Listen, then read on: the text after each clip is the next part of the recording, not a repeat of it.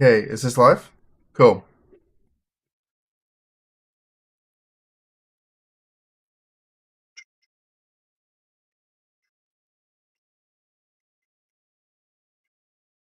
Okay, I know you guys like listening to music on the stream, so I'm gonna move over my tunes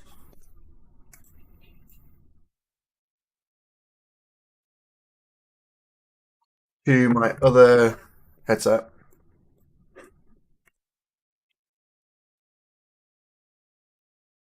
and then I'll put some on for you guys. Um, YouTube music, stream beats. Where's my music? Let me get my headphones switched first. Bluetooth. Turn you on. So, God, I've drank too much coffee this morning. Connected. Smashing things up. YouTube music. Okay, pump up. Where?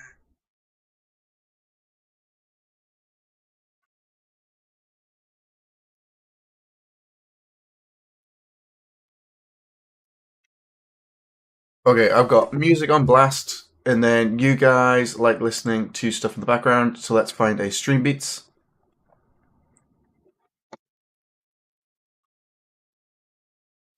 Um, I don't know whether I need that volume up, and then turn that one up there. So hopefully you guys can hear the music itself. Circler, hello! Hopefully I said that right. I am boosted up on coffee and so much caffeine that the stuff I was going to do, I'm not really doing anymore. So we're going to just keep working on the template and do some quality of life stuff, which I am really excited for. Um, you're just going to have to bear with us while I put some posts up here and there. Get things sorted because I've kind of just jumped into it. Um,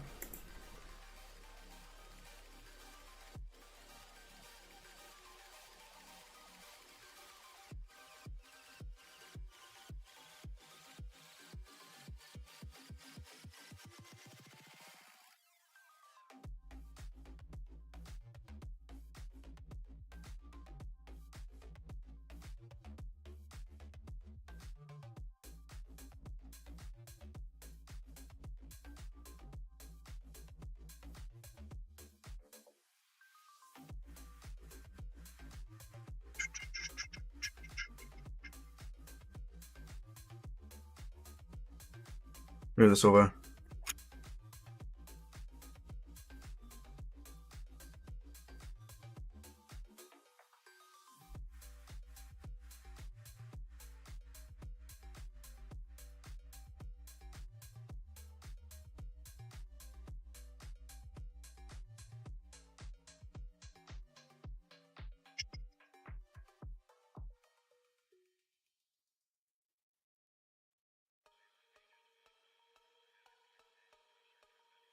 Cool. And that's the link. You know what? I'm going to do an absolute shameless plug on this. I'm going to link to the actual marketplace item. Because hopefully after this stream, if I'm not shouting too much, I can actually migrate a whole bunch of the interactables and create some new template stuff.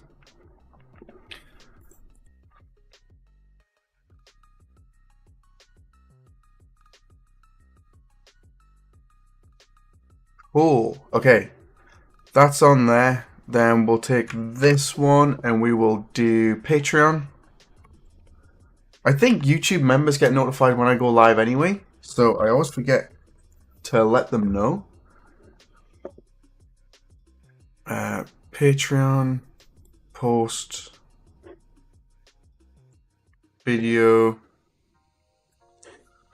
Let's go. I don't know why I have that stuck in my head so bad.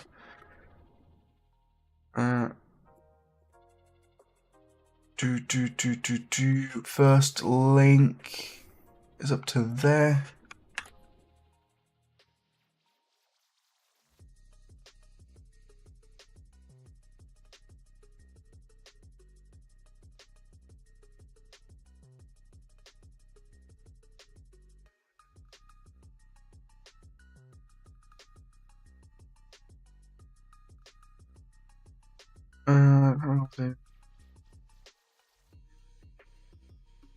Happy holidays, I'm going live.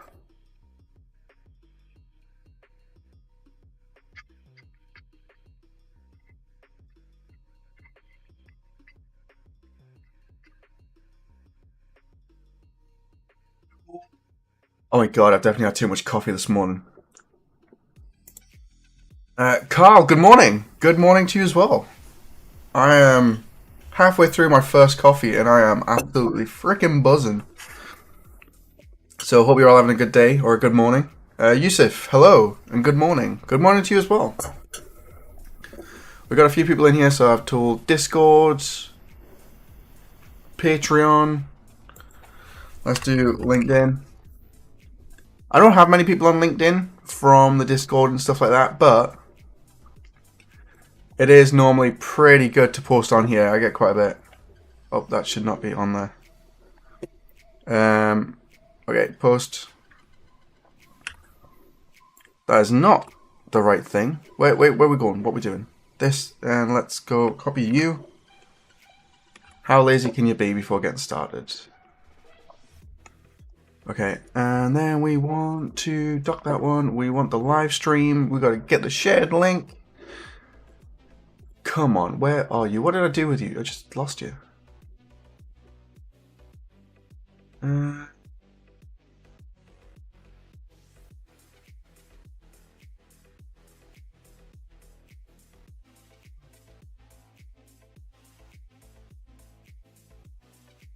Preview. There we go.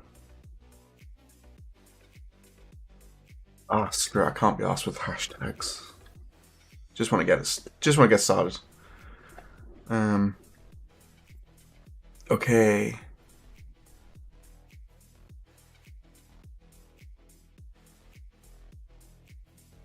Live stream. Cool. Ryan, morning. Good morning. Should be good. Gonna do some stuff. Galvanic, hey, good afternoon, sir. How are you doing today? I'm doing really well. It's probably the coffee. I've done my cafetiere for the first time in God knows how long. And I'm half a coffee in and I'm absolutely freaking buzzing. What are we doing today? We're using that tiny little bit of code that you did that makes an absolute insane improvement. And we're going to go through and we're going to optimize, not optimize, we're going to improve some of these interactables. First thing we're going to be starting with is the crank wheel. And what I figured out is, if I do it correctly, what we can do is when we grab the crank wheel, we can actually have the hands rotate around the center spot. So, as the wheel moves around, the hand actually follows the player. So that is the goal. Pretty much right now is to get this, the grab component, to rotate and match the player position. I've copied some code over from the other thing, but it's not working very well. So I'm going to do some debugging to check that out. But I pretty much want to go through and clean it up, because if I can figure out what code works to make the grab component rotate to match the player's hand, we can then turn that into a custom function that we can add to any single actor in the game. So for example, the lever, or the lever here, we could also make that rotate the hand. Basically fake physics as much as we possibly can, so people think that there's physics in it, but there isn't, and then they're like, what? Should be good. I just can't remember if I've told everyone. Discord, Patreon, LinkedIn, I put a random post on there, YouTube members. Because I don't know if it tells people when I'm live. There we go.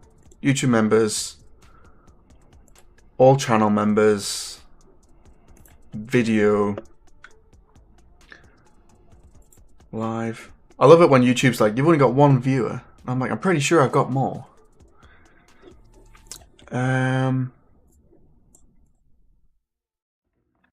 Let's have a look. The other thing with this as well, if we can get this all up and running, there's nothing really stopping me from being able to rip all of these blueprints out. So the interactable stuff like the buttons, the switch, tap button, sliding button, the keycard example, sliding draw, switch lever, crank wheel, joystick, slide grabbing, steering wheel. Basically this room, and turn it into its own template. So we can put that on the marketplace as well. Feed into the development funds. And then people can access that for a lot cheaper than paying for the template by itself, which is a considerable price for those getting started. But this might give them enough to be able to just hit the ground running, and that's the idea. So improve this, we then get another product that I can sell to then feed back into this. Because what I want to do, I really want to add multiplayer to this. But I can't do that myself, so I need to make as much money as I can to hire someone with that expertise to be able to come in here and add that in. As it is, I believe I've already put a lot of the groundwork in place for that to happen, so it might not be too bad. But someone with blueprints and network experience to do it right is not a cheap hire. But yeah, and I'm also shaking. That coffee is way too strong. Oh my god. Tastes fantastic though. Okay. So I tested this a minute ago and it worked ever so slightly. It was very, very slight. I don't know if it'll show up on screen. Okay. So we're in. We can rotate around. No. It's not doing it. I did add a clamp to the valve, by the way, so it now won't go past 0. So once it's locked, and then when you let go, it actually rotates back around as well. I need to fix the UMG, it's not getting the right value. So I've been doing a lot, and that's also got built-in variables. So return to original location. So if you don't want it to rotate back round, you can have that disabled. And then it's just exposed here, which is really nice. Minimum rotation amount 0, so I can put that to negative and then it'll allow me to go backwards. But yeah. Oh. Can you guys hear music okay? I put some on for you, but I'm not listening to it. I'm listening to other stuff. Which is probably why I'm shouting, because my music's way too loud. Okay. So I need to figure out how to get the rotation. Which Galvanic showed how to do. Honestly, dude, you have no idea how much of a game changer that little bit of code made. Like, I've been trying to figure it out since I released the template the first time with the valves in. And now that I know how to do it, thanks to you, I can just roll with it. Because the issue was the add relative rotation. I was using the add relative rotation, it just doesn't give you the value that you need to rotate things back. So putting that in there allows you to use the set relative rotation, and it gives you so much more control over it. Cool, so I need to figure out what is going on with this value. But I've got a feeling I'm going to have to do a set and then go from there. I'm okay for the music, can stick it on here if need be. Oh, it should be on. Desktop audio says it's playing.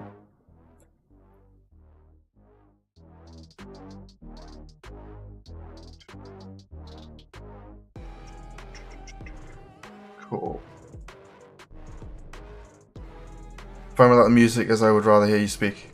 Oh, you can hear me speak. I'll keep talking. I'm not going to be like just music only. I just need to get the balances right.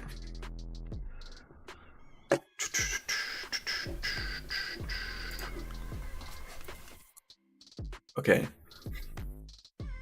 Pretty much we're going to test to see if we get a value out.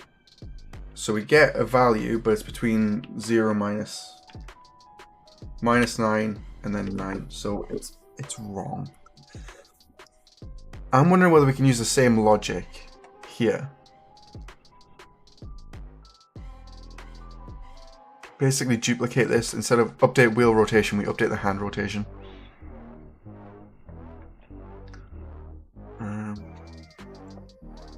Tab 2. Because I tried the F interp 2. It didn't really do much. F interp 2. F interp constant would be better for that anyway, wouldn't it? I'm pretty sure that's what I use down here to rotate it back.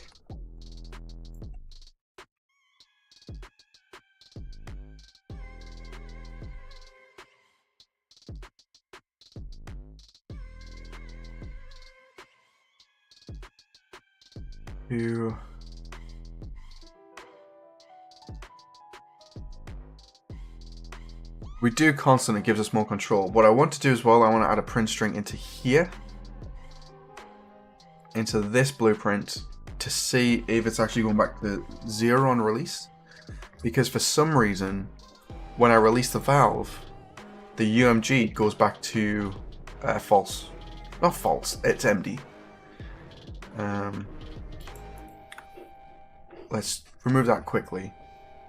I think it's going to be faster to fix the UMG, so we'll do that real fast. So there we go, print string, and then release. It stops, it goes back.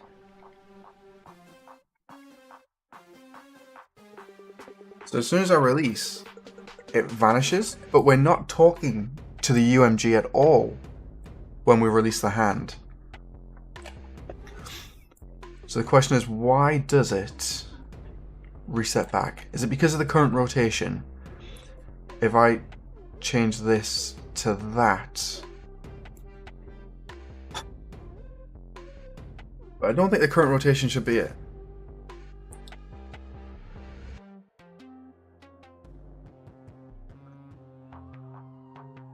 Very strange. Okay, crank wheel. We've got the UMG widget. Requires outrange. This I could do with passing through, or I can just have that as a variable and be like, make sure they're linked. That way the current interacting doesn't have to have another float in it. Wingman, hey people, have a nice day, and you, dude.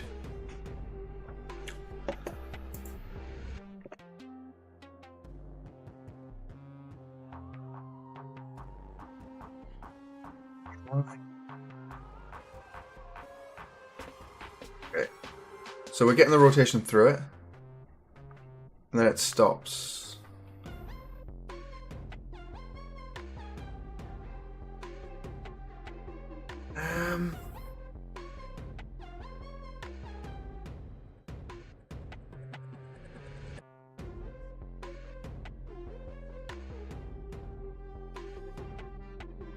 Why would it be resetting to 0 if we're releasing it and it still has that value? It's being passed through.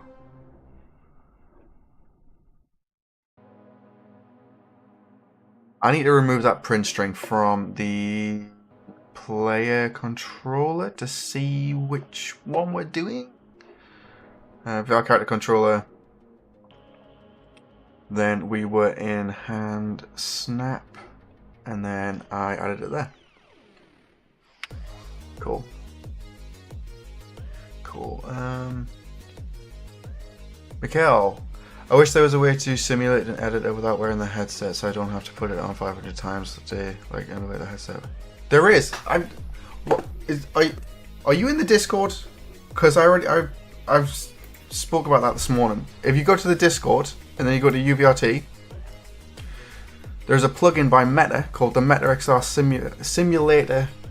MetaXR Simulator, which you can plug in, and then you can actually control the left and right controller without having to put the headset on. So if you use this, then you can actually build a VR app in theory without a VR headset, although I don't recommend it. I recommend the plugin. I don't recommend building a VR app without a headset. But I'm pretty sure this only works on Windows. I don't think they've got Actually, it might work.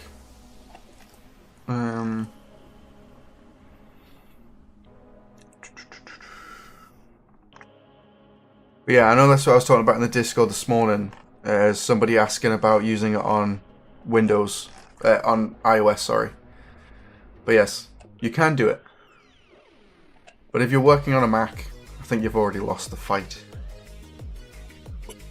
But yeah.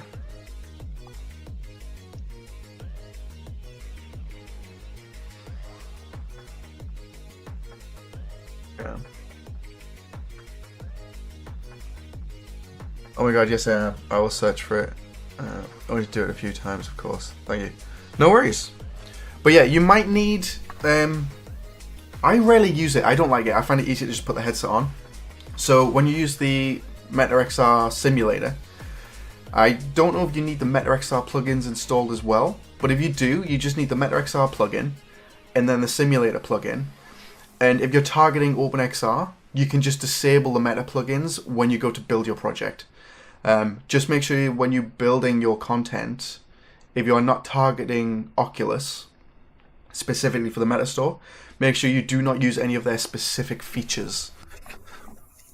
That way you can disable the plugins, and then you can build to OpenXR for every headset without having that meta stuff in the background.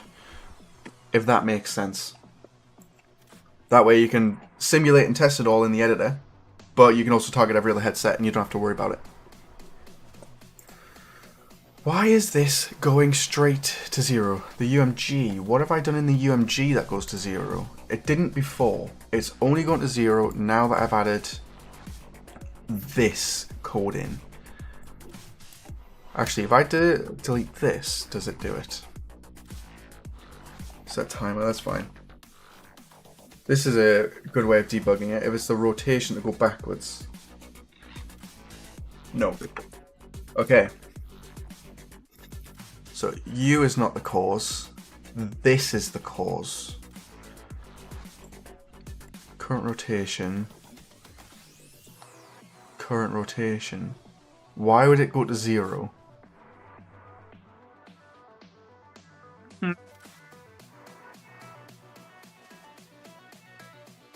Why would it go to 0? Why would a UMG go to 0 when the float value being fed into it is not? On release, we don't have anything. We've literally got nothing. Currently interacting, set to 0. That's the fucking thing. Why? Unless that had a different float and I've changed it. So we go around, we let go, it stays where it is. Then we do that. So, what we need to do is move this down to here.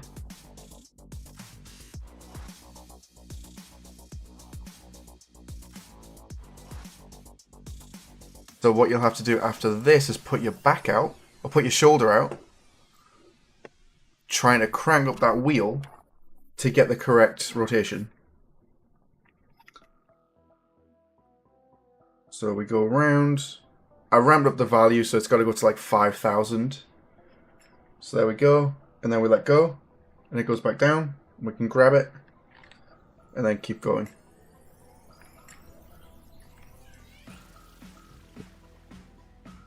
Awesome. And then what happens if I do return to 0? So if I disable this, so it cannot rotate backwards, it's going to then stay where it is. Excellent. That's sorted. So now we're doing something new with the hands, which we haven't done before. And that's figuring out the rotation. I don't think I need all of this. I'm not doing any offset stuff with the crank wheels and its pivot points and all of that crap. We're just going straight from find look at rotation to match. Or do I? I need the rotation crank wheel. It's not the crank wheel, is it? Get world rotation.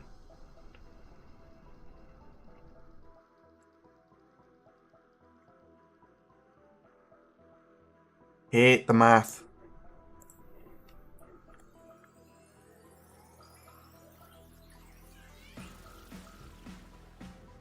Rotate constant.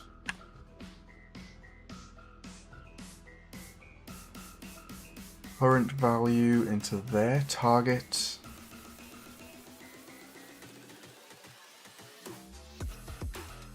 No, that's going to be too slow.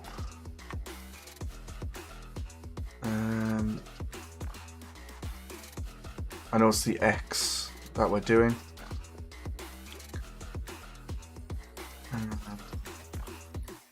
I need to grab component, get, add. Am I adding there to it or from it? Current rotation, add. Okay. We want to add that to this. Like so. Let's have a look.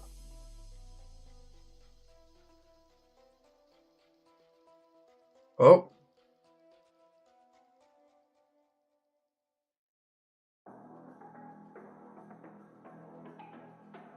A little bit off. Okay, so it worked and it stopped. It's 90.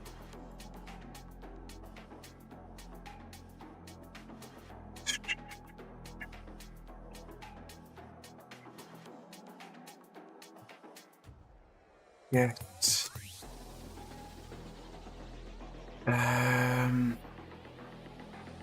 No, get Y vector.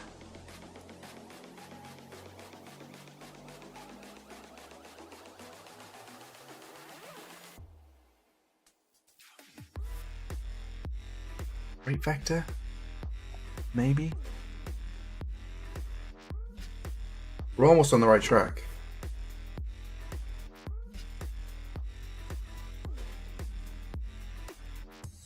No. It's kind of working, but it's not working. Ah, I know the problem. The motion controller is in the exact same place as the grab component.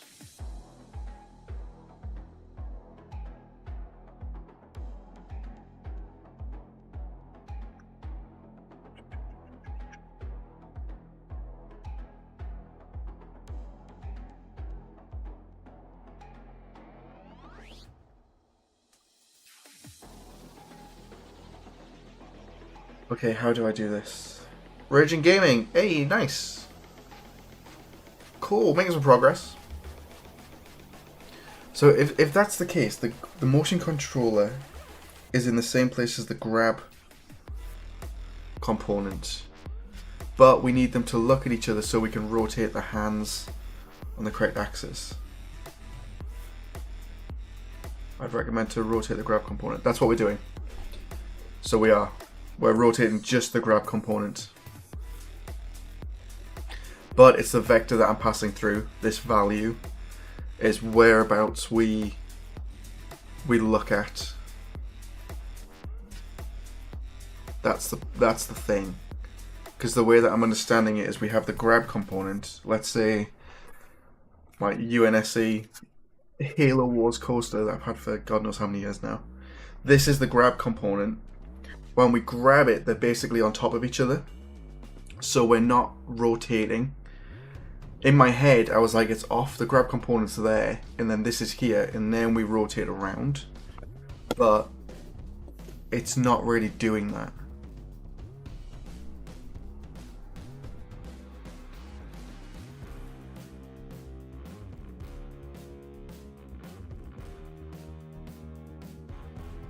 What I would have to do is offset the rotation of the crank wheel so it is always, let's say, like 3 units in front.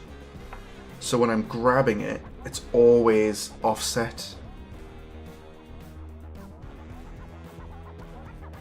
That would probably do it.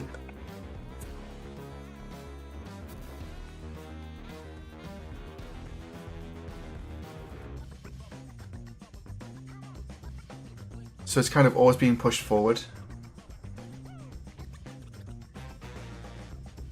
Should work, let me check on my ends. Because it's kind of working. It's not fantastic. But we just need a rough prototype at the minute for this code. I wonder if it's going to be easier to figure it out inside of the lever, because that is offset. And I think the grab component here is not set to snap, set to stationary interaction, which uses a kind of not snap system, which is what we've got to consider.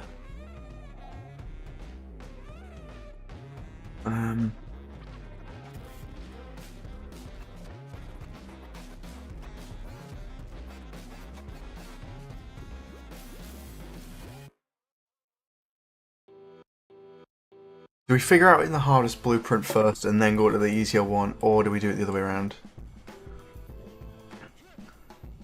Current rotation. I don't know if offsetting this is going to do anything, but I want to see that if we maybe offset it ever so slightly. Why? What? I shrunk. Ah, I'm so low. No. It's kind of trying it. I can remove them print strings, can't I? We don't need them no more. UMG print string. Because you are working. My gorgeous little blueprint. And I'm older.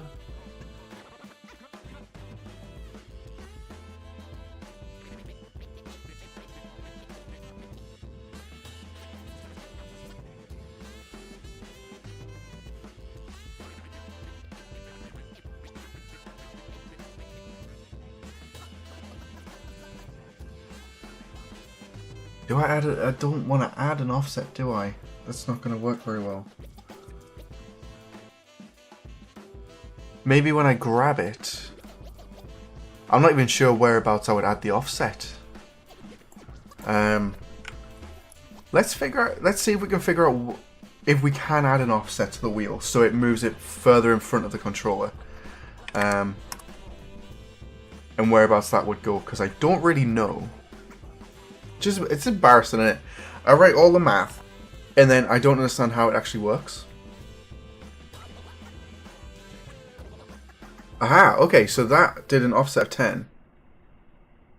And it automatically just rotates around itself. Plus 1? Oh, wrong button.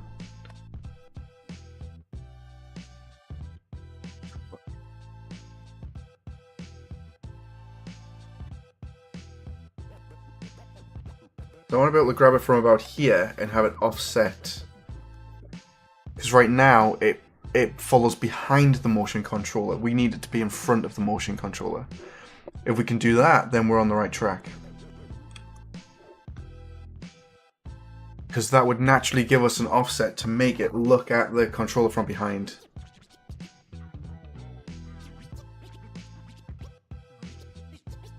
Like that. But if we get to here, it kind of...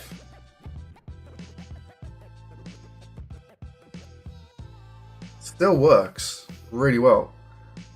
But it kind of just starts going around on its own. Yeah.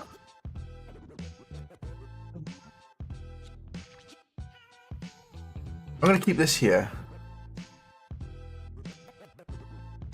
Offset. And then what I'm going to do is I'm going to add an arrow component to the grab component so we can see which direction the grab component is facing. Not in the game. Talmo, I tried to do this with hand tracking, but I couldn't do anything properly functional. If you're using hand tracking, you can't tell the game to move your physical hands. That's how I read that.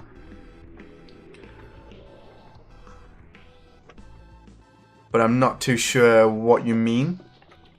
So right now we're trying to get the hands to rotate automatically to match where they should be facing the motion controller.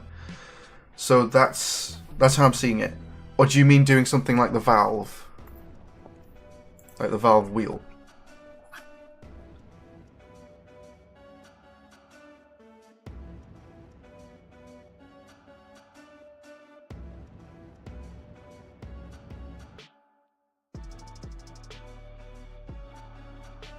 Okay. It's not going down, so it's kind of rotating around. Also offset.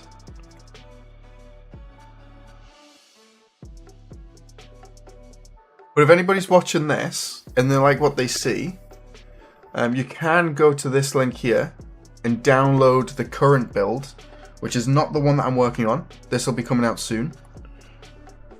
But you can actually purchase it, the whole template from the Epic Games Marketplace.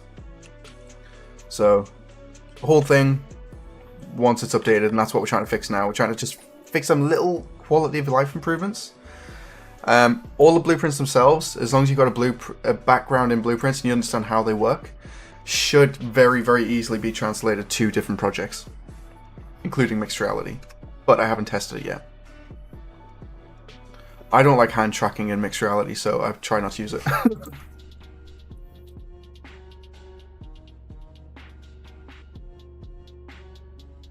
Okay.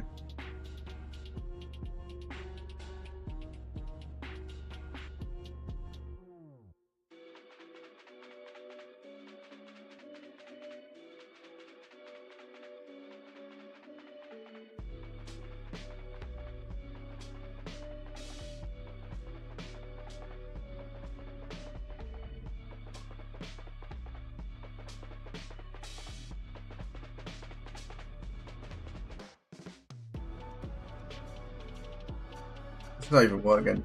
I'm doing the wrong one. And then also what we want to do is I'm doing the right. Oh, left hand might have to be inverted. It might just screw up the whole thing anyway.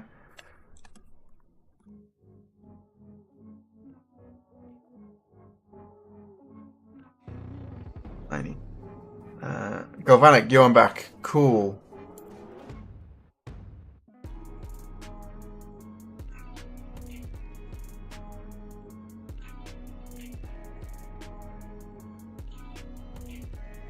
Not following the correct rotation. Gives us a better idea of what's going on though.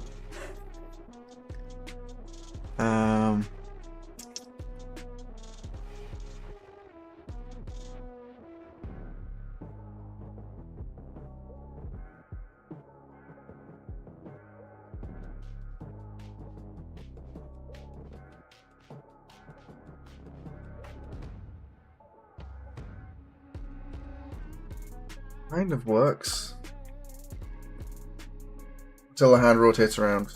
Okay, I think there needs to be an offset somewhere for...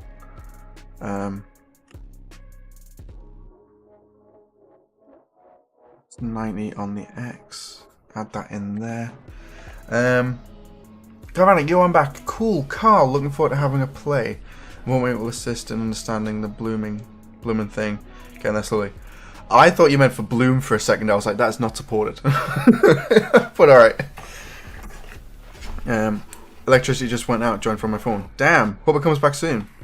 JL, good morning. Good morning to you as well. I hope you've got your coffee. I do. I'm drinking it black for the first time in my life. So yeah. Oh, nice early stream. I wasn't meant to be doing a stream today, and then I was just like, screw it. I'm doing a stream. Everybody on Patreon's probably really angry with me right now because I should be editing the pass-through tutorial for the mixed reality series because I actually got it all recorded, so I got to work to do videos. Where's my mixed reality series? Part 16.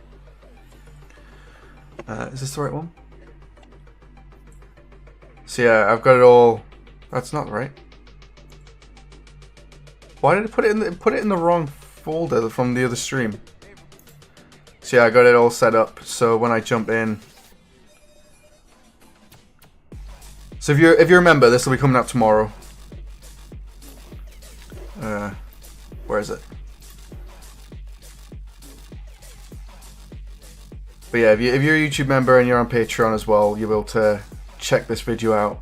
Where we jump in, we got a little character that we can run around from on the floor, make them jump up and down in mixed reality. And then they can be controlled from the controller as well. So they can jump on the sofas and that. And they can't actually go through the wall until you start shooting holes in it.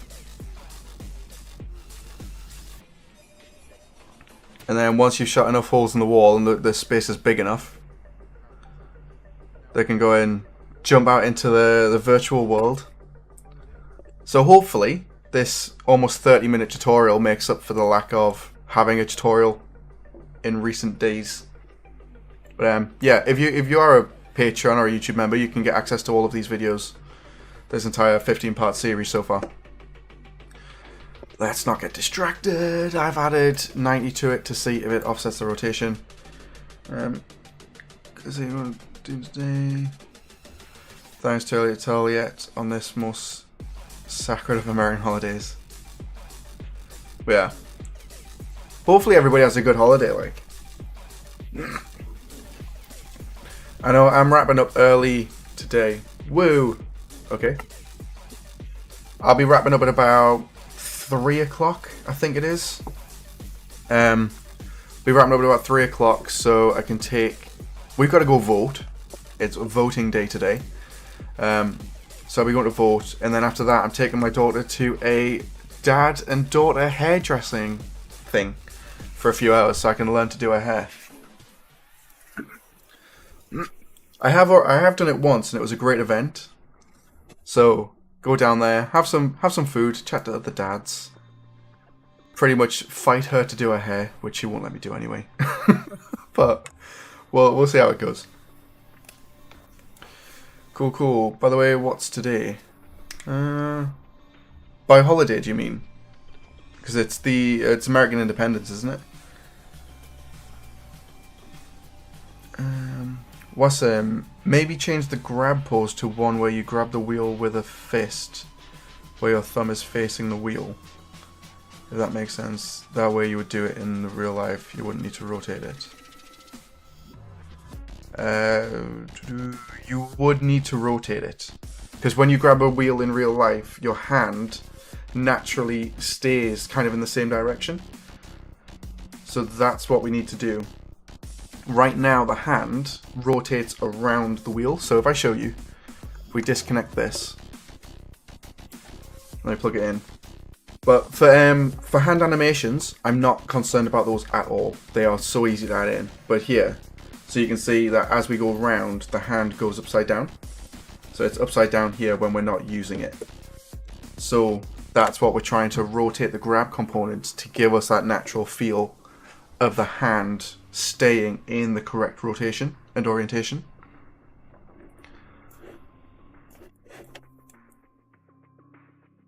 And I'm going to remove this because it doesn't feel good at all. But yeah. Very Independence Day, cool.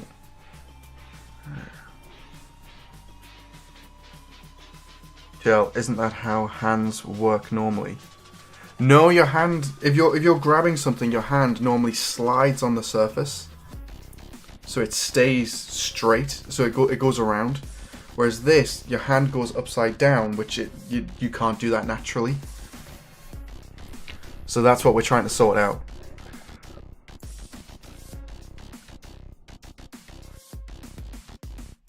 Hopefully that makes sense. Pretty much we're trying to make it more natural. And the issue is trying to figure out the rotation to get that done.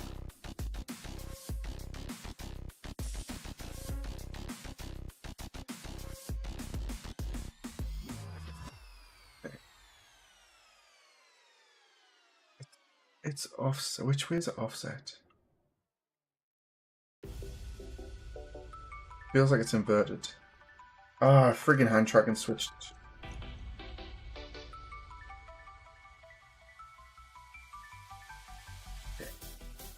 I can't tell how much it's rotated by. 90, I think. 180? I think it's inverted by 180.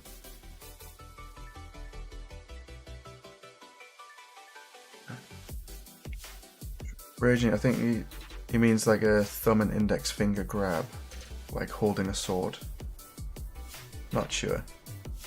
Isn't that what we've got? We grab the cylinder. We grab the cylinder and then it rotates around. I don't understand what kind of other hand animation you would use on it. Is that not the right animation? Okay, I thought you were trying to make it rotate. My bad, just hoping this through. We are, so we're trying to get the grab component so the hand stays at the correct rotation as it goes around, but we need to do that dynamically.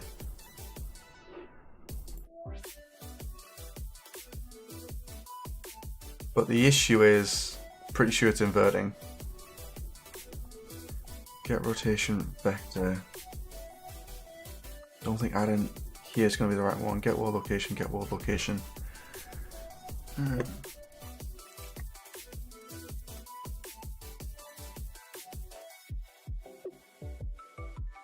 I put this higher, does it allow it to slow it down enough to see?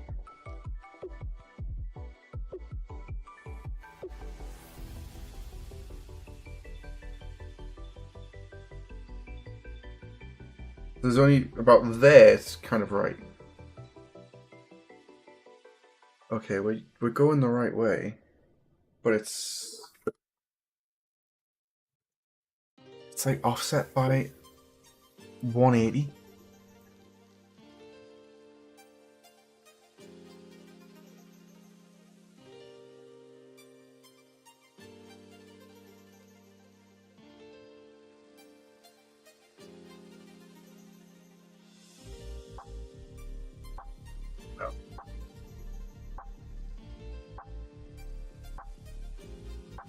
Knew that was going to be too much of a bet. Find rotation. Can I just add? Did I try that already? Did I add 180? One of these. It's also possible to get the bottom one.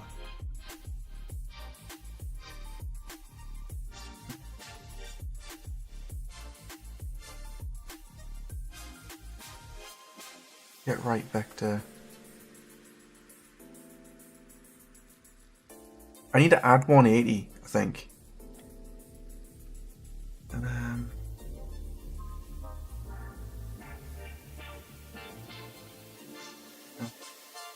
Raging and gaming. Would it help if you limit the rotation angle value so it can't rotate past a certain angle? We can do that afterwards, but we need to get the rotation set up correctly first. We need to get it rotating in the correct angle so it goes all the way around, and then we could look at clamping that value. But in theory, if we do it correctly, we won't have to clamp it at all. I'm just not too sure how I can offset it by 180 without adding to it all the time.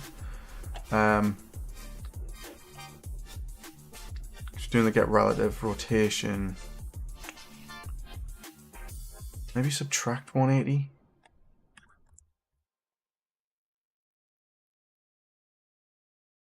Yeah.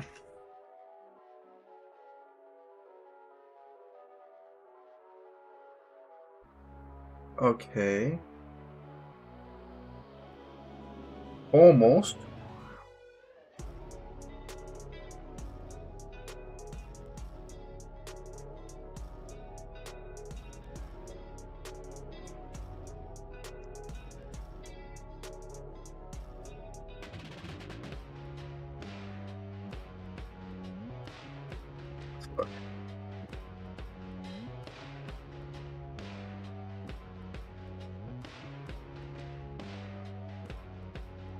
Hey, that's...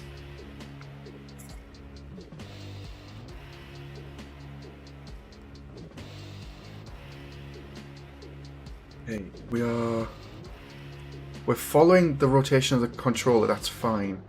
So what do we need to do? We need to... There it's good. There it's not.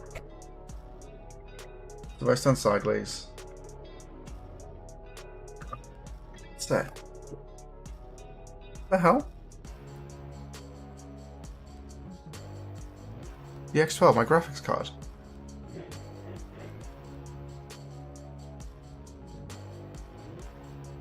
Can you use the negative rotation of the crank to set the rotation of the hand?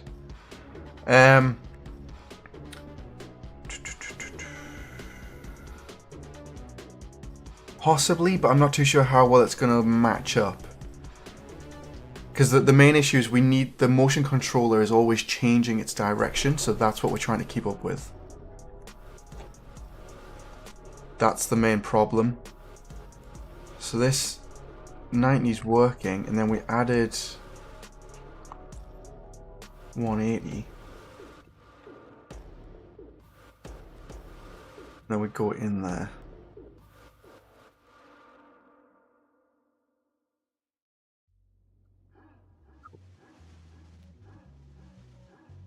What did I do wrong? Is it that one? I can't remember what I changed before the crash. Yeah, that only works under ideal conditions, probably. Yeah. To be fair, you could probably fake it with that, and I don't think people would care. But our goal here is to make things look like it's physics-based without having physics. So we've got this. The hand needs to be offset by 180 though. We need to add 180 to the rotation because it's almost working. And what I'm going to do, because it's really pissing me off, is I'm going to extend the hand release distance for these. So I'm going to put this up to like 120. So the motion controller can be further away before it automatically disconnects from thing.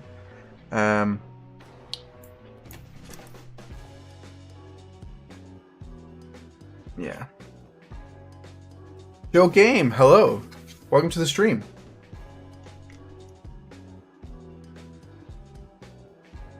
It's still not doing the rotation. We need it to think that it's rotated by 180. So this value here isn't doing anything. It's one of these. Find look at rotation. You can't add to a rotator, can you? No, it just never lets you. Get rotation X vector. See, this is what I want to add to. But every time I do, it starts going absolutely nuts.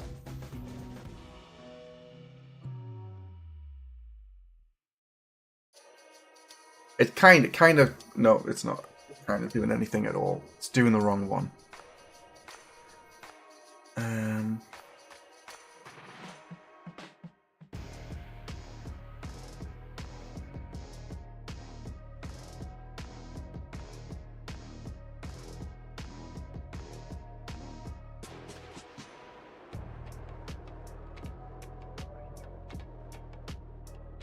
I need to add 180 in here somewhere.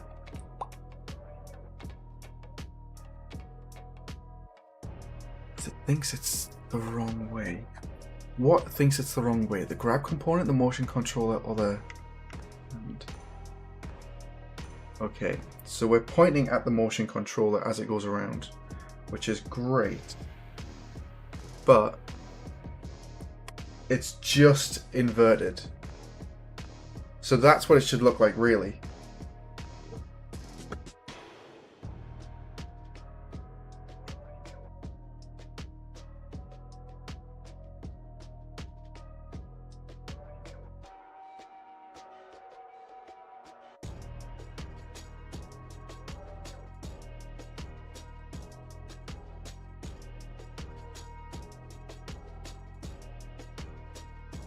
It's following, and it's off by 90. It's off by 180.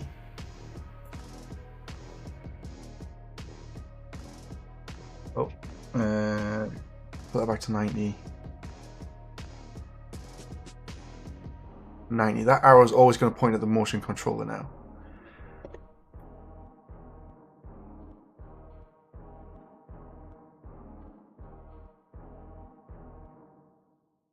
There we go.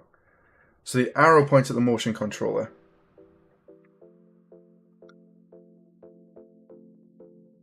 And we kind of need it like that. That's what we need. but we need it to be flipped 180. Need the whole thing flipped by 180. Did Galvanic say negate, or did somebody else? Jail, you can negate rotation of the cranks. Negate inverts it, doesn't it? Inverts the rotation.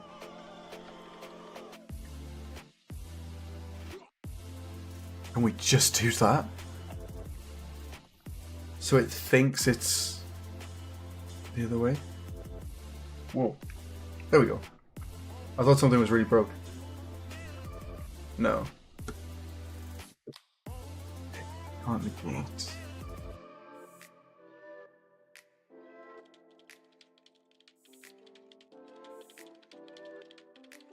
Let's see if I can just multiply it by -1 instead of doing the negate. It's technically the same thing, but we're just not setting it. We're not setting it afterwards. There's a combined rotator node. Oh, oh! There it is! Oh, and it does rotate around. So then we clamp rotation.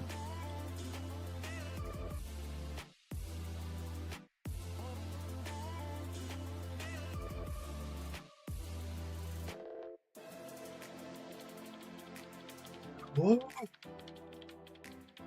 I think that works. Let's try the combined rotators.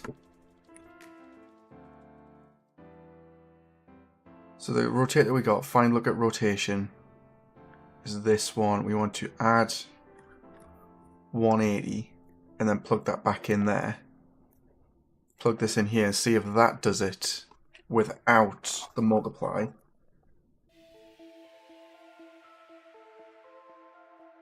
Nah. Works fine. Okay. 180. So we've got that.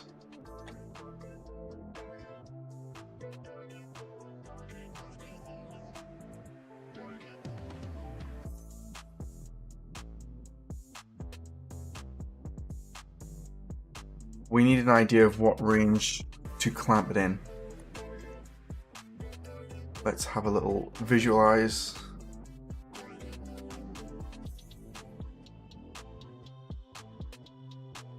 -30, -30, 400, 500. It's the top, it always flips.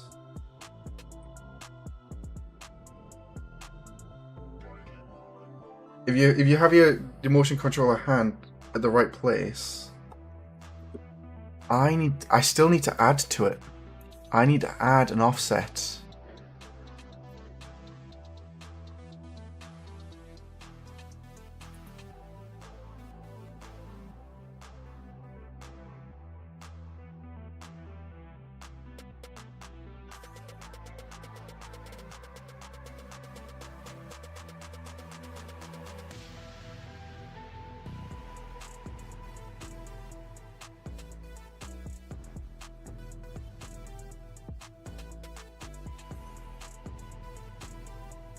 Yeah, man. Isn't there a node that will prevent the flipping? I don't know. I know there's one which will stop it from going for like 180. There we go. Fixed it. Oh, it does it every now and again.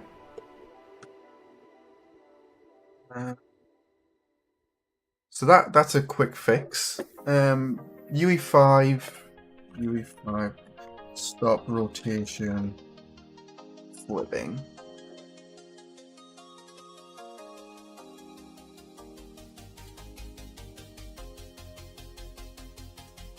I could clamp the angle, but the problem is that angle keeps increasing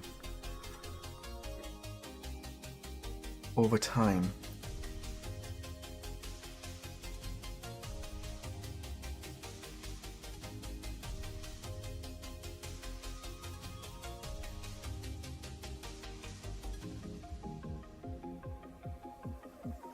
the when we get to the top, what happens? Minus. Yeah, it's just constantly going up.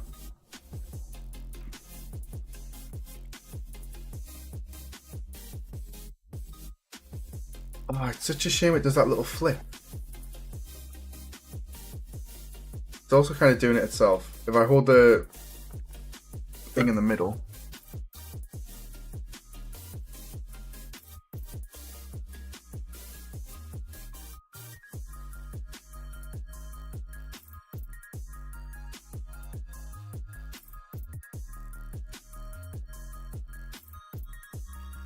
It didn't delete. Offset.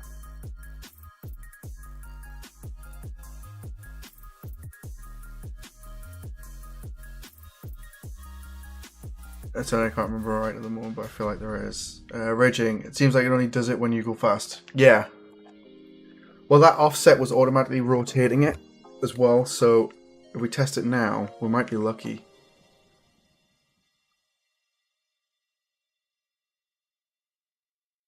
Yeah, that's fixed it. If we go really fast, then it stays where it is. But if not, we're good. So what could I do? I could do increase that. Try putting that back on for a lower value.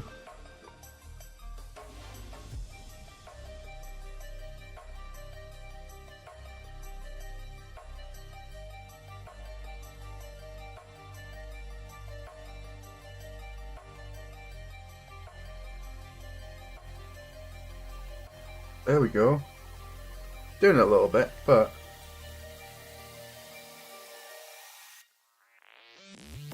really well. It feels so good.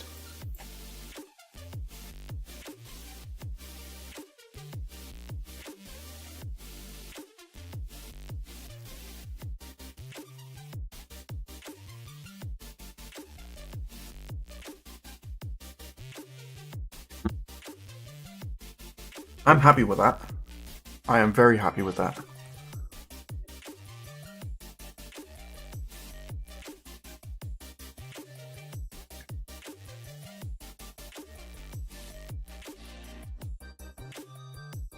What I'm going to do is I'm going to see if I can just copy and paste this. No, my headphones are dying.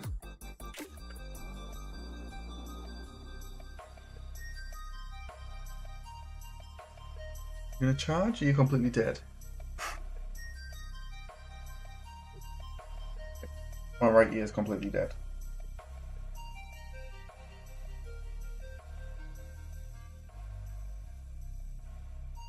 There we go. Charging. Okay.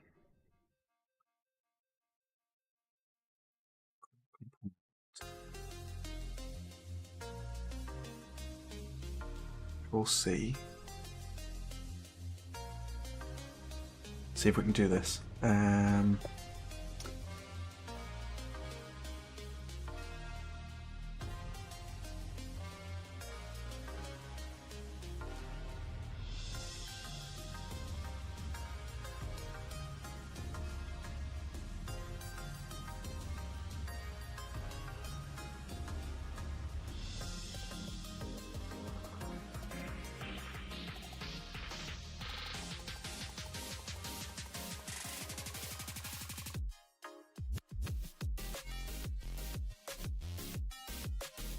Okay.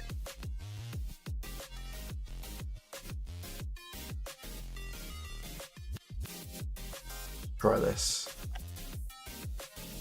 Fantastic. Chill. Back in 10, gonna eat breakfast with the wife. Awesome! Take your time, dude. Enjoy it.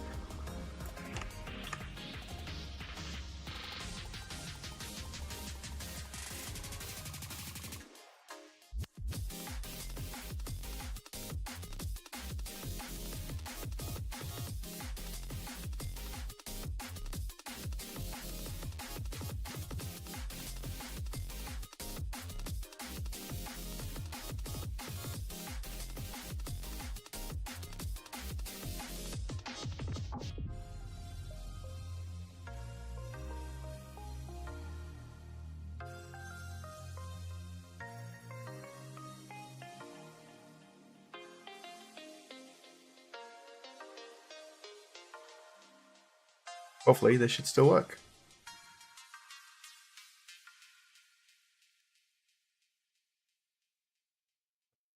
Oh.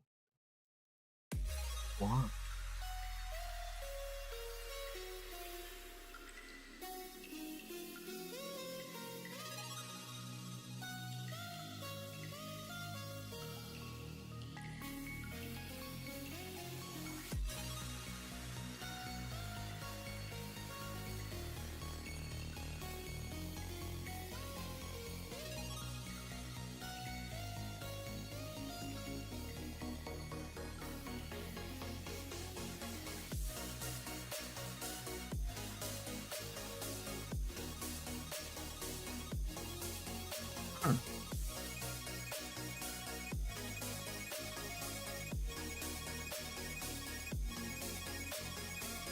Though we should just be able to put that straight in there.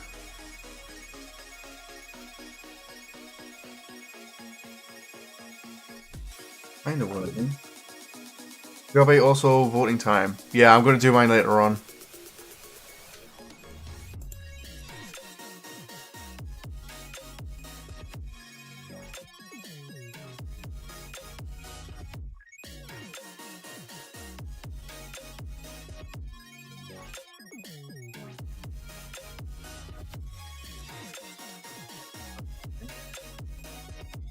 Why would code not work in here when it does in the other one?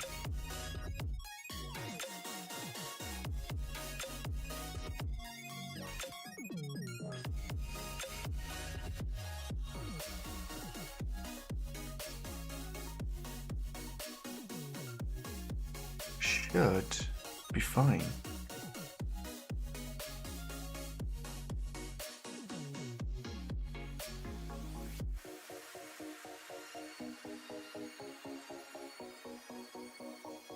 .5. All the variables are still the same.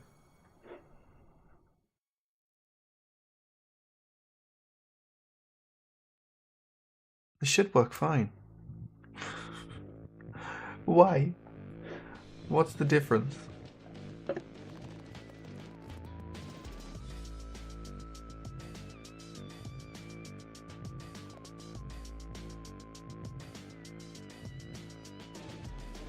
Was that how I had it? Did I mess that up?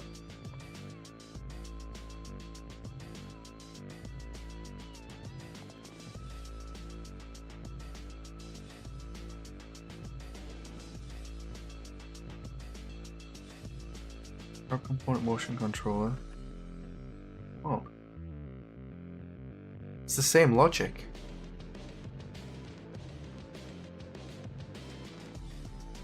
Exactly the same logic, isn't it?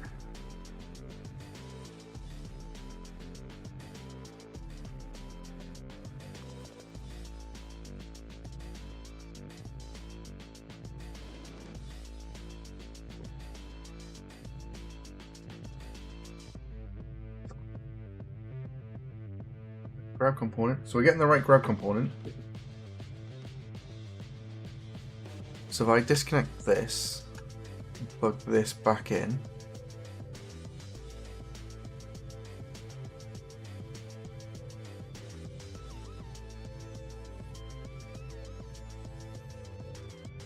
it works fine. But what's the difference?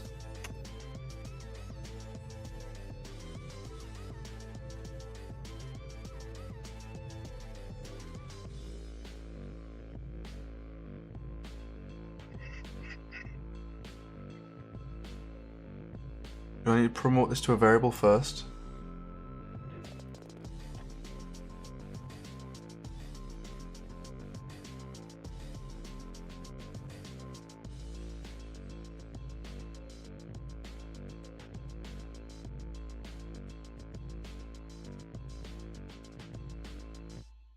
Have a look.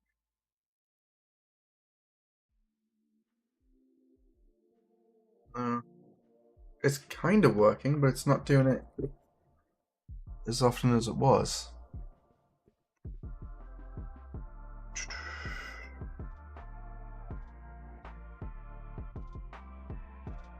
Show game, sorry, it won't change much, but your description has rotates. Okay. I spell it that bad? Yes, I did. Thank you. There we go. Fix the spelling. Question is, why is it not updating in a function, but it is working outside?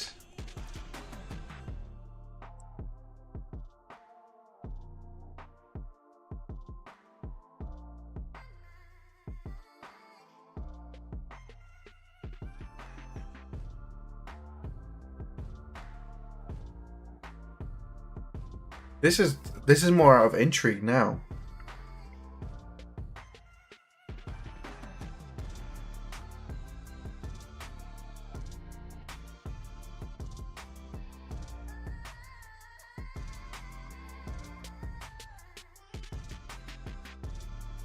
Grab component type, that's fine. I should still get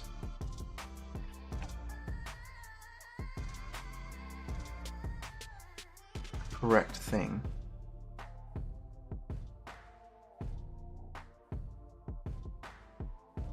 Grab component vector, it's brought all the math over with it.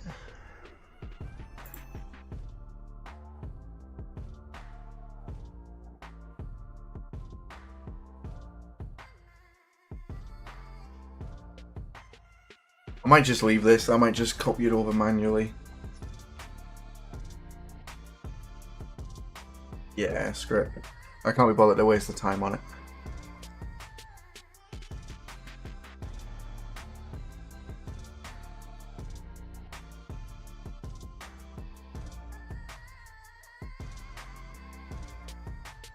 Interesting though, that it wouldn't do it.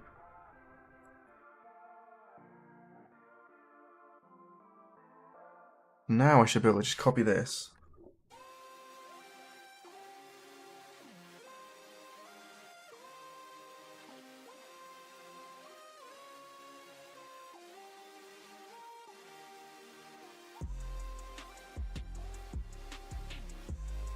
Go from there. I'm looking into it. U5 finally started. Nice.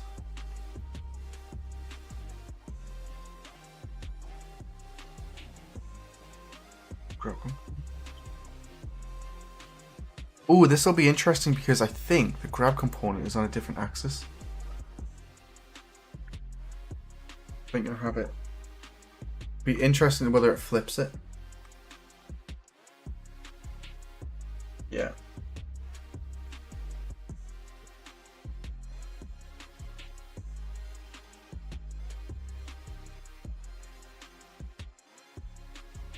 Right back there. It's gonna be something like this.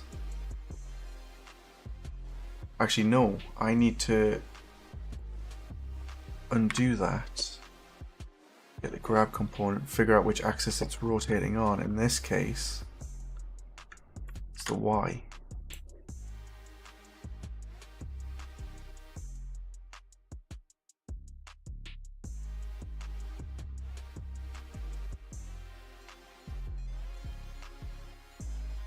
Maybe this is all it takes.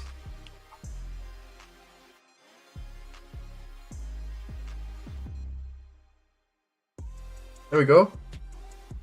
Oh, we're spinning around.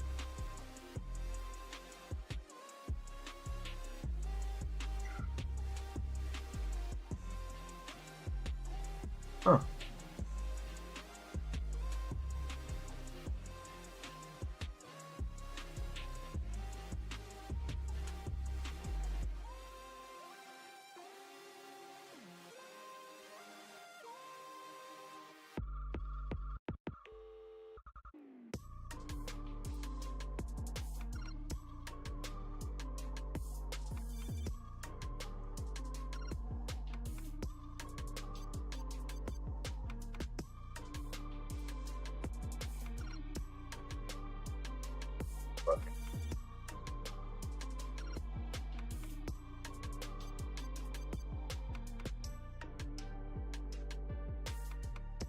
Now, why are we randomly rotating?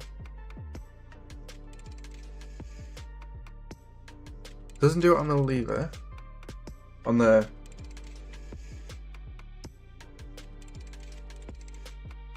It does on here. Wait, what? I think it's still getting the wrong.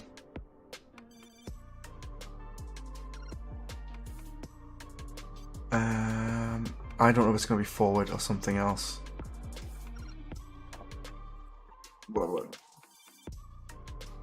Chrysanth, hello, what are you working on? We are working on quality of life improvements to make things feel better.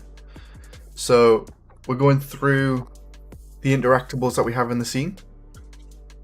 So like the wheel, for example, and we're making it so the hand actually rotates to match where it should be when rotating around. So it feels like you're actually pulling it now. However, this one has been a little bit of a pain in the ass and just randomly rotating around for some reason. Should be cool. And then we're going to do the same thing for this if we want to. And I still got to fix this. Yeah. Ooh, one thing I did do is I made it so players cannot teleport through doors or walls. There's a couple of bugs with it, but you can no longer teleport through walls or closed doors, which is really nice. Thanks to Galvanic, we actually have door collision now, so the doors won't open past certain points, which is really cool. Guns, we got the fingers, and then that's still a work in progress. Magazine, slide it in, rack it back. I don't know how loud this is, I just realized you guys can hear it and I can't. Improved throwing, which is really nice. Oh, this template is actually at a point where it's really good now. I'd like to see if I can improve the button pressing. So like if I go up to it, make it a little bit more responsive. So if you do it really fast, it kind of goes through. So you've got to kind of slow down and then press it. So improve that a little bit, which is really nice.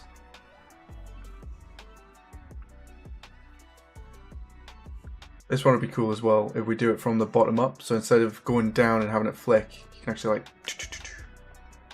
It's got to do it from the right direction. That's just a normal tap button.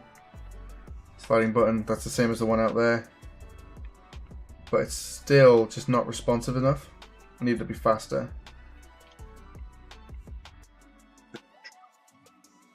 You hit my desk. Cool.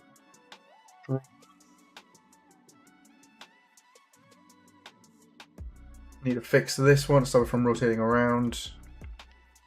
We now have this so it automatically rotates backwards if we wanted to. So there we go.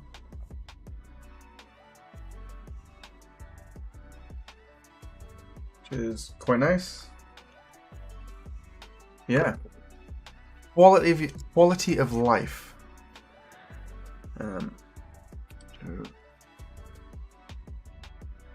Chrysanth. Maybe haptic feedback for the buttons.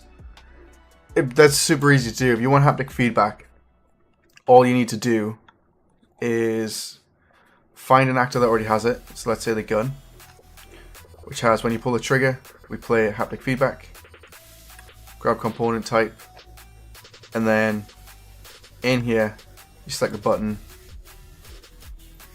add it in, we get the end, and then we can plug that in based on which one it is. So don't think we just get the fingertip, so we could get the owner. So yeah, owner, which is the motion controller component. It's going to be the actor, and then go from there. Or we just have it so on overlap. So when you first hit it, then you play a haptic effect. But we still need to get the motion controller, so I'd have to look into that. But yeah, that's not too difficult to set up. It's also not important. But yeah, so the switch lever, we need to figure out why this is just constantly rotating. Set relative rotation. We're not adding. That's fine.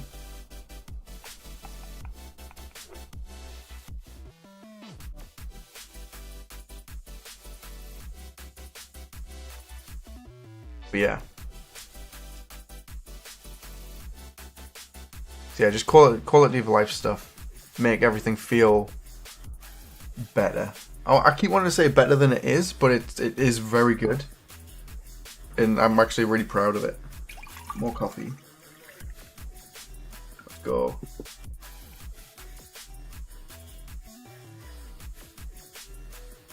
Yeah. How's everybody else doing today? You all working on something good?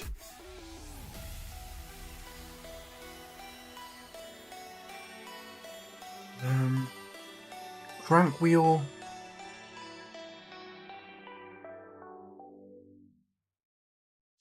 I'm happy with this.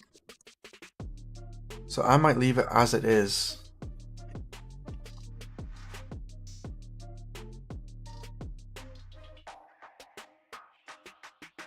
Cool.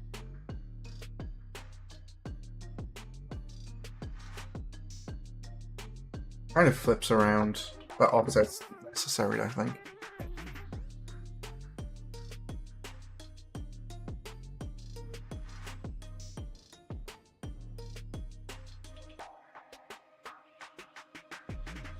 Oh.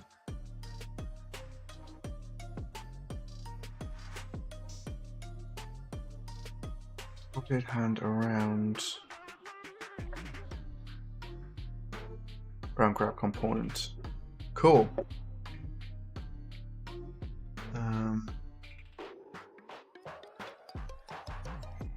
Really annoying that it doesn't do.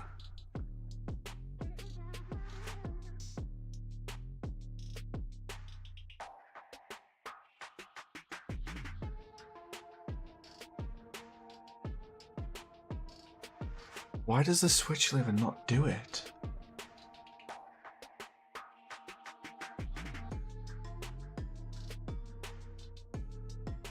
Why would the switch lever continuously update unless this is wrong? These.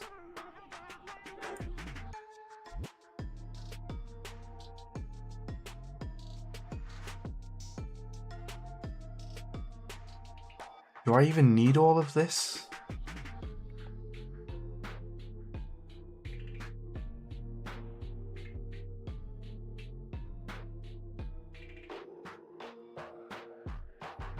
I don't think this one's going to need all of that code.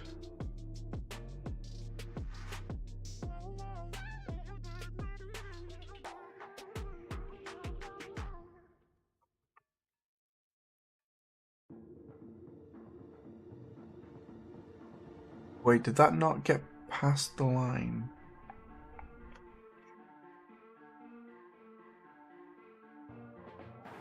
Fine, look at rotation. Switch to the motion controller.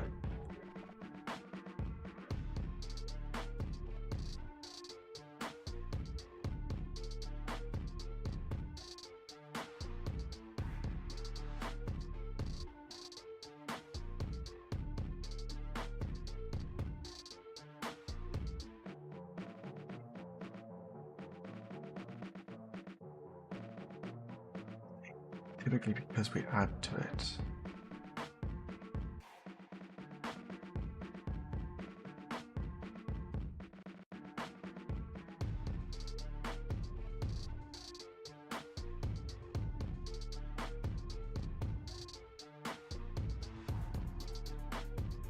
Come on.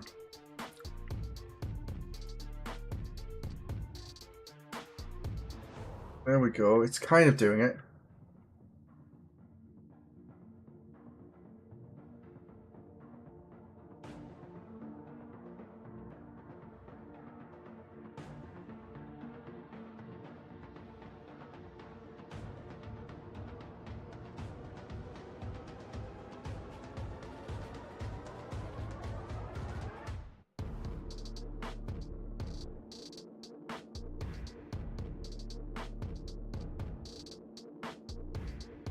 Zero, grab component 0. That's the find look at rotation for the thing. We want We still need to do the grab component, find lookout rotation. We need this.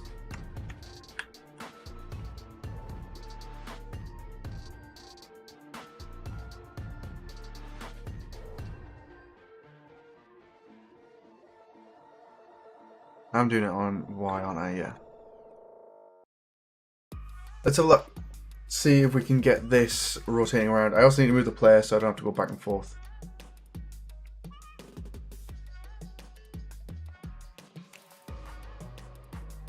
Okay, so that is the right way. Just offset.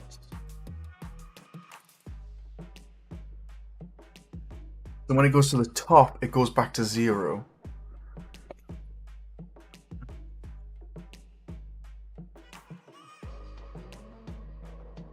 Let me try to add pitch rotation to this. So I'm wondering whether that's the problem.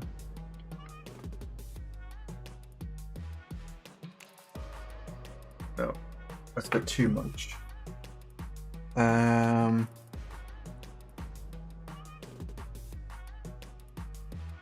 Subtract from this. Maybe.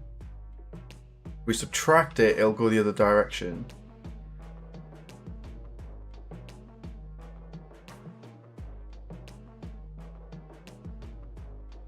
Kinda works.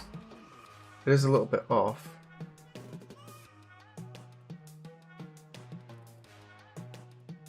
It kinda works, to be fair.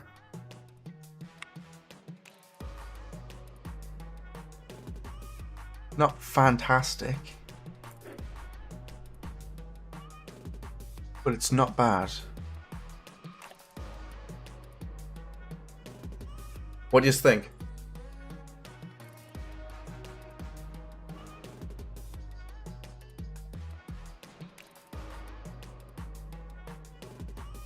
It's a shame the motion control is not further down. It doesn't rotate. It kind of stops. Oh, it's gonna be doing it because this stops.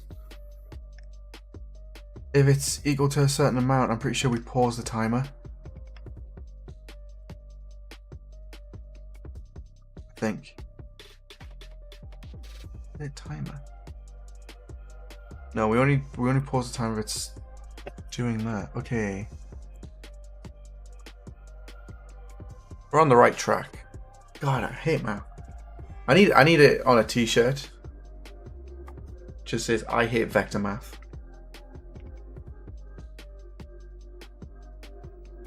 It's not.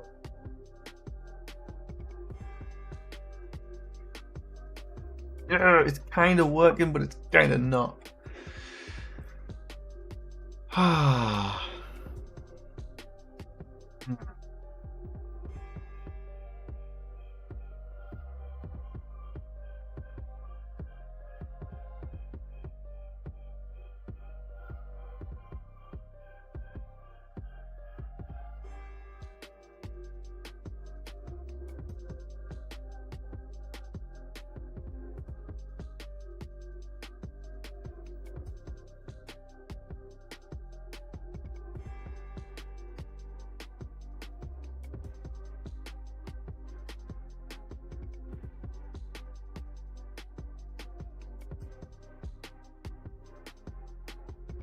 So what do we want to clamp between? We want to clamp between pretty much 0 and minus 50, minus 60.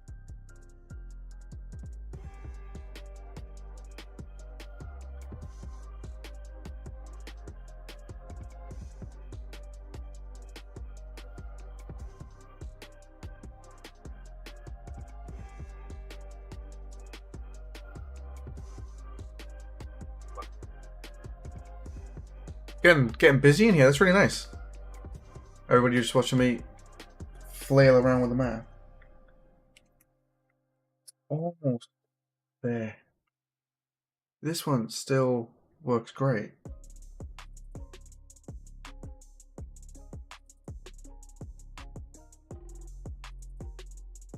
Cool. Coffee off my desk. There we go. How's everybody doing? You all having a good day?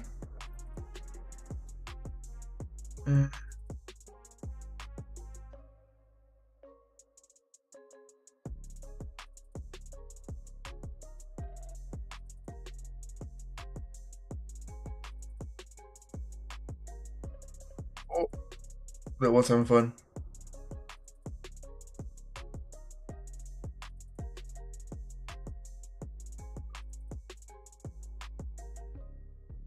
All right.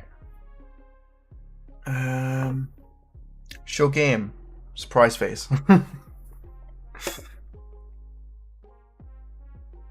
Take it you back.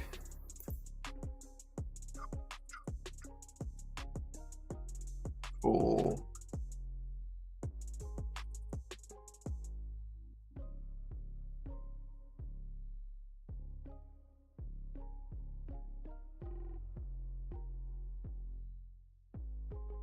Why is it not rotating?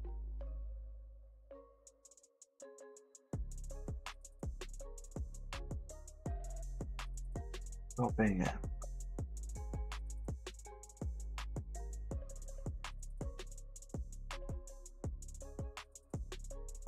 So also I've been trying to get a character imported to VR.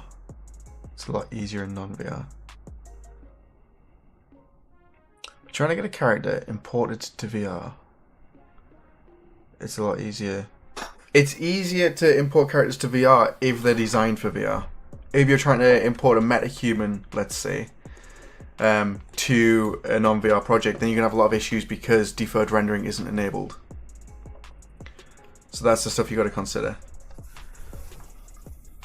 Like VR characters for VR have to be optimized so much. Animation issues shouldn't be too bad as long as you're retargeting them. If you're using an existing skeleton, it should be fine. Importing animations are a bloody nightmare. Like when the stream that we did with Blender, that was an absolute nightmare to figure out. They still didn't import properly. But materials, yeah. Materials will have issues if you're using something like metahumans to build them. But if you're building metahumans for VR, you've already kind of messed up. I'm bringing a character across from character creator 4.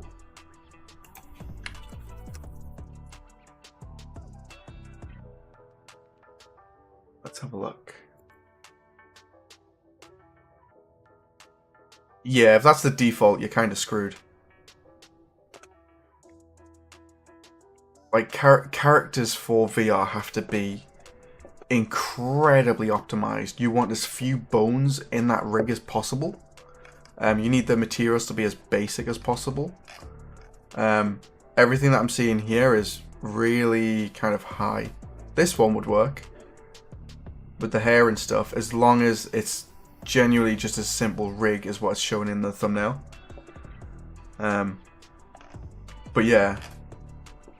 If you can post a screenshot of the character in the Discord, we could always take a look. And I can have a look at seeing what you could maybe break down. Or maybe where the issue might be.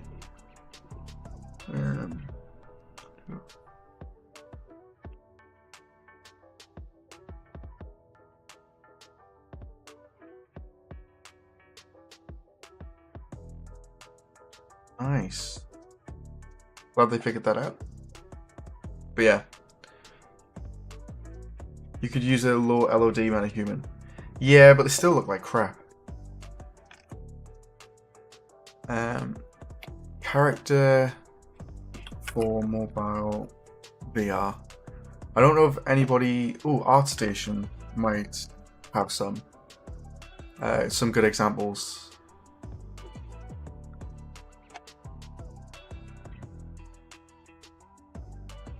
VR character. Well, VR. Want something that's done for mobile VR. Is Pavlov mobile VR? Got a wireframe to do. Games Pavlov VR while still early access. I don't know if this is for the desktop one. Steam store. So this is for Steam. Okay, so it's going to be the higher quality models.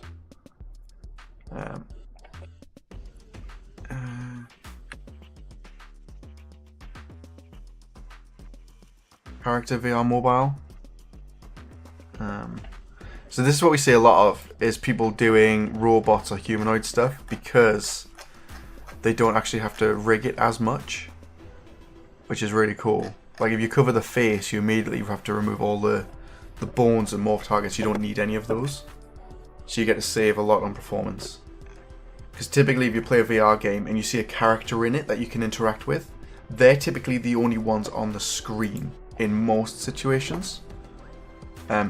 If anything else is going on. If not, it'll be a very basic scene with the characters in the background, because they take a lot to calculate. I don't know if there's anything on here. Assassin's Creed Nexus, was that mobile VR only? These are the high quality models. I don't know what games would be mobile only. Yeah.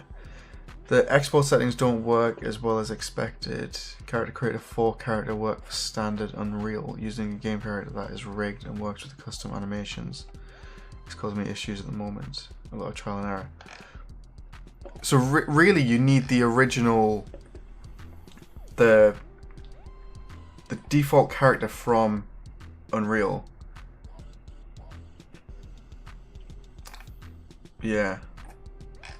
I can't see any examples of mobile VR characters because they normally look too low res. People don't find them. You don't often see.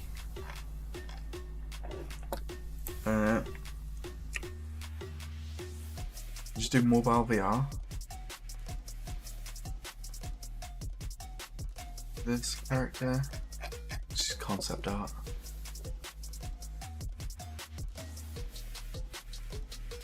Digital 3D. Nobody ever shows them. This is what I want to do. I want to build some custom hand models for use in the template.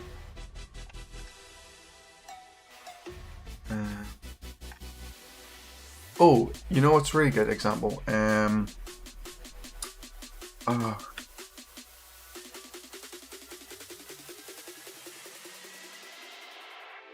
Like, you can see how low poly they make them to have the characters on screen. Like, I can guarantee you this was a design decision so they could have as much going on as possible in the level, and then use it stylized. That's why most games are stylized and you avoid the realistic look.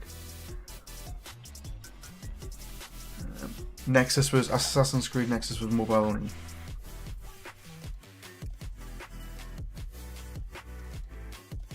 Assassin's Creed Nexus.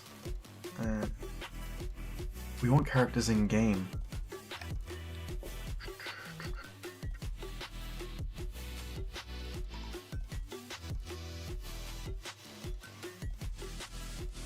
That's not the best example, but you can see how the hair...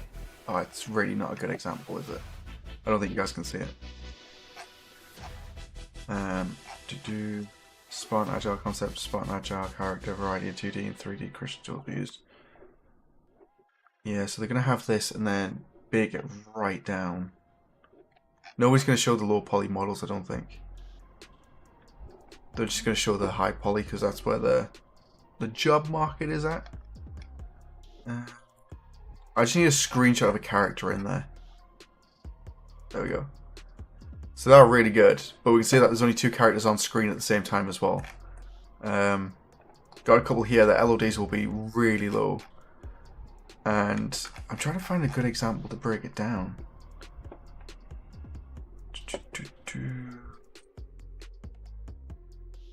Quite a few going on in this. This is pretty cool.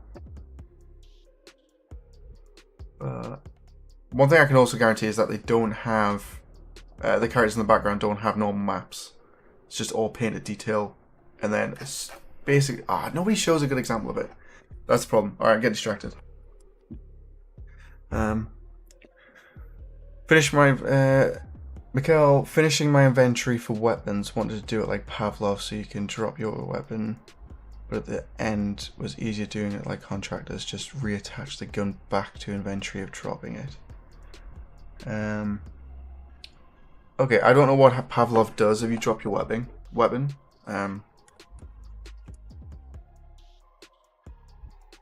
Like what happens if you drop your weapon?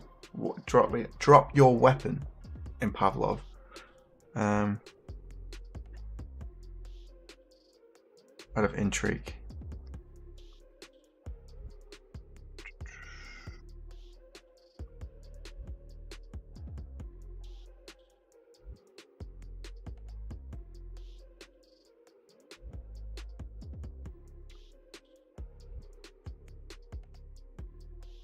I don't know what happens when you drop your weapon in Pavlov. It just looks like it falls to the floor. I haven't played it, that's the thing.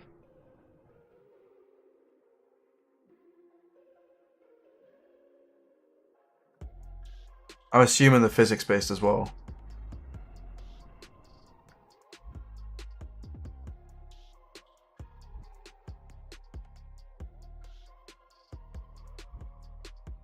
Is it? Seems like every game has to have physics weapons these days. You don't really need it.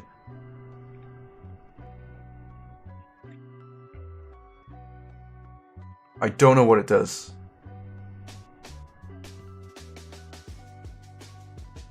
Yeah. It stays spawned on the floor. So it just exists.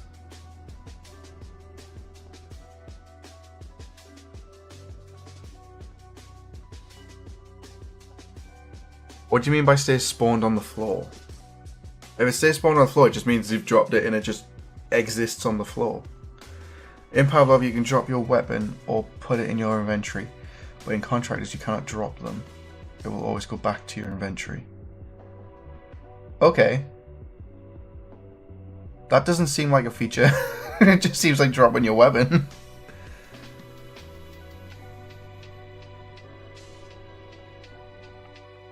Like if you want to drop the gun and have it go back to somewhere else, you can copy the code from where is it?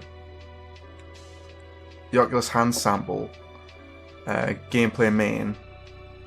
If we open this up, what you do is you can take a look at this.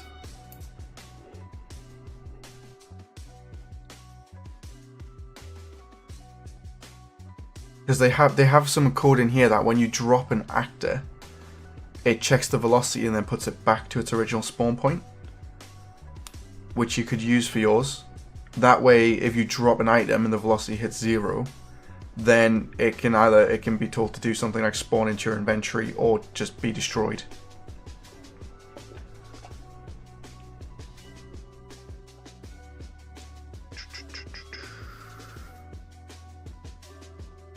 There we go. Cool. So here they've got these bricks. So browse to asset, open the blueprint, and then in here on begin play, it waits 1 second, then checks to see the vent delegate to see if the vent on actor hit has been activated, and then on hit it gets the velocity.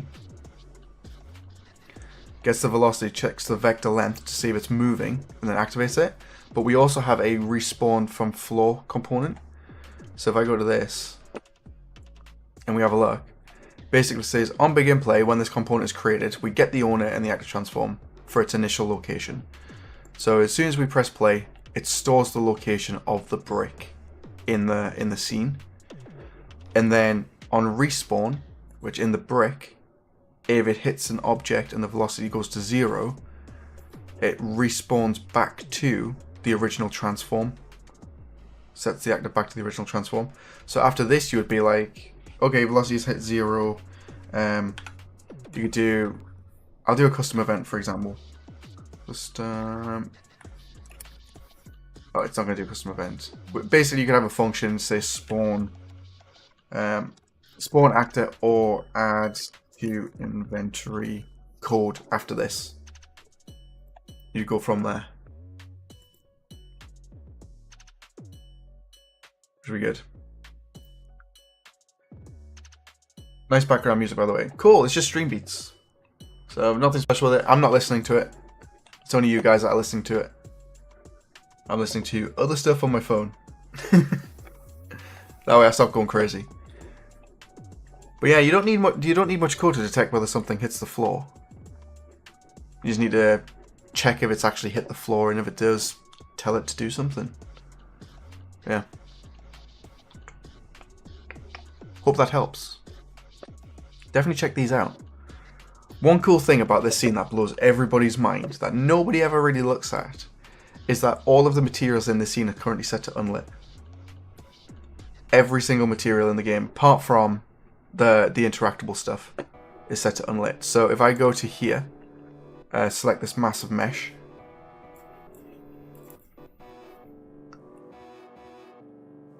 you can see that the shadows are actually baked into the texture itself.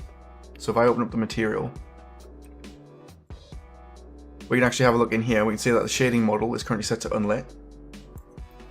And then the material itself actually has all the shadows and shading built into it. So the headset and the project doesn't have to calculate any shadows, and you don't have to build lighting. So light mask settings, advanced light maps currently set to 0. So there's no light maps built in this level, and you don't really need to. So yeah, a nifty trick that you don't normally see. This is why you should check out the Oculus examples. They are very, very helpful. But yeah, if we go up to here, so I can see this whole mesh is in there. Details. We open it up. We actually have the shadows and shading, and you can see that baked into the material. Michael, damn, that's a very good idea. I'm going to do a full video on this. I'm going to do a breakdown. Maybe we'll implement it way more efficient. It shouldn't be maybe I'll implement it. It should be I will implement it. Because this alone can add so much to your performance that it's insane. Like, not loading any light maps into your project already removes a texture. This is all done with a base color. There's no other information going into this. And then wireframe, you can see the detail in there. So you can have more information in the mesh. You can get away with doing that. And then that's going to reduce aliasing as well, because it's got more information to work from. But then you just bake the lighting in there, so you're kind of trading the performance for it. And all the textures in this are set to 2048. So if I do texture, hand gameplay, we want environment, meshes. We say that all of these are set to dimensions 2048 by 2048. And there's only 12, not including the vines, which should be a lower res. Yeah, 1024. Like, you don't need to do a whole bunch of creative stuff to get it working. But if we go to browse this asset, we can jump in. We see that this mesh is 20,000 verts, but it's only got the one material and all that lighting information is baked in. So higher poly count, less like calculations to do shading and all that kind of stuff in the background, because the meshes are all baked in using an external program like 3ds Max, Blender, Maya, Houdini. You bake the lighting in there. It just means you can't modify the like changing the lighting in here won't do anything. So I don't actually know if there is a light in the scene. So there is directional lights. So directional light, they're all static. Directional light is static. Skylight is static. In reality, what I could do is actually delete all of these, and we can see that the scene still has all its original lighting. without any lights in the level. The only thing that doesn't have lighting right now is the interactable stuff, for example the bricks, which is where you would use those lights to set it up. So directional light back in, static, basic light, directional light, bring that in, something like 3. These also have cast shadows disabled, I can guarantee it. Cast shadows, disable that. Directional light as well. Oh, I added 2 directional lights. Cast shadow disable, and then intensity like 3, and then we're gonna add a skylight back in, and set this to stationary as well. 100 intensity, and then maybe tint it if we wanted to, depending on what's going on in the scene. Or you can just create a light map, specify cube map, and then have that in here. But you don't even really need the skylight for this scene. Yeah, just need a directional light. You can probably get away with it.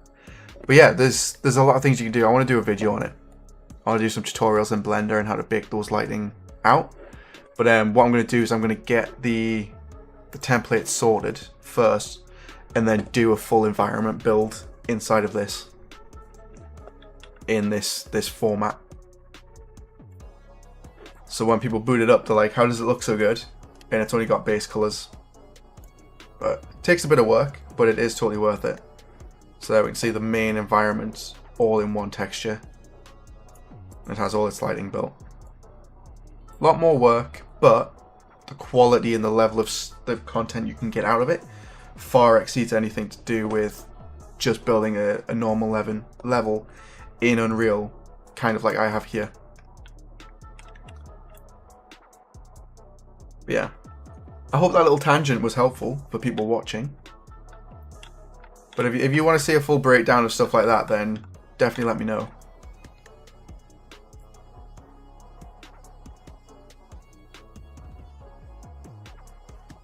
Switch lever. I gotta remember where we were going. I'm trying to get that lever working.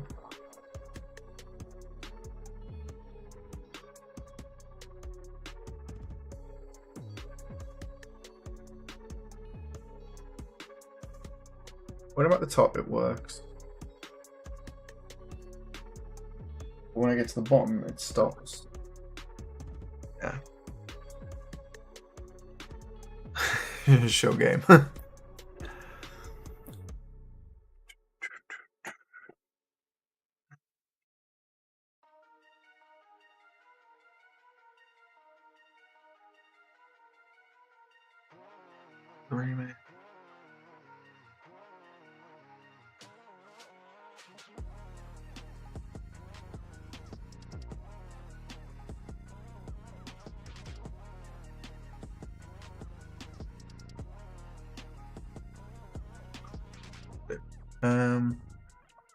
Steven, this information is all brilliant. Really appreciate it, man. No worries. One other thing that you can do is, if you are using characters, do not use the characters that are provided through the feature content, these ones, because they've got more bones than they need. If you go to Epic Games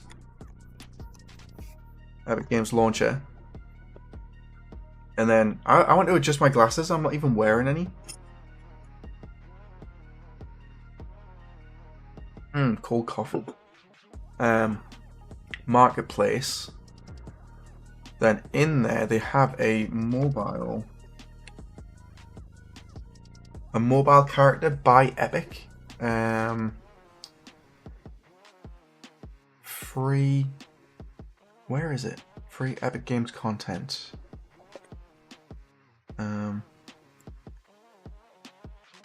I have no idea whereabouts it is in here or what it's called anymore. But there's an optimized mobile character using the old rig.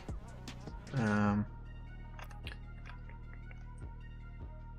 don't think there's that many pages. Let's have a quick look through. Let's go.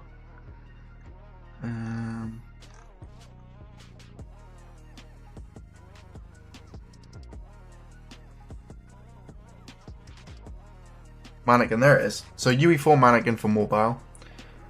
So you can use this guy, and he's pretty much been reduced down as much as possible to make work. I'm pretty sure you could actually take this guy and then retarget him to the new stuff. But if you're doing characters or anything like that, this is the guy you should really bring into your level, not Manny. Use this guy for doing all of your retargeting rigging because of the way he's set up.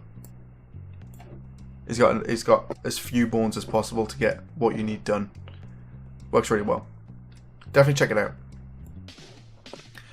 Michael Carney, good evening. Good evening to you. Thanks for dropping by. We've got a pretty decent stream going today. It's quite popular. Cool. Okay, hands are rotating around. A little bit laggy, but it's fine. And this one is still not doing it. I could really do with a better way of showing that these are actually working and turned on rather than the spheres, but I'm not entirely sure how. I've had one person leave a comment on there and kind of complain that they're just using spheres to display the content on mobile, and it's like, I need to do it. I need to do that to improve the performance. But yeah. Stephen Ross, I've searched everywhere and not seen this. You're a legend. Awesome. Glad I could be helped. Glad I could be helped. God, this coffee's getting to us. Glad I could be helpful. Ryan, 7K character. That's lower than expected. It should be as low as possible. I imagine you could improve that a little bit more. So in mine right now, I am using Manny. I find it easy to just go to my spawn point and then find Manny in here. So default Manny, mesh, bring it in. So his triangles are alone on 92,000 triangles with 48,000 verts. Like, this guy is not designed for mobile at all. He's also got 2 materials, which he should only have 1. So this alone is a massive performance hit because I'm spawning 3 of them into the level when I press play. So as soon as I simulate, I spawn 3 in. So if I go to tools, audit, statistics, we can then take a look. Manny, we have a combined total of 276,000 tries on the screen right now.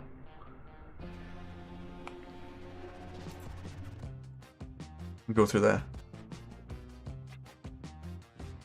Yeah, mine are at 60 tries at the moment and 1 material. Nice. But yeah, they need to be as low as possible. Like, this is really bad. So, my skeletal mesh, Manny right hand, XR right hand, has 2 million. They're hidden, they're not rendered, which is fine. But that's because they're used to control where hand snapping is working. What I could probably do is have a blueprint in here. Where's my components? Hand snap location. Let's take a look at this. We'll do an event begin play. And then we get the class defaults to do. Set scale mesh asset to none. I don't know if this is going to break everything, but we jump in statistics and do refresh. We should get rid of that. There we go. So we get rid of that now when we press play, but I don't know if that's going to still allow me to work with everything. If it does, that's actually really good. I can get away with that. So let's try. My headset's going all nuts.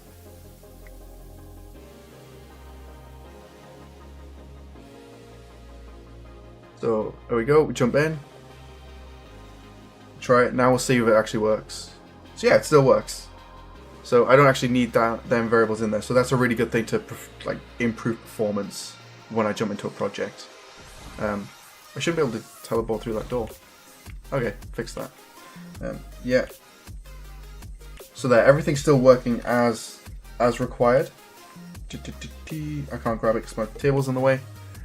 But we now got improved accuracy, so the fingers still work. and everything else. But when I build the project and I press play in game, we no longer have those actors spawning in. So that's pretty much what I need. See, on begin play, remove all skeletal mesh. That's skeletal and meshes. Oh. So that alone on begin play, because of this, has now removed 2 million polys from the scene.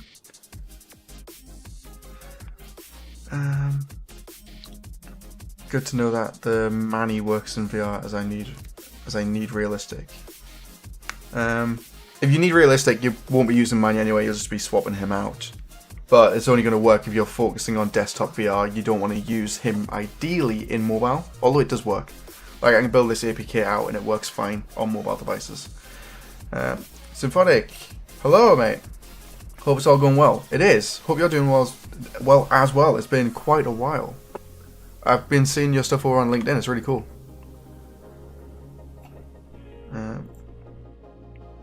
So one thing I want to do, because my other headphone has died, is see if I can swap those around.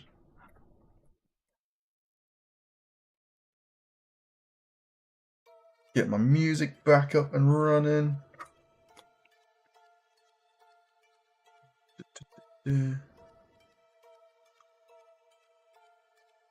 There we go.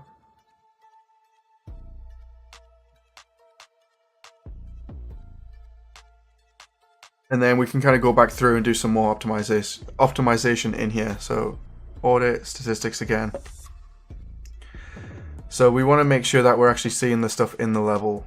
So Manny right hand, when we're in the level or the editor, we've got 1.8 thousand of them in the scene. And that is pretty much all of these hands attached to the weapons that's being displayed. If we do simulate and then refresh, they go away, and I can see now that I've got 3 Manny characters in here, which is 276,000 polys. That's just these 3. So we need to consider the performance for that. Shotguns, this is all weapons where their poly counts are pretty much too high to begin with. They should be lowered down for a mobile project. But yeah.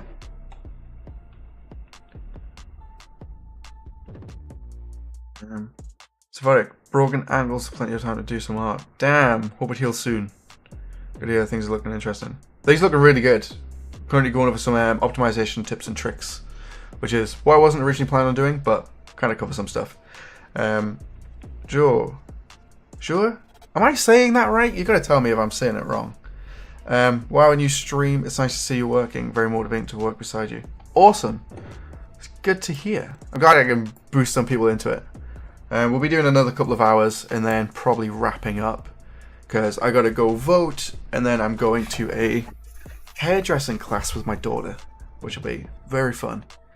But yeah, what else can we go through? Matinee camera.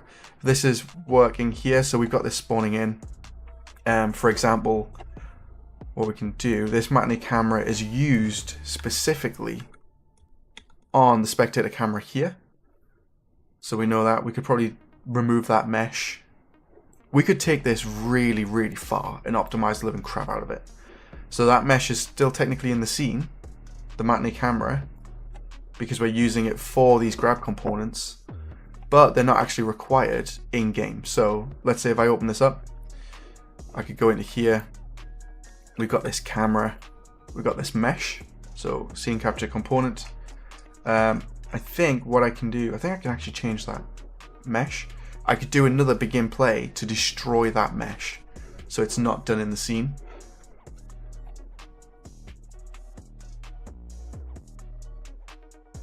And then we can go from there. So scale mesh, XR left hand, right hand. Why is that so dramatic? Oh, if it's the left hand, it's mirrored, so I don't need that as much for stuff like the ladders. But yeah. So you can see the difference of just going through and checking your stats to see what you can improve on and what you can get rid of during runtime. So like I need those hands, which they are the best example in this, to see whereabouts they're positioned in the game.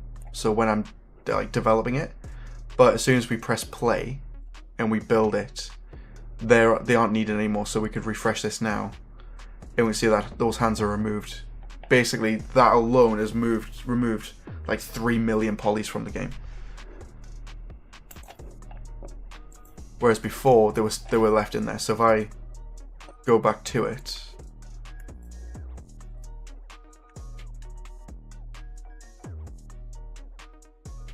and then we press play with the stats window open, I can refresh this as much as I want, and they're still going to be in there. Yeah, there they are. So now I'm playing the game and I've got an extra 2 million polys that I don't need. Like, why have them in there? So this has been handy for me to realize that I need to remove those anyway.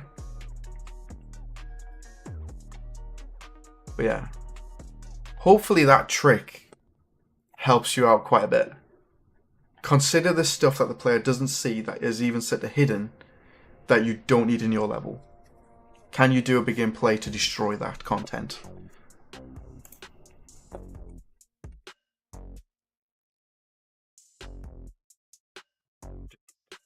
So adding that into the list of things to improve would be a really handy one. So let me open up my template list. See if it lets me sign in. I found a bunch of issues signing into this, to my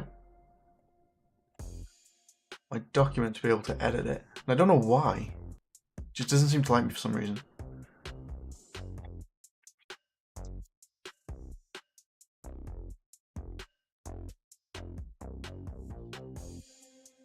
See if I can get in here. Sometimes it logs me in straight away, but other times it doesn't. And then it just sends me around in circles.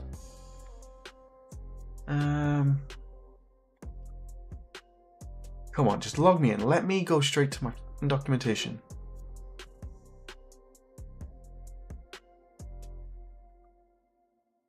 I don't get why it doesn't let me do it.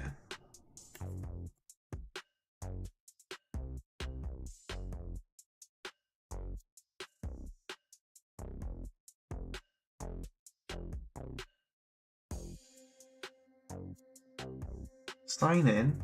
It lets me sign in and it moves me to my business page. But as soon as I try to open up that project to modify anything, it's like you're not allowed to do it.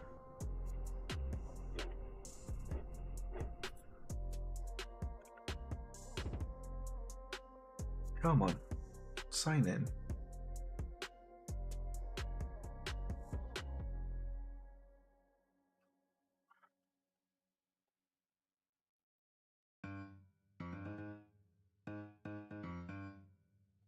There we go. If you fight something enough, it eventually gives in.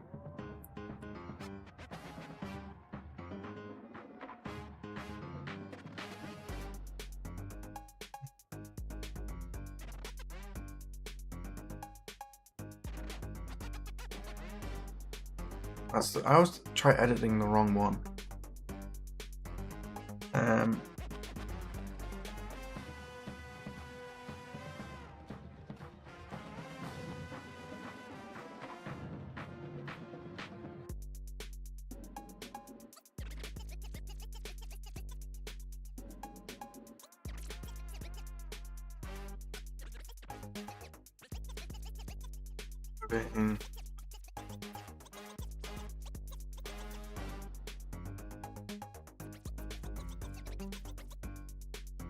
Improving performance.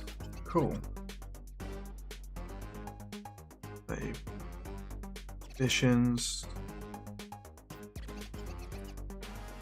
Crank wheel and now rotates to match controller position for a more natural feel. This is going to be one hell of an update for when people get it. Hopefully it blows their mind.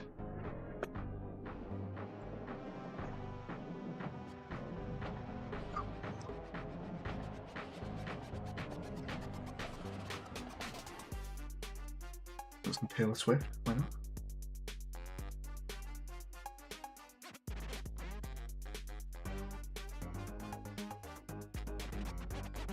What else we got?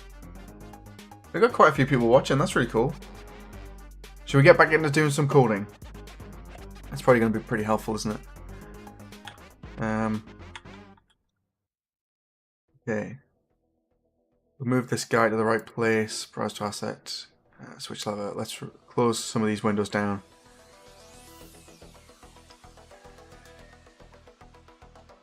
Switch lever. So this is what we need to rotate around. But the question is, why does it snap?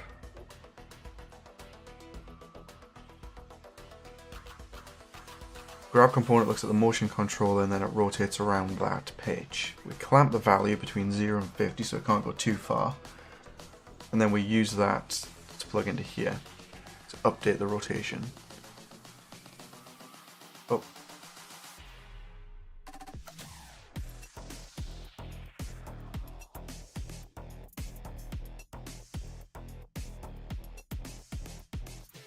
Just get it off. It doesn't seem to be rotating the right direction. I don't know if I can be bothered to do this one now. That's the problem. Getting a little bored of it. See if I just put it back to normal. Yeah, that's fine. That one feels really nice. Cool. That's how it goes backwards. Well. Oh. I don't have starter content, do I? Engine content. Content. Basic shapes. Do they have the little UFO in here? Or is it the spaceship?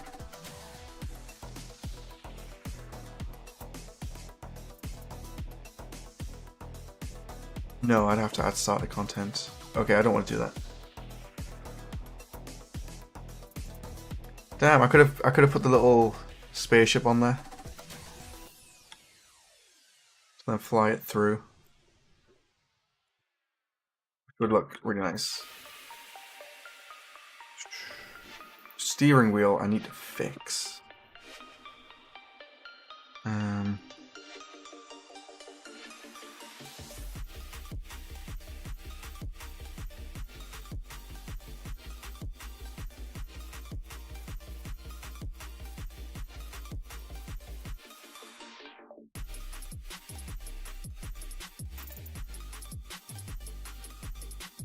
Let's have a look at this.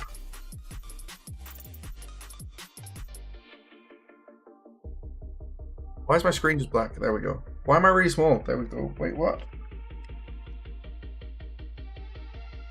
I need to disable that trace from the camera character component. Blueprints, character controller. Take this. Event graph. We then non-set. See detect if player has a hand in wall. If so, disable teleport. What the hell's going on today? Disable teleport.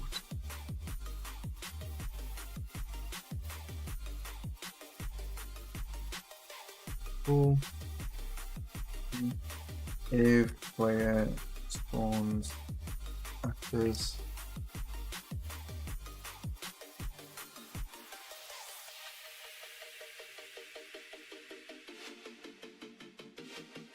Destroy them on destroy. Destroy them.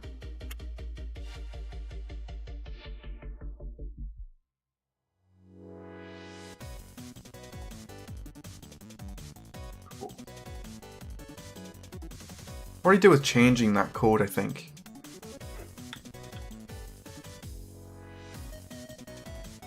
Because I'm controlling it through here, but I don't need to. I could have it so if the player is destroyed or killed, then we just tell the player.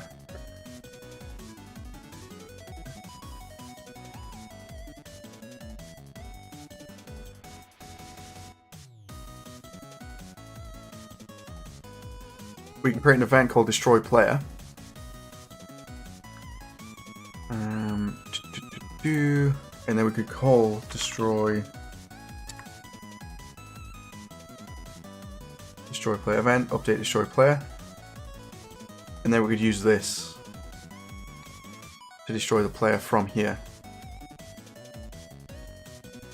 So from the character controller. So we can call the character controller from anywhere and we can destroy the current player. So game instance, current player.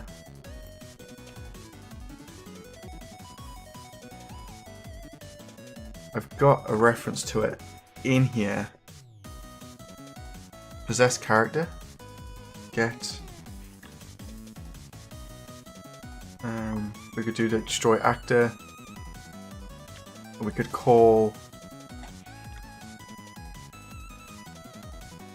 destroy all attached actors first, and then we destroy the actor we're a part of. Because we set a new one afterwards, I'm pretty sure. So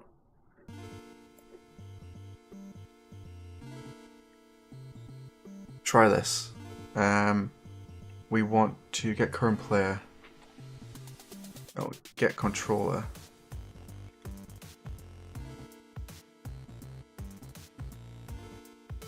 Update destroy player.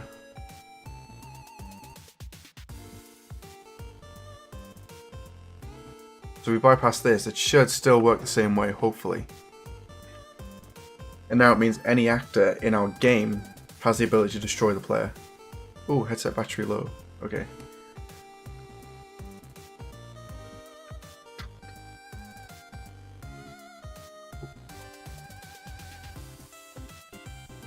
Hit this. Should take control of another player. Cool. Works exactly the same way. And now we're technically a different character. So we've got a character spawn system.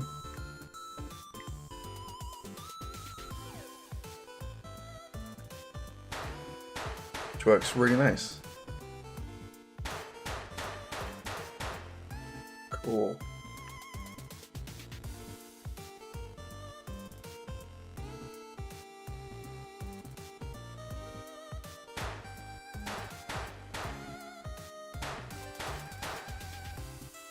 Nice.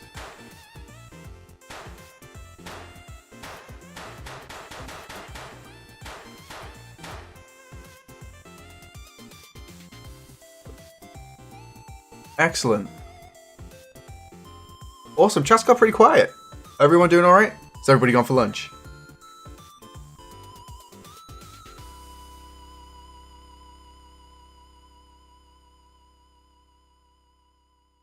So now, if update destroy player is called, it can be called from any actor in the game and will be sorted.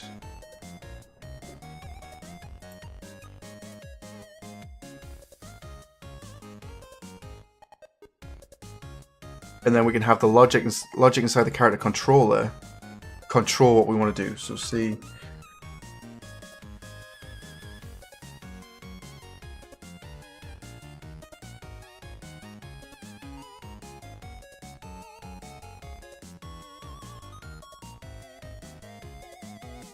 Character. Galvanic. Oh good, still working on the hand rotation with the crank wheel calculation.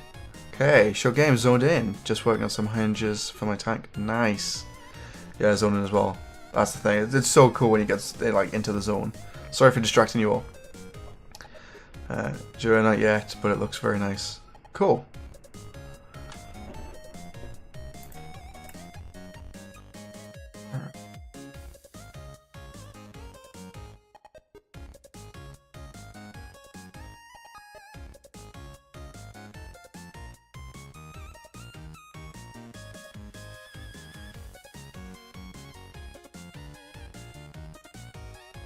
So we could have a respawn system in here now.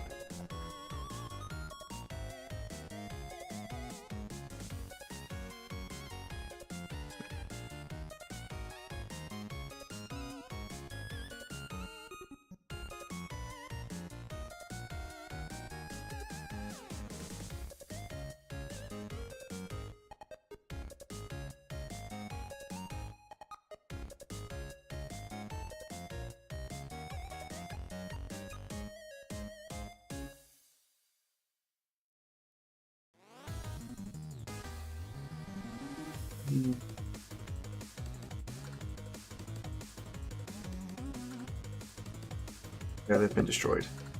Cool.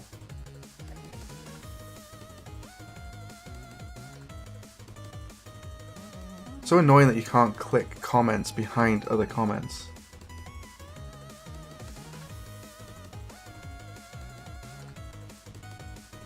Nice. Just polishing up a demo. Awesome! Stephen, just installing UE4 so I can get that mannequin. Can you not get the mannequin without UE4? You shouldn't need it. So we hit free, add to project, show all projects, and then you should still be able to select the project you want to add it to. And then it should still go in. So not compatible with 5.3. Okay, so what you could do... I can't do it.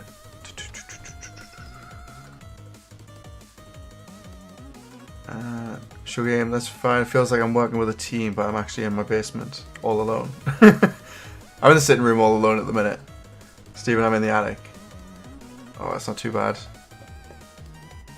So only up to 4.8. It says 4.24 is the last supported.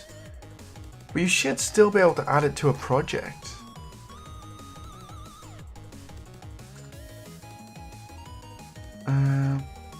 Let's see if I can just add it to the UMG tutorial.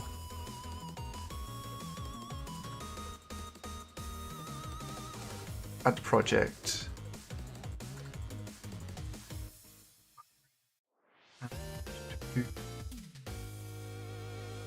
Where is it?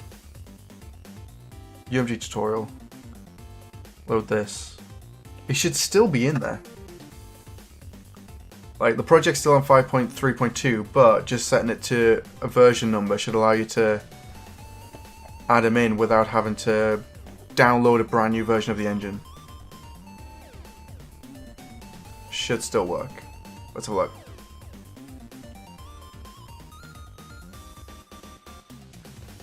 Cool, don't on the monitor. There we go. Mannequin mobile, materials, cool. Mesh, we got the Manny. Bring him in. There we go. Hopefully that'll save you some time, so you don't actually have to download it. Download a new engine just to get access to him. And then we've got the skeleton here, which is super optimized. Yeah. So hopefully, Stephen, that helps you save a little bit of time. So just add it to a project and then just select the latest version number and it'll automatically drop it in there for you.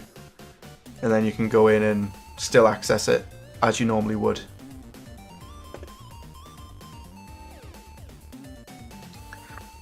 Jail, that's what these streams are great for. Most of the day at home alone with the dog, just plugging away. That was the whole reason I started the Discord. Like, genuinely, I started the Discord early on. It's because I was working from home by myself, doing nothing, just talking to no one. And then I was losing my freaking mind. So I started the Discord as like, let's hang out, chat while we do some work. And then I started doing the streaming, and it's been so much better. The only problem is I'm getting to a point now where I'm preferring to do the streaming over the video editing. So it makes it difficult for me to edit videos for the Patreon and the YouTube channel. Because I'd rather be spending my time doing this. Galvanic, cool. Stephen, okay, thanks. I didn't know that I was going to migrate it. That'll save you a lot of time. You won't have to download engine versions and wait for shader compiles to calculate. You can just drop it into any project. Galvanic, I think I got it working. Are you referring to the lever? I think that's what you're referring to. It's gonna be something absolutely bare bones basic. Like, really stupid thing to add in. Ooh, UVRT help. Okay. Ryan. I'm getting the above error and I'm not sure why on a basic level when teleporting around. Access on train property. Is that a train? No, it's a floor. Huh.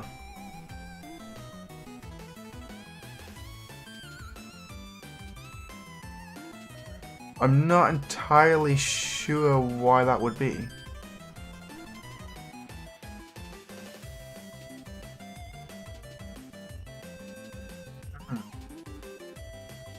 Maybe a collision for the mesh? Does the mesh have collision? Well, it's got to have collision because it's hitting the nav mesh. I'm not entirely sure. Be easy to look through the settings. Okay, so now this button switches the player.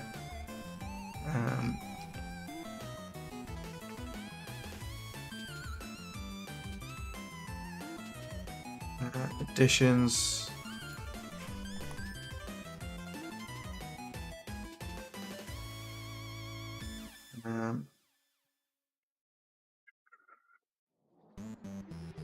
Calling.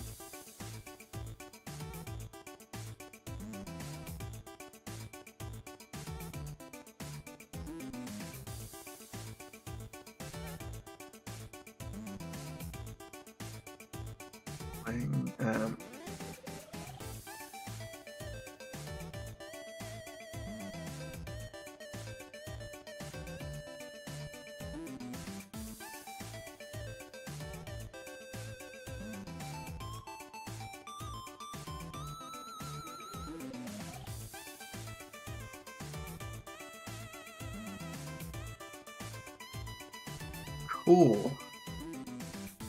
Happen. How am I doing this?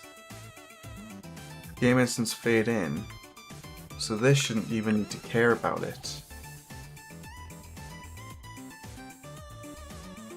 This one's spawning it in.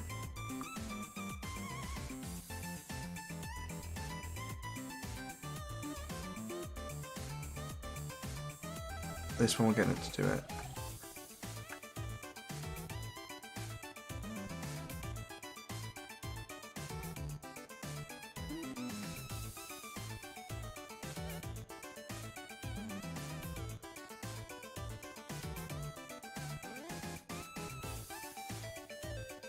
Actually, I'll leave that in the button. I think it's going to be better.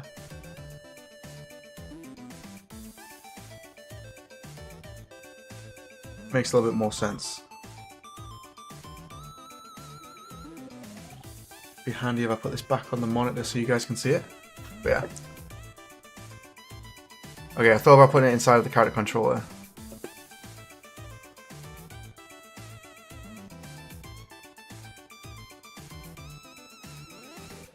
Nice. I'm really hoping that once this releases and people go and download it, hopefully, if you've already owned it, it gets you using the character controller a lot more. Like, I'm genuinely considering moving the grab functionality from the player character and putting it in here as well. Because then, if you think about it, you can just have as many different characters you want with different functionality as you want, just by literally duplicating the character controller, and then you can assign it to the player. Got a bunch of ideas for that. Where do I send the vid? On Discord, yeah. If you do Discord, it's better. YouTube doesn't normally like links or anything. I think we had it in general before. Or one of them. Or it might have been off topic. Either way, just pick a channel and we'll take a look.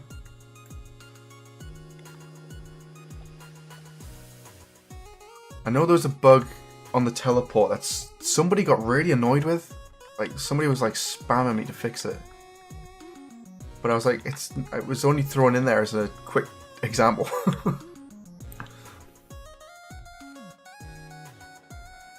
Yeah. I'm really close to considering pushing this build for everyone. But I feel like I could just keep working on it. Wait, what? File. Save all. Let's just press the wrong one.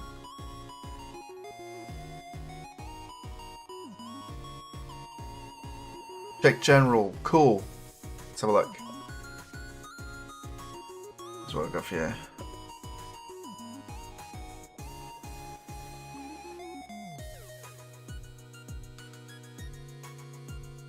That's much smoother than what I've got. It stops the flicking. That's really cool.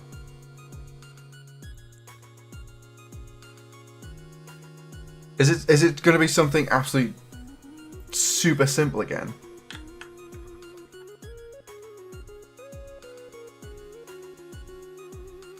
Something Lady Gaga going off in my ear. Oh yeah.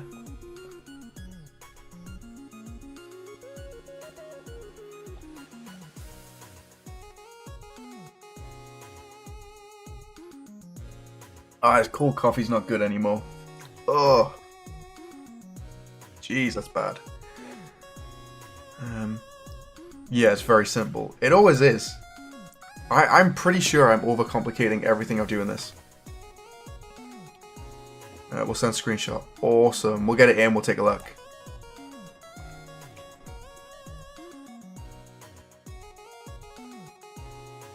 There's a couple of bugs with the weapons that I really, really want to figure out.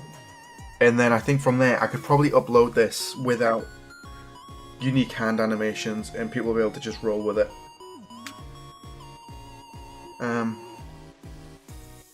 Should I build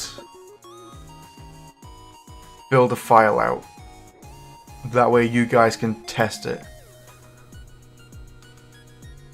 I overcomplicated it as well. I'm so annoyed with it. Oh, don't say that. Makes me think that we wasted hours. You gotta be kidding me.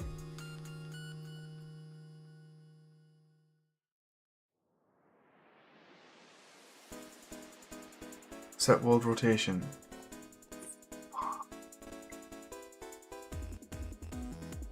Finally look at rotation. Oh. Is that literally it? Target. Finally look at rotation. Split. Make rotator. And then set world rotation. Because we're not using set relative. Okay. Set world rotation.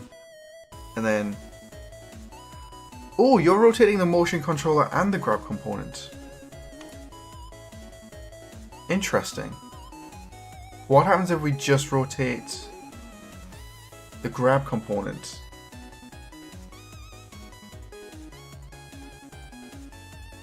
Let's try that.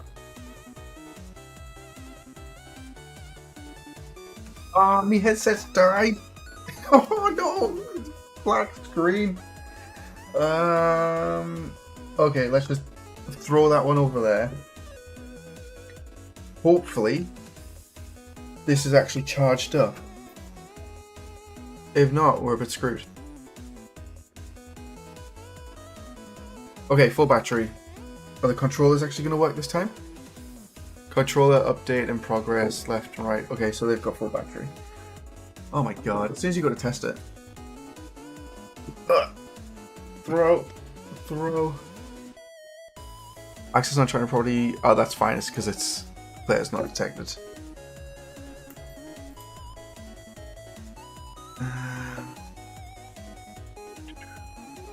I'm on U5.4 and I like to know that the spectator issue is resolved before releasing, please. What do you mean by spectator issue? Something to do with my template or the spectator in general? Because you've got to give me more info than that.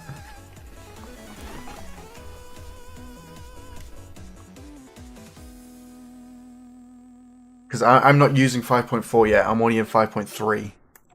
So if I go onto it, I'm only in 5.3. Galvanic, no, my headset also died. I had to plug it in. I genuinely didn't think about it.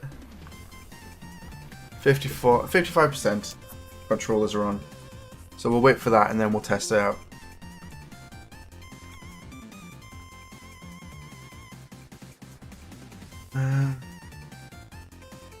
Ryan, your template, I'll find the issue again. Okay. Because we can take a look at that. But I'm not too sure. I haven't really touched the spectator cameras. I don't like using them. So I don't use them that much. So I haven't seen that many bugs with it. Although I do know there is some. But I don't know what's specifically related to 5.4. That's the issue. So I'll be interesting to see.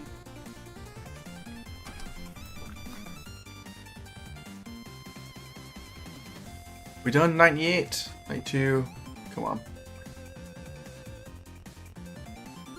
Adam Savage, tested VR, cool. Let's go now. Left controller updated successfully, cool. Right controller, success. Cool. So does that mean they're gonna let me work with them now? Okay. Okay, so the button inputs are working, but they're not tracking. Let's have a look.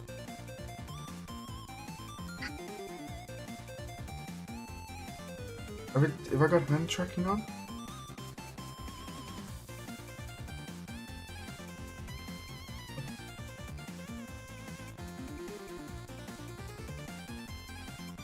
Restart the headset. When you press play in 5.4, you get the message distorted mode is not available in default spectator controller straight away on the screen. Huh.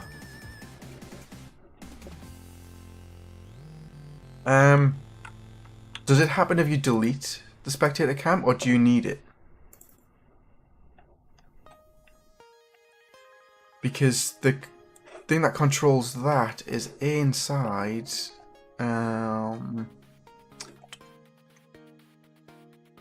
enable spectator, and then we do screen mode here. That's the only thing I could think of for that.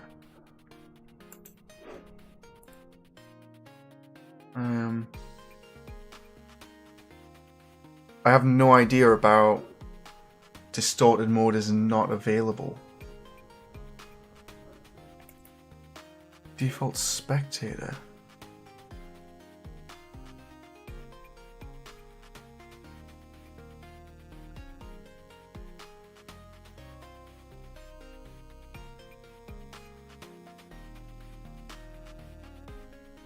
I've never heard of it distorted. You can switch it to undistorted. Whereabouts? If I know that, I can do it in here. But I've never even... I don't even know about a distorted one. Right, it happens on your map and every other. Or single eye cropped. I've never seen it.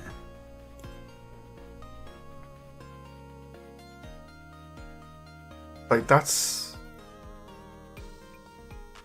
the thing. I've never seen it, so I don't know. Is it in the log, the output log?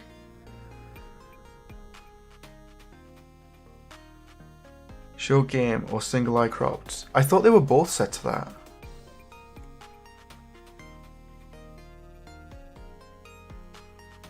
Oh, it's probably... Wait there. It's going to be in Blueprints. Character Manny. Because in here on Begin Play... Here it is. Change from distorted to single eye. That's it.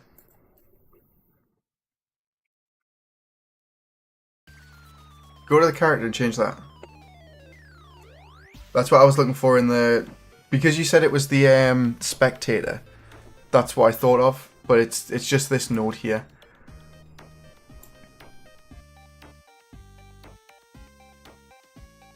Literally, just that. just change that.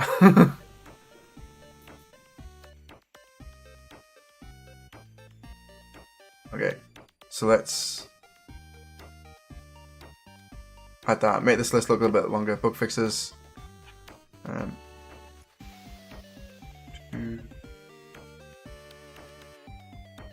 Fixed. Distorted mode.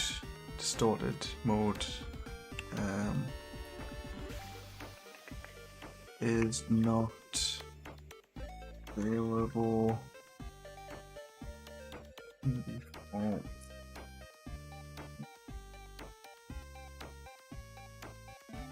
Controller.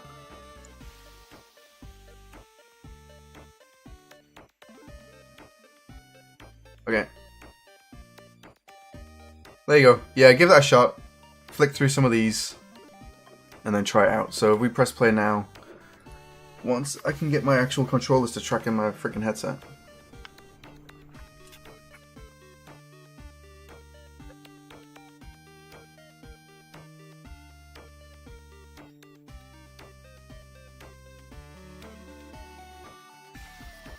I want to test that out. I want to test it.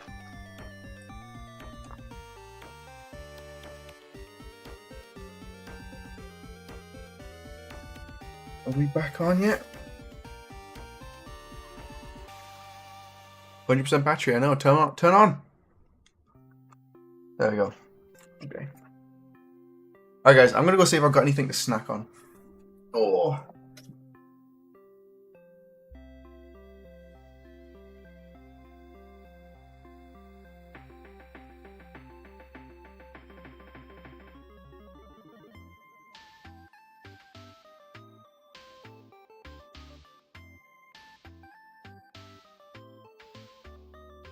A tiny little bit of chocolate and a tiny little pepperoni. Why not? Grab something while I'm out later.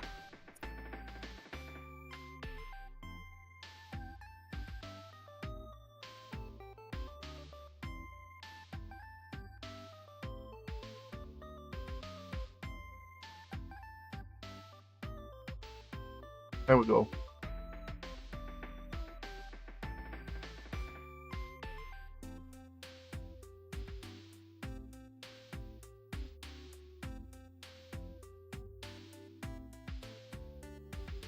Okay.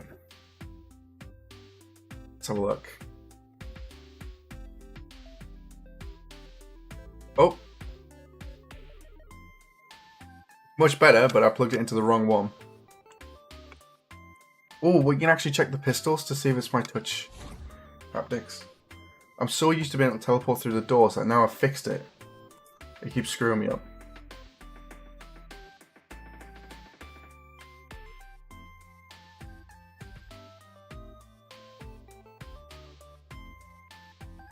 So yes, the haptics of my Quest 3 controller.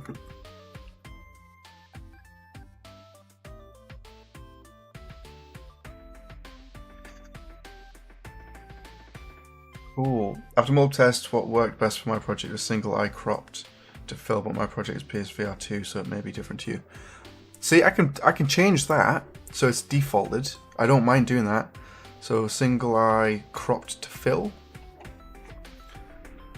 I think it should still display the same way. Yeah, it doesn't change anything really. But I can change that on there so it works on PS5.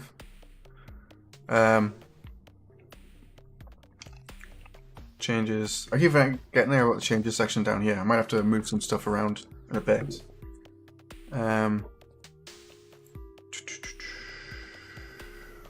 What was the node called? Set spectator screen mode.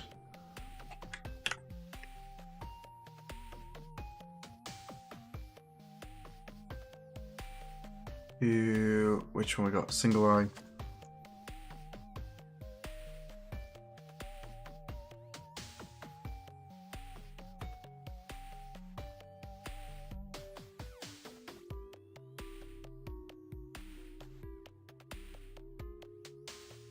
There we go.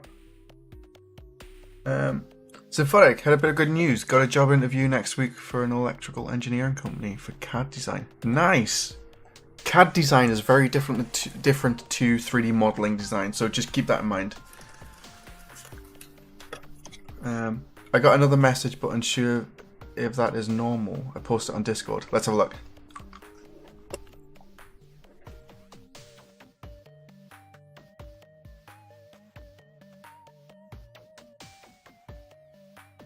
Huh.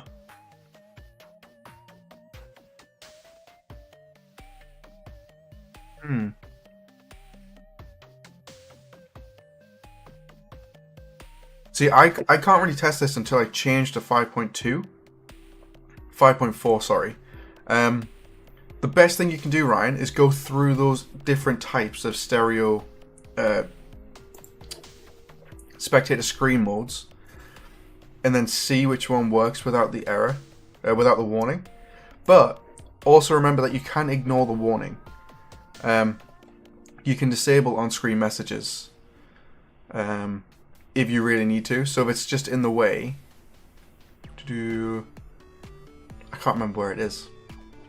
You can use a console command to remove the messages. Yeah.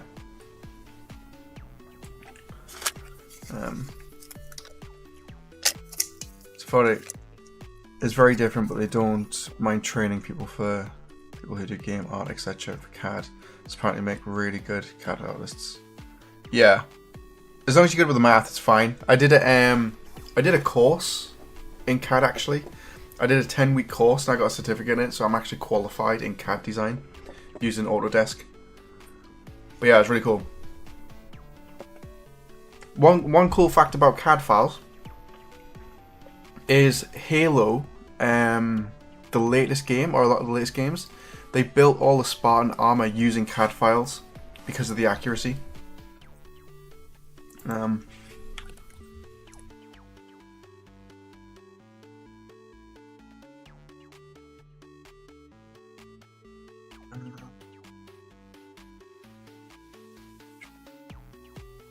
See if I can find the article.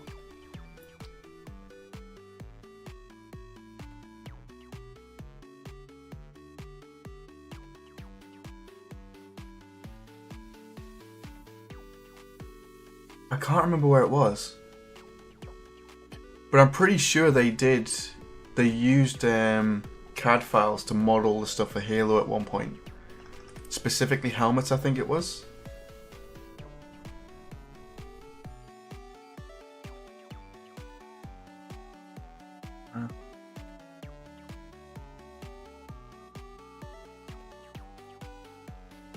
But I could also be doing concept renders, which could be cool. That'd be pretty cool.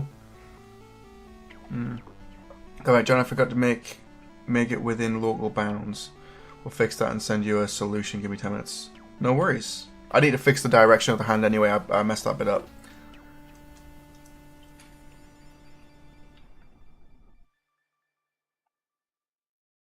Dabbling a bit of Fusion. I'm pretty sure I used Fusion. Yeah, I used Fusion when I was doing mine. It was really cool. I did it at the College of Art. They did an alumni thing, or they did a course for other people, and then I got the email about it, and I emailed them being like, I don't qualify to do the course, but if there's any spaces available, can I do it? I'll pay. And then they were the message back being, sorry, we're full at the minute. And then I think it was the day before the course started, they were like, we can fit you in. Don't worry about paying, just turn up. So I pretty much got the full course for free. And then through that, I think I got my qualification on my LinkedIn.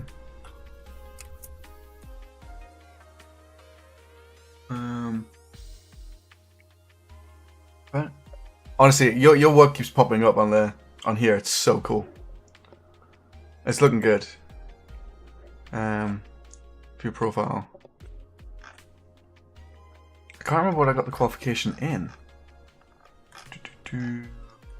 Autodesk Fusion 360 certified user. So it was a qualification from Autodesk themselves, which was really cool. I don't think I've touched Fusion since doing the course, but I know how to use it, which is really nice. Yeah.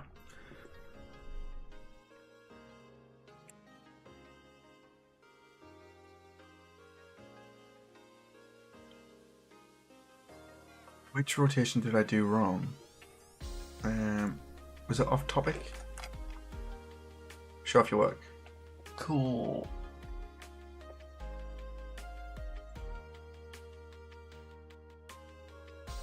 Whereabouts was that screenshot? General? There it was. Ah, you did the full rotation. I did not. Ah, why does it do that? Ah. I can't. There we go. What was the point of that?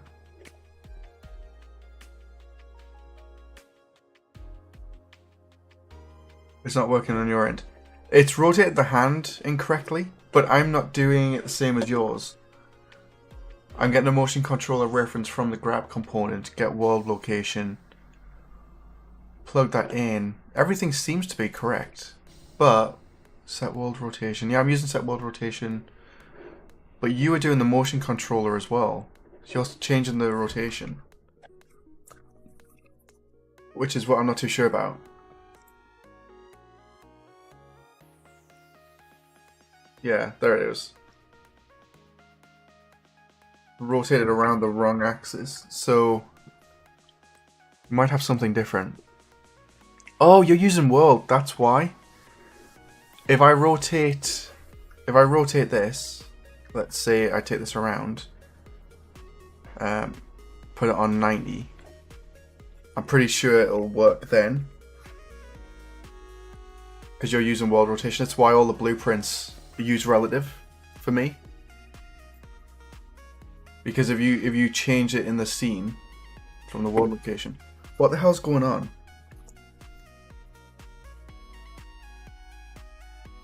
My Oculus desktop just crashed. Oh, shit. Delete the wrong blueprint. So yeah, you want to use relative instead of world. And that was one of the reasons why.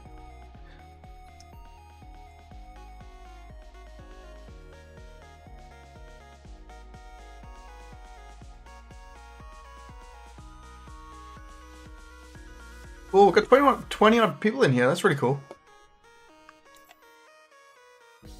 Okay, which desktop set back up? File, save all. Just gonna restart the editor. And then we'll take a look.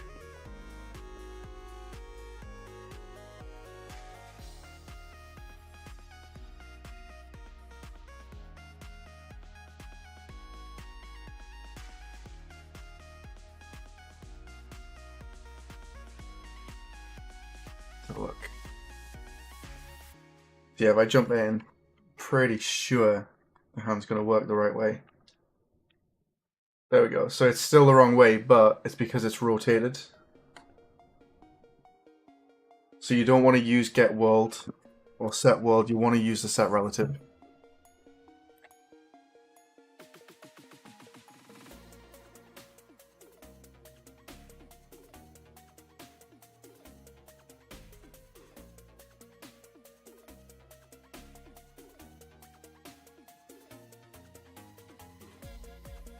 Hopefully that still works.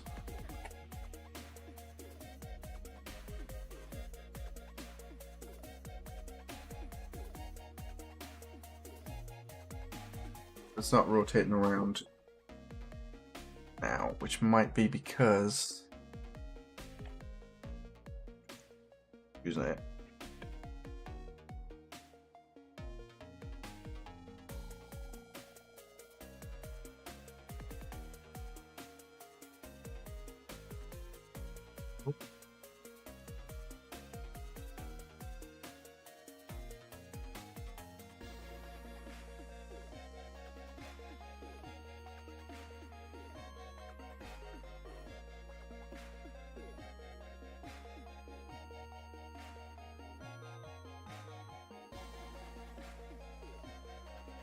Change that back, does it then work?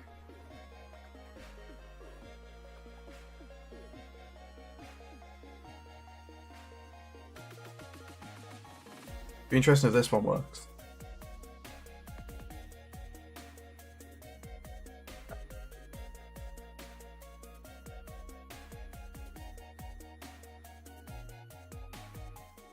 Do you add relative rotation? I wonder if that would work. Because we don't need to care if we're adding to this one. It should still be fine. And it would reduce the code down. No.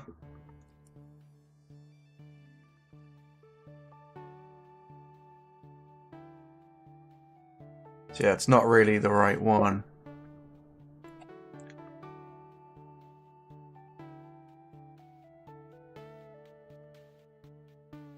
X update.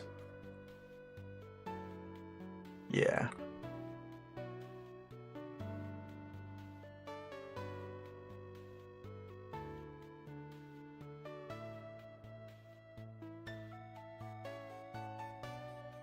Don't think I could just start relative rotation. We just done that, didn't we?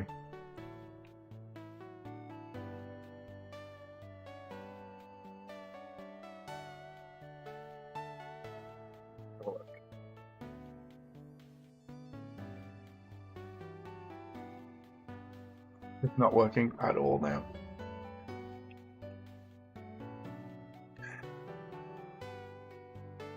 Hopefully this goes back to working. If not, we screwed something up. There we go. Like, yours is much nicer, but it only works on that one axis.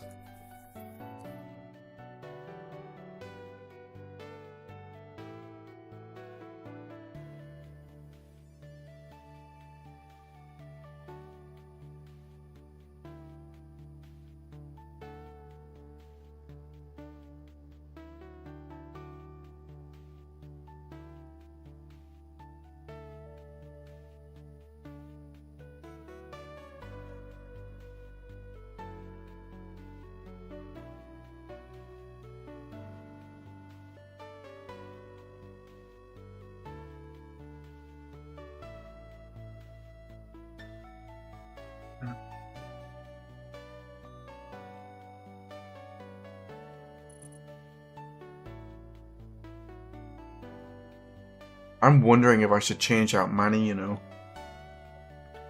for the better optimized.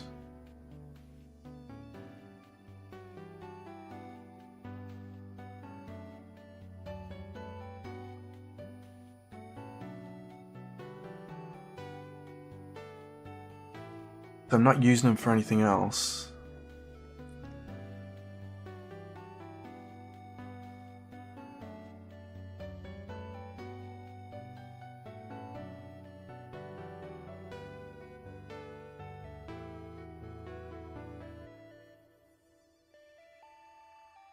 I think I'm going to do that.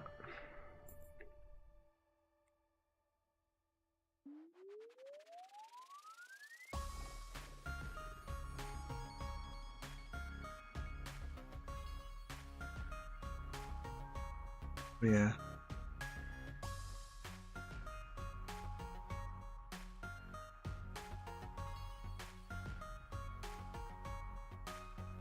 Oh shit, I'm deleting files and I'm also trying to build. Ah, crap.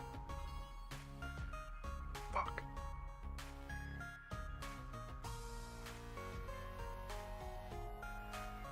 Oh, that's not good.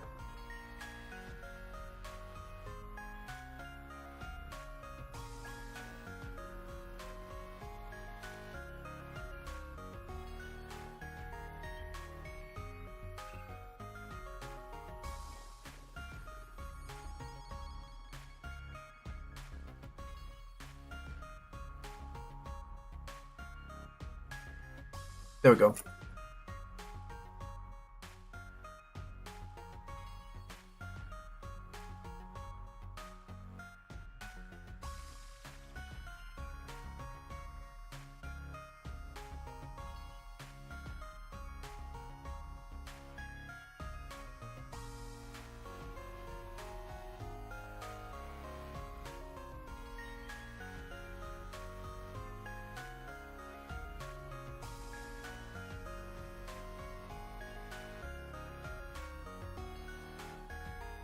Let this delete itself, and then we'll swap the mannequin out with the optimized version. from the marketplace. If I'm telling people to do it for their projects, I might as well do it for mine.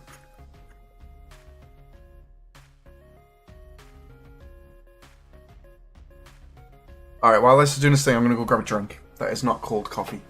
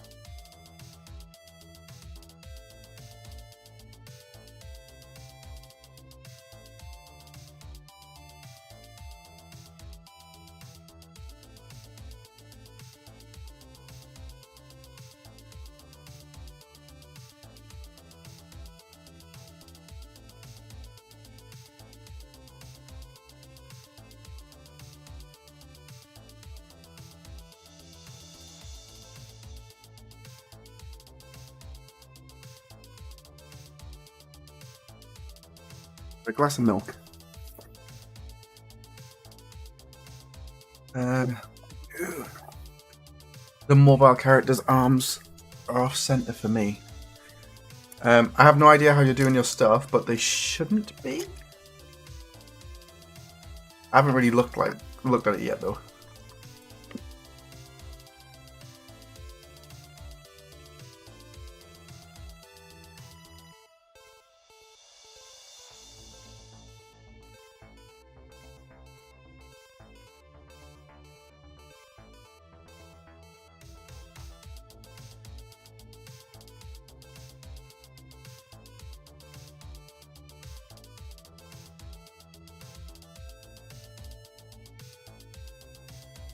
Galvanic fixed it. Awesome.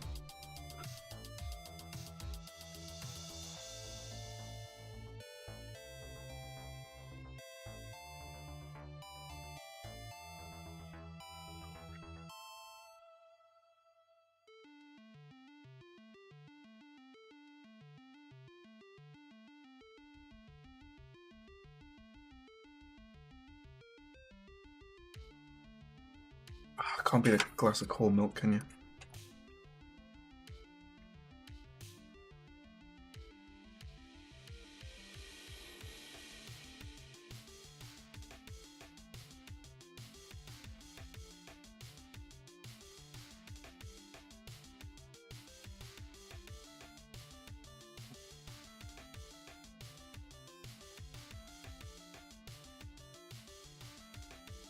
Marketplace.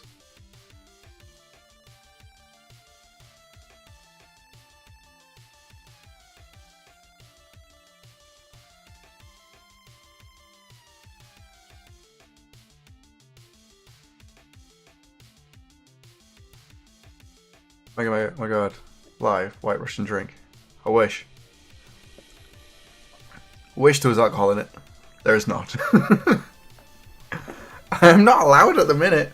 I've got some new meds from the docs and I'm just like, I'm not allowed to drink. And I'm like, oh. I say that like I drink all the time. I have one drink a month.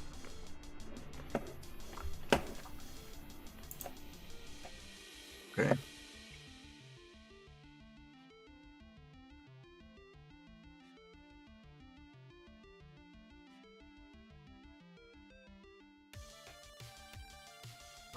Why am I doing that? We know it's in free Epic Games content.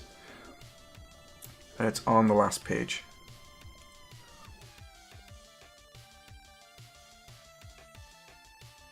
Yeah.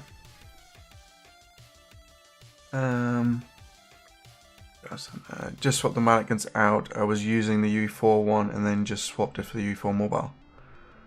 Strange. I'm not sure. I'm not too sure how you're using the mannequin to begin with.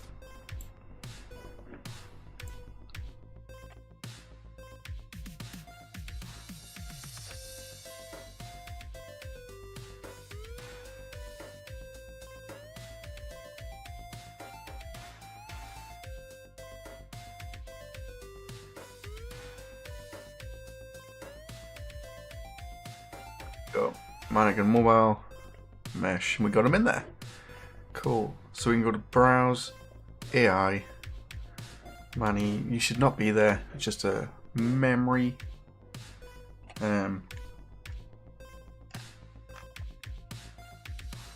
Scale mesh Manny mobile. There we go.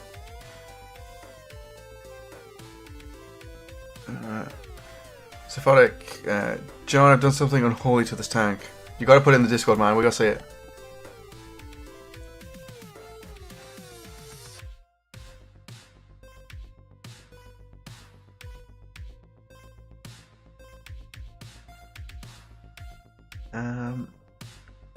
Send on Discord 1 minute. Cool. Mega. I just bought GDXR a few days ago and tried it fast. I did not distance grab option, but as I said, I tried. So there is a distance grab kind of in there. We did add one in, but it was really clunky and not working well.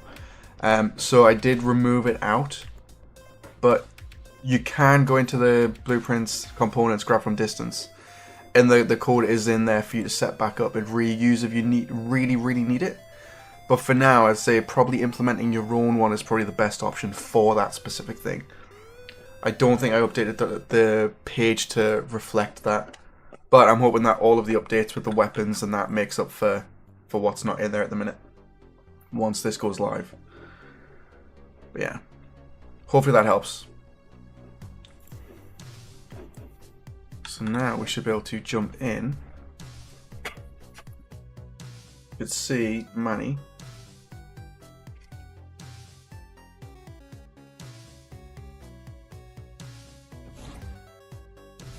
Need to fix that.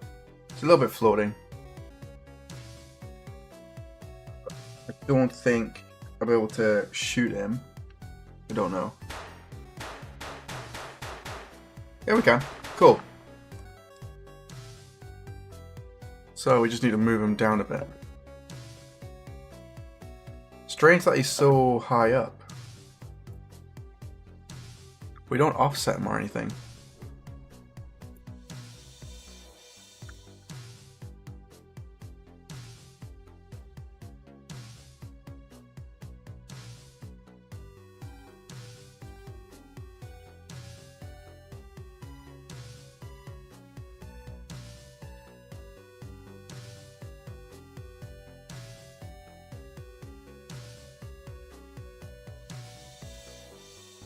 That's the wrong one. I don't think he has an animation blueprint at the minute. That's the problem.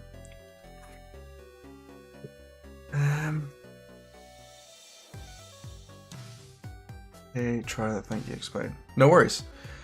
If I continue working, don't mind. Don't want to disrupt too much. That's all good. That's what we're here for. I put it in a 3D channel. Let's have a look. 3D modeling. God. I like the death implementation of it. And the spoiler. Spoiler is pretty epic. I don't know why, but it reminds me of freaking what's the talking car called that had a television show? With what's his name? I feel like he just needs to have the beam moving across the front of it. That's gonna bug me now. Used to be really famous. Galvanic, check Discord. Is the fix already in there as well? I moved off the screen, didn't I? Let's look.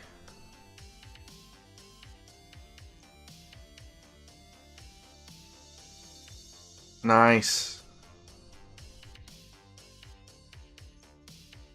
See, you got to admit that feels so much nicer when you're interacting with it.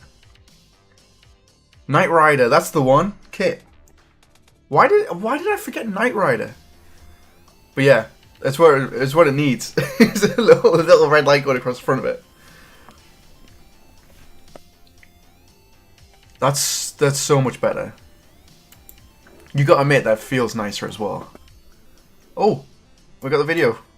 Okay.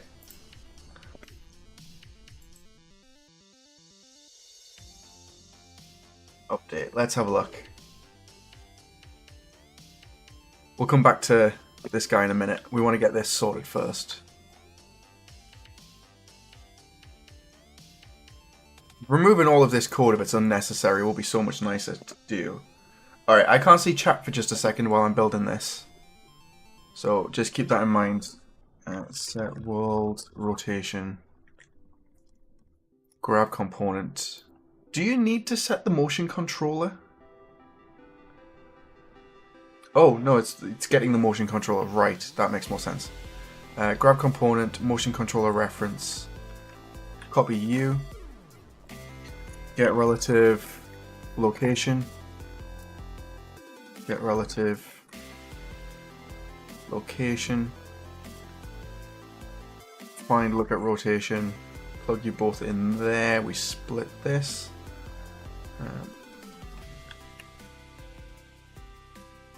Get world rotation. Split. Make rotator. Let's just split that. And then we've got X, Y, Z. Okay, plug you into there, and that should be it. As long as I haven't screwed this one up. Man, this is what I need. I need someone who's better at math to go through most of my blueprints, like these ones, and just help me improve them. Because I don't think a lot of the logic I've got in there is really needed. Oh. Is it going all the way around the more I do it? No. Okay.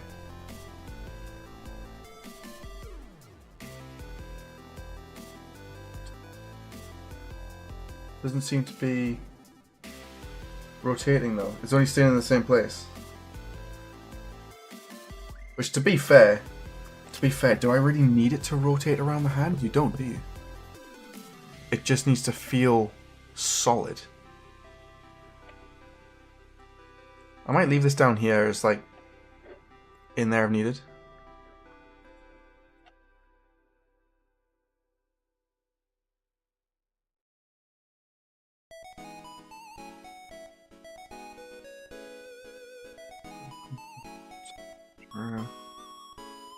Yeah.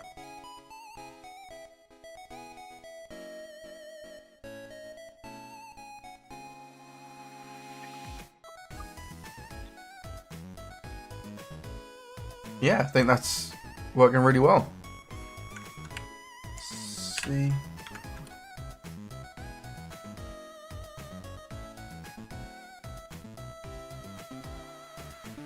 Rotate hand around handle.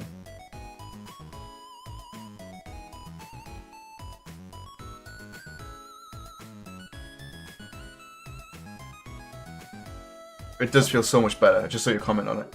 Yeah.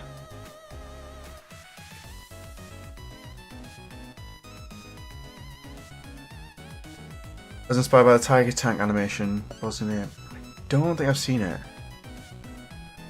Galvanic is so much better. It really does feel so much better. It's nicer. And then I'm hoping that we can just take this, maybe put it into the handle for the lever, and then go from that as well. That looks nice and smooth. Nice work. That's all Galvanic there. That was my code. That's Galvanic's. That's much easier to read. But yeah. It looks nice and smooth, nice work, it's really good. Ryan, just to say that I have gone with single eye crop to fill, which shows not warning messages. Cool. Is that what I put mine to?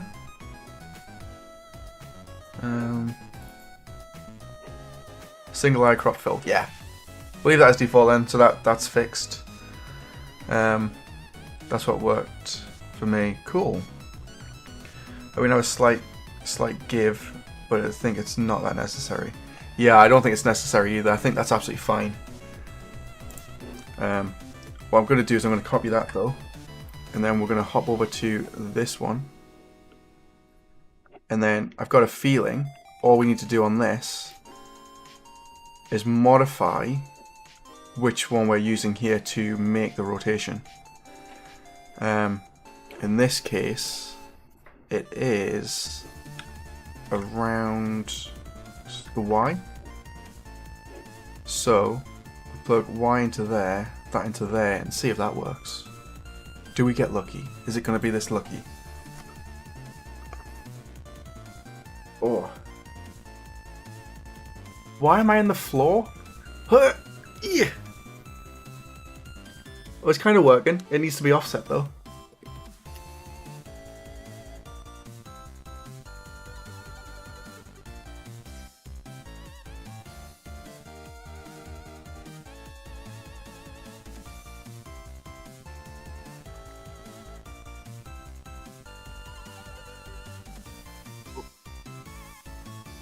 Okay, so we need to offset that. Add an offset.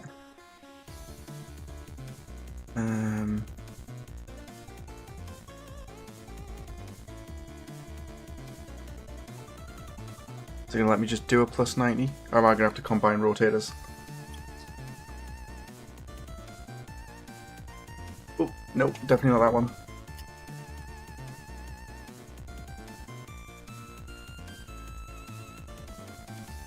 Component, motion controller.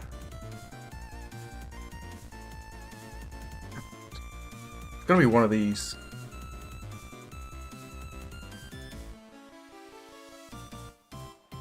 Let's have a look.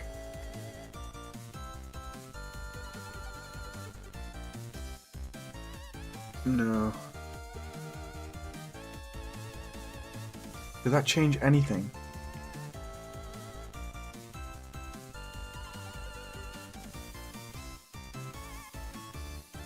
No, that's not the right one.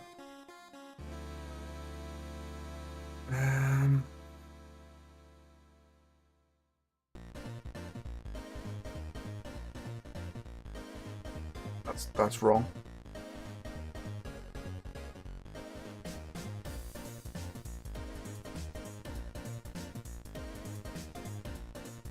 I don't think that changed anything. Why would it be offset by 90?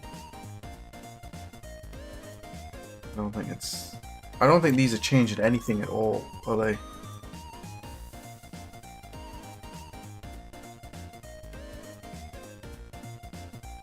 No.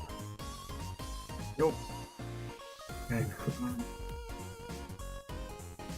Galvanic, sorry to say I'm not that good with maths. I'm just trying out different nodes and eventually I remember different things, so I'm 12th preparation. It's pretty much what I do. I failed my maths. God. Anybody asked like, did you get your GCSEs in maths? No, God, no, I failed mine.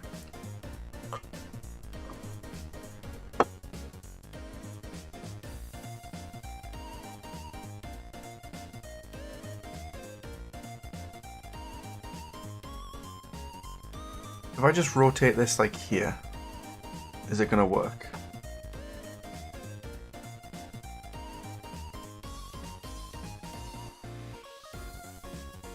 Nope. 180.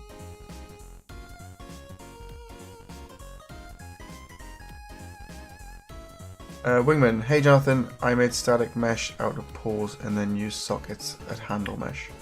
Okay. Then I use static mesh pores out of my handle line. Yeah, you could do that. There's so many ways you can do it. This just works better with the system that I've implemented into the GDXR template. So we gotta go from there. Stephen Ross, I teach GCSE math if you need any help. Okay. Good to know. I don't think my math's that bad at the minute. But yeah. It's good to know. Genuinely.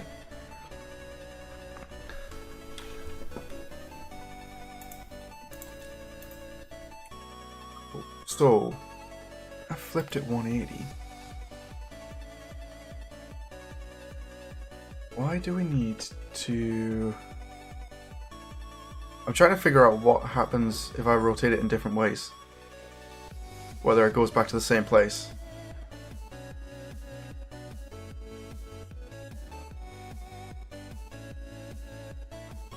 Could be doing anything. I just passed somehow during my schooling years and came first and fourth. So I had a lot of like medical issues when I was doing my GCSEs. I had to have surgery quite a bit. I lost count how many times. I had to have surgery quite a lot.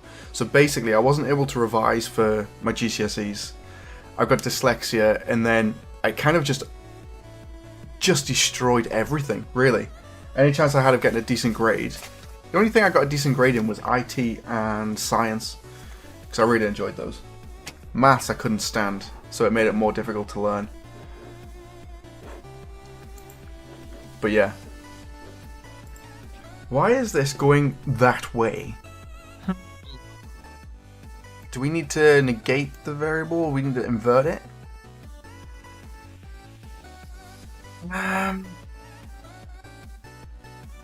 If I add here, it's just gonna go nuts, isn't it?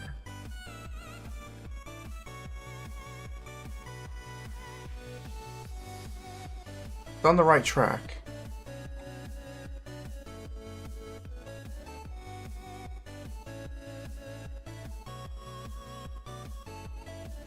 Almost in the right place.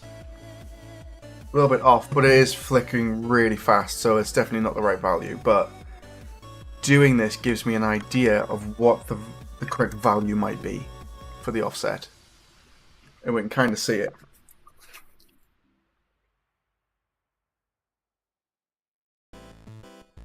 So it's flicking back and forth.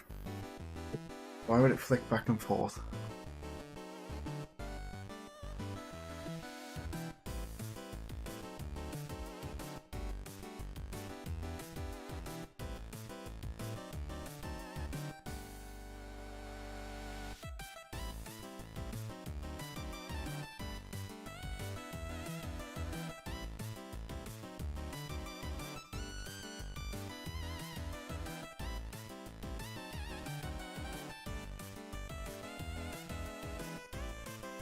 Joe Game, I still have dreams about not finding the math exams room.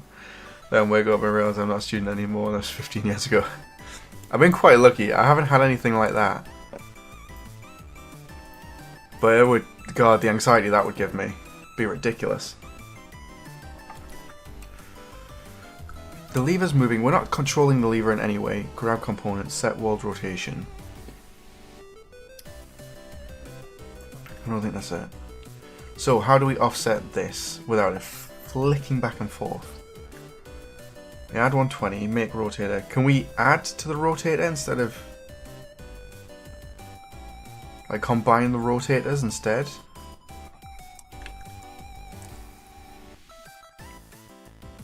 So we do something like this. Plug that in there.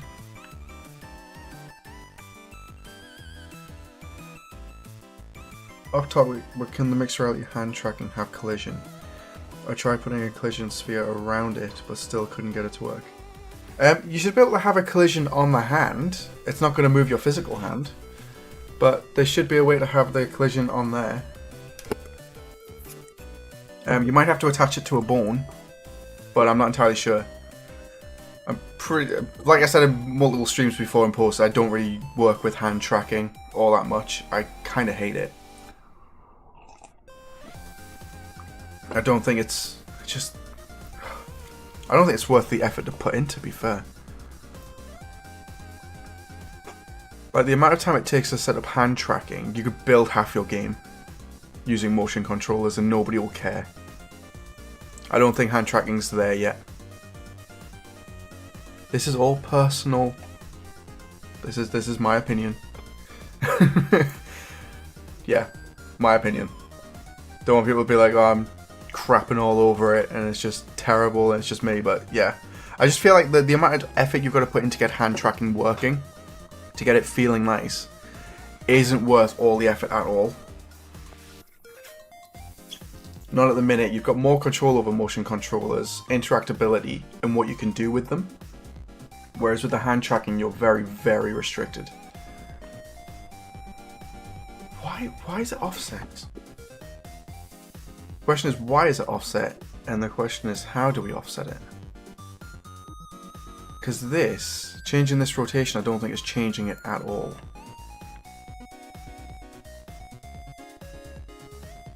It went backwards. So what, is there a variable somewhere like that where it would be in the correct location? No. Doesn't matter. Doesn't matter where it is, that rotation's staying. as it is.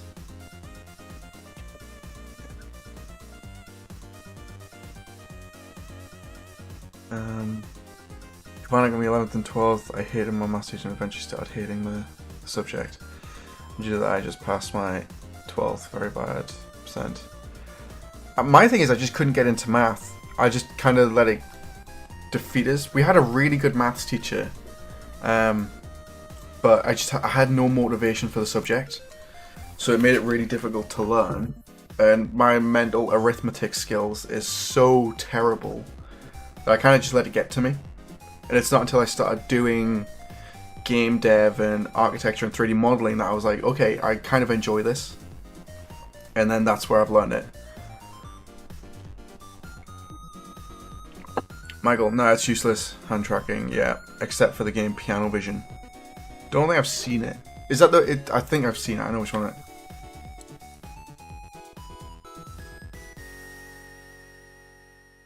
There's Piano Vision, which is really cool, which uses the hand tracking, and then I think I saw one on Reddit lately where someone's built a choir thing, so you can actually compose a choir using your hands. I'm like, that's really cool.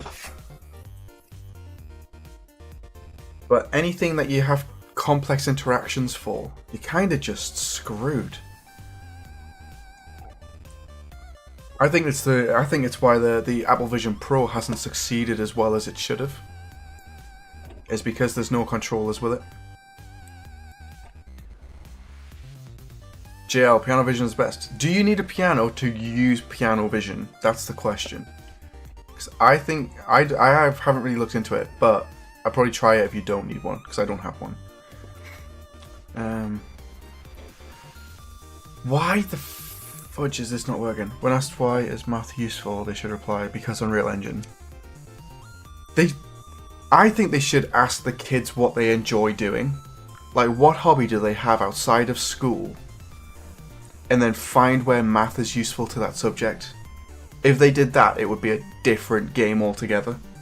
Kids would be like, okay, I need to do this to learn how to make this go. But yeah, I think that's the way it should be done. You can't do it with every subject, but asking the kids what they enjoy and trying to link it in. Like, does a kid enjoy playing football outside? Then there's math for that, for trajectories and like speeds of balls and stuff like that. Or do they enjoy reading? I imagine you could find math in that alone. Like, number of books and how many books can you buy with X amount of money. Then it's fun. It's not like Frank has 200 watermelons. If he shares them between 3 friends, how many watermelons does he have left? It's like, that's not realistic. You spend more time being like, what the fuck's going on with this question than actually answering it. But yeah, it's like games, playing games. There's math involved in that everywhere, just in the playing. But yeah, there's just ways of getting it to the kids that makes it easier to understand. So again, absolutely the problem is schools is that it's too generalized and the kids are lost because they don't see any links with their interests. Exactly that. It's all school systems need updating to like the 21st century. They're too out of date. All exams are all memory games now. That's all it is. For me, because of Unreal, I got back into coding and math. The last time I did coding was when I was in 6th and 10th grade with basic Java. I didn't even do coding at school. I did the art stuff. I'm entirely self-taught with blueprints and the whole coding language. Like, this has taken a couple of years, but I'm all self-taught with this.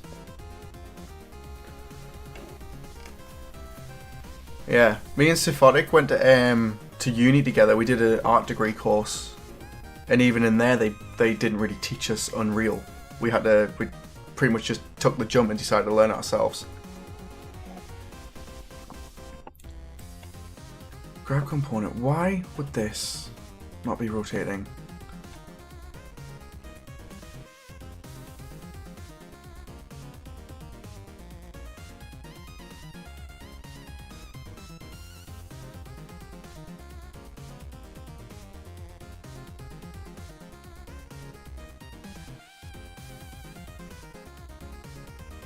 I don't know what I expected from that. We're not telling it to update the rotation, it's gonna update, not gonna update the rotation. But why can we not offset it?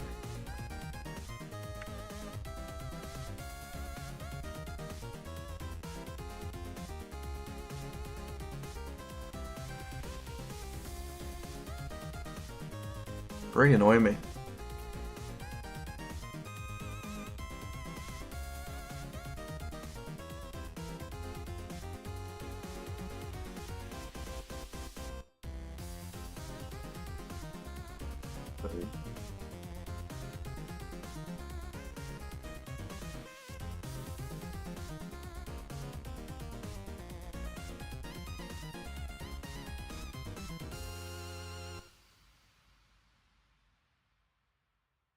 I rotate it on the wrong axis.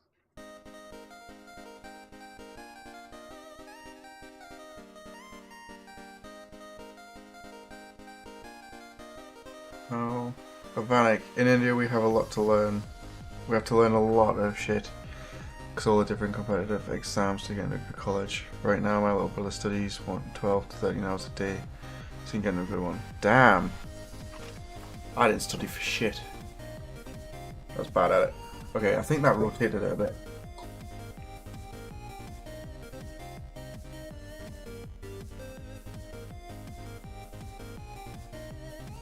Oh, I think we're on the right track.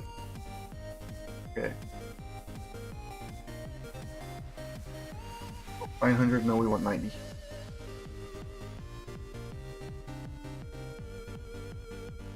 Hey, there we go.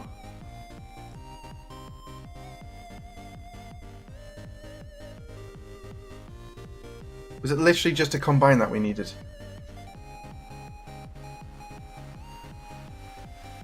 Oh, you gotta make that so much nicer. Yes.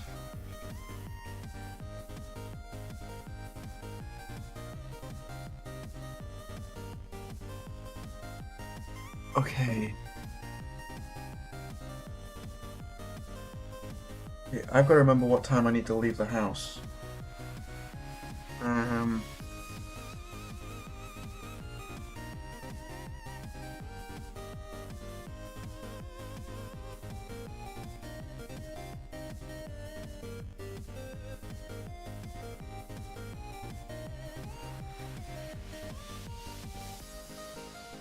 Cool.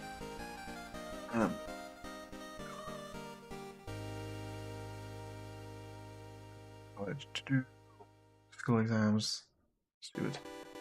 I think exams are stupid in general, unless it's for stuff like law and those kind of things. Then subjects definitely have their place for exams.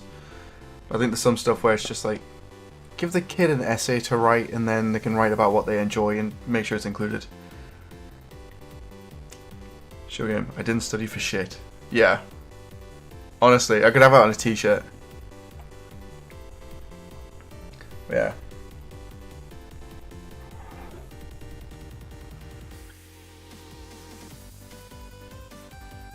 Put it on a t-shirt. The only thing is, don't be like you don't have to study if anybody's watching this after the stream. I did. I had to go to college for an extra 3 years to get to where I am now to do the shit that I want to do. Like, it screwed me over. Like, I'm a couple of years behind from where it should be. But I'm here now. I've got a business. I've got a company. I'm doing coding and VR for a living. I enjoy every freaking second of it. Mark Carney, looking forward to seeing the new haircut. Who's getting a haircut? Somebody getting a haircut? Am I getting a haircut? I could do with a haircut. But we're not doing that tonight. What are we doing tonight? We've got to go vote. And then... Oh. That's the haircut I get. I'm with you now. I think that coffee's wearing off, you know. I think I need some more coffee. I'm starting to lose it. Yeah. We're going to go vote first, and then I'll be taking the little one down to it's not a hairdresser's. It's like a charity place that they do, and then going to go do the hair class. I did it a couple of months back, and it was only me and another dad who turned up, so it felt really shitty for the person doing the event. But we had a pretty much one-on-one session with the hairdresser to learn how to do stuff. It was really cool. So go down there, have a laugh, have a chat as well. Learn how to do some hair. Should be pretty good. Slider. Let's see if we can just plug this code into here and have it work.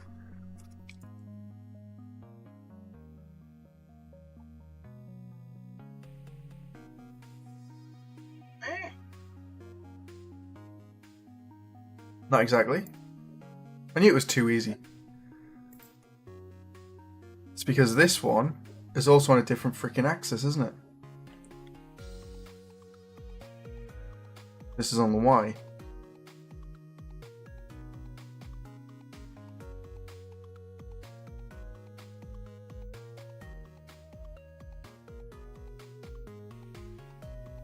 Had hairdressing, what a LinkedIn profile. Honestly, if I had most of the random crap that I've done in the last couple of years on my LinkedIn, nobody would know what the hell they're looking at.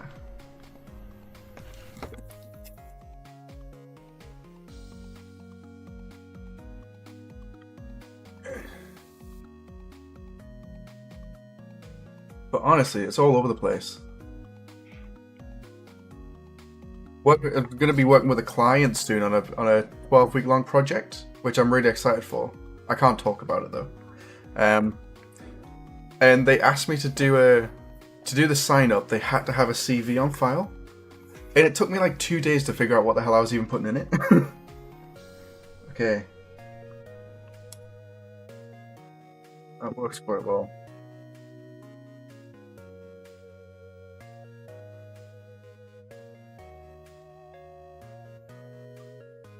Let's have a look.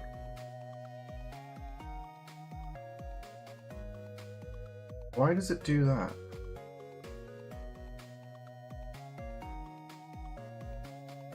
I'm changing the grab component's rotation, aren't I? Yes, this grab component, which is already set to 0, 0, 0, is flipping. I did like 10, would that work? Galvanic, you mentioned that you could actually add an offset on this so it kind of bounces a little bit. How are you approaching that? Because I think with the lever, it's probably going to be more required. I could hook the other code up that I've got. Come on, track. So this is fine for the wheel, and then this one's really good for the handle. But for this one, I think as you go further away, it's going to do it. But as you get closer, your hand will probably start here, and then you kind of like push it down, like push into it. So that's what I'm wondering.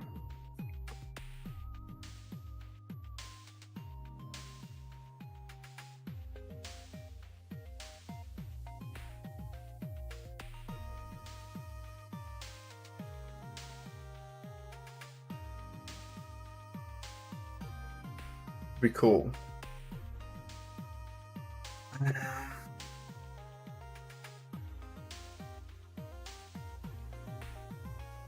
I wonder if the code that I wrote previously for the crank wheel,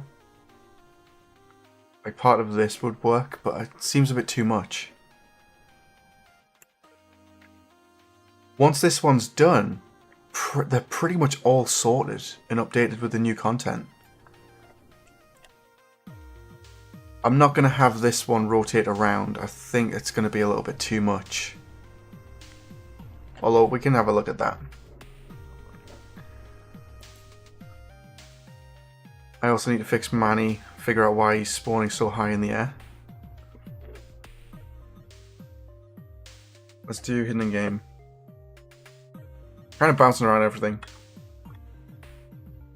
Correct. Right, I'm going to head off and do some fun old house chores.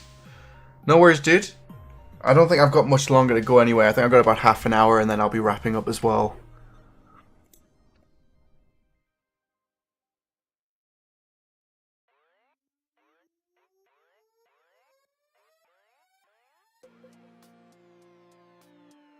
Ah, that's why my arrow is way off.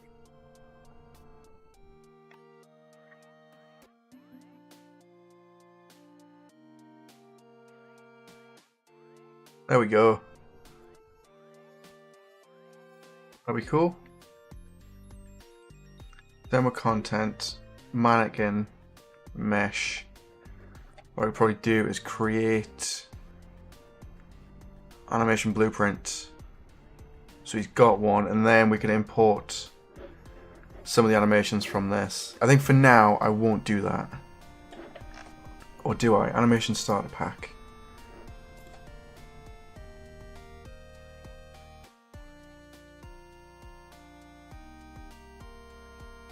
Can't remember if this has got an idle.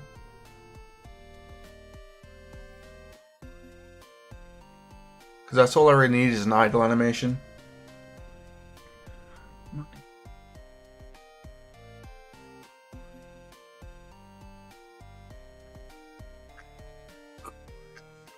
Oh, doesn't say.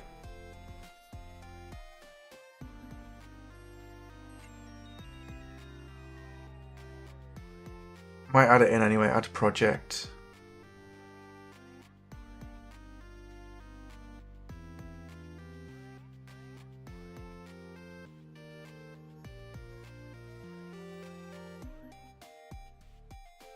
Mannequin mobile, and then we have mannequin animation starter pack.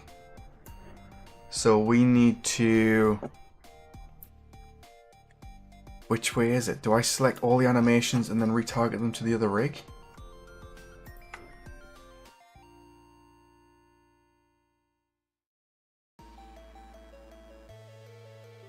Or is it money?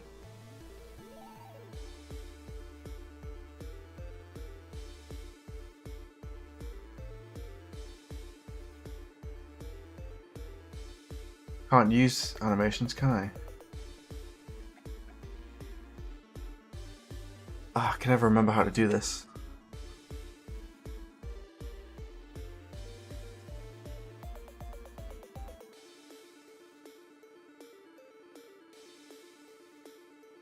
Do you retarget animations to a new skeleton or the skeleton to the new animations? Replace skeleton. Okay. Animation sequence. They're not called animation sequences, are they? They're just animation. Oh, it is animation sequence. There it is. Right click, retarget animation asset. Replace skeleton. SK Money Mobile. Okay.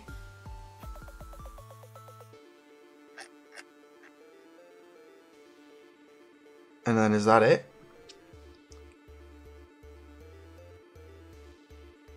Again, new folder. Animations. I want to move all the animations from here.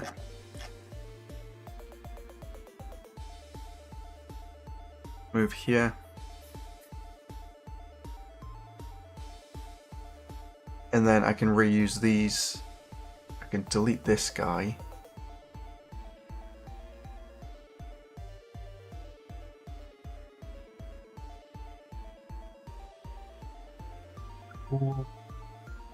Animations. And these are still done on the mobile. Cool, mobile character. So now in here, I just do animations. Let's do new animation blueprint is what we need. So I need, did I create one already? Mesh, no. Create anim blueprint.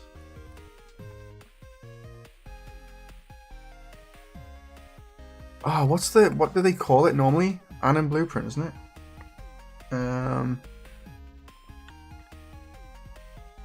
AB animation blueprint. Mannequin mobile. And then I don't know if we have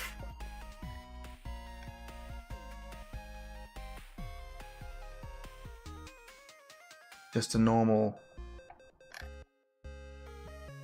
or do I have to import it from another template?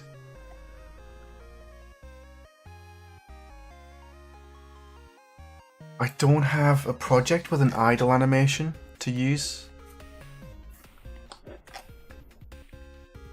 Yeah. Tara, haha, nerd. You're a nerd. Kisses to you too, babe. Do you know anything about blueprints, babe? We're trying to get animations for it to actually work. I don't know if there's any in here that we can actually use for an idle animation. Because I don't think there's anything else in here that uses the old mannequin system. But yeah. I'll be doing another.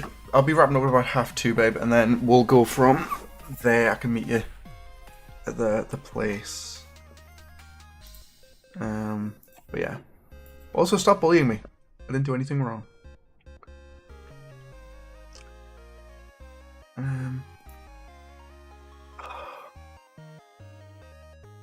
I try turning it off and on again. Yes, but that's not the problem with this one. We need an animation, and I don't have it. We've got a whole bunch of different animations, but we haven't got anything that's just general, like an idle animation, because I don't think it comes with a normal one.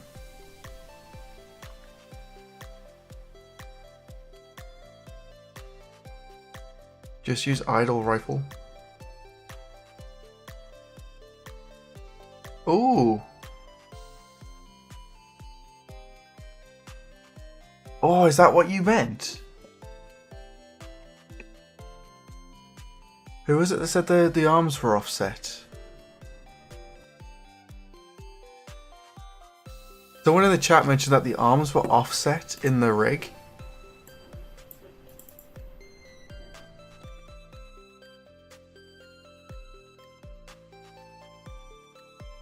What could be the issue with that?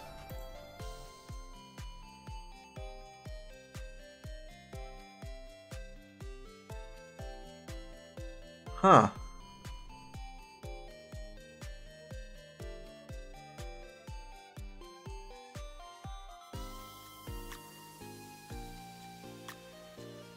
Got the skeleton.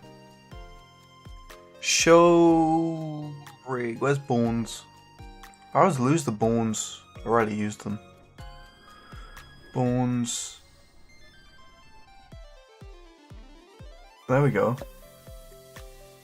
So the animation is the issue.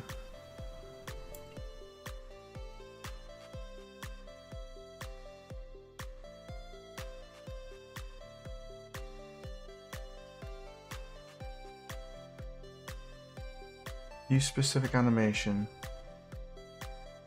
What?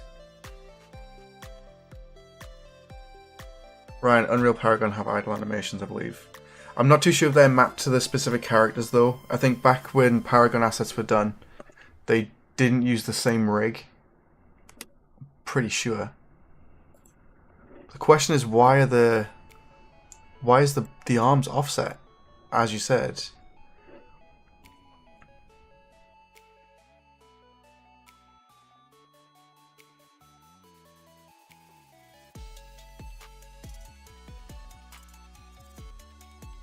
Added multiple bones. Upper arm twist, lower arm twist. They are also the same animation.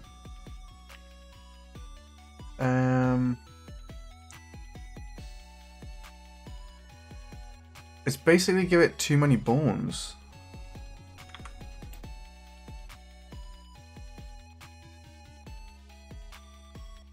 Or at least the top of the animation is linked to the wrong one. Right, okay.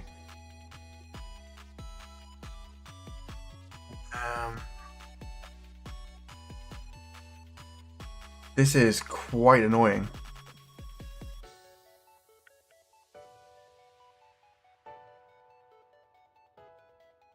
Add a new animation modifier? What do these do?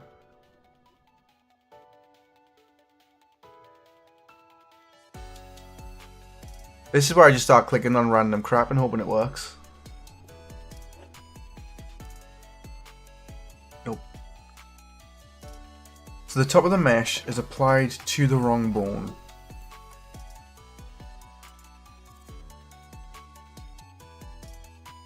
At worst, we can just delete this. Replace skeleton. Is it going to give us any other information to do? Okay, assets replaced. Still doing the same thing. Retarget.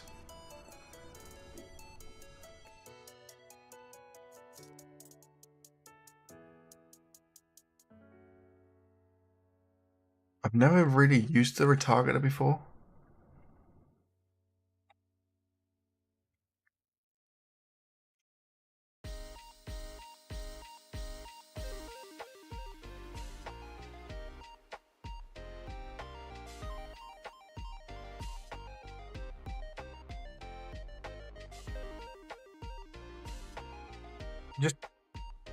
What the hell happens if we just stick all of these on? Can it go wrong? Could explode.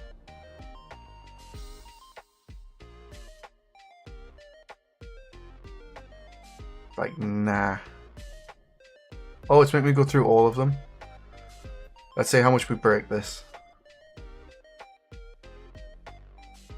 Ah, I gotta do 62.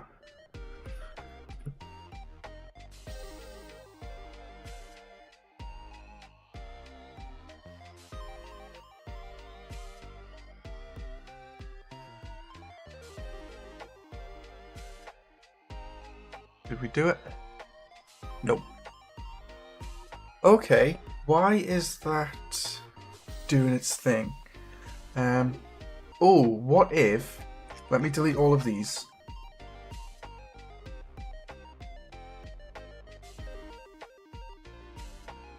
Force delete. It's probably going to shout at me for the animation blueprint. Okay. Marketplace. Marketplace. Let's go back to that one.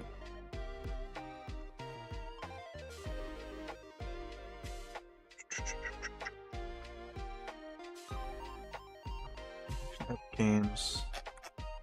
Same thing. End screen. We're going to bring all of these back in, but I'm going to do add to project. Show all. We're going to keep this, and we're going to do 4.24. Add that to the project, and then we're going to see if we can retarget it from there. So, animation, asset actions, replace skeleton. That's what we did before.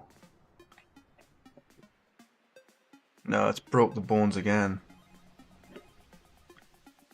Huh.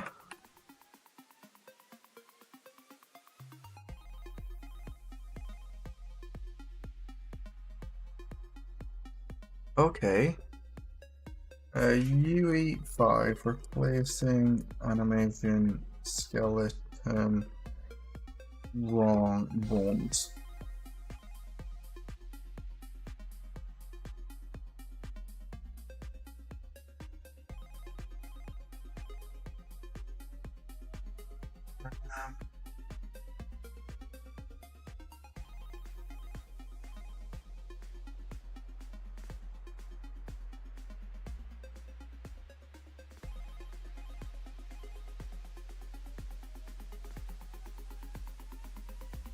So do I need to retarget the whole thing?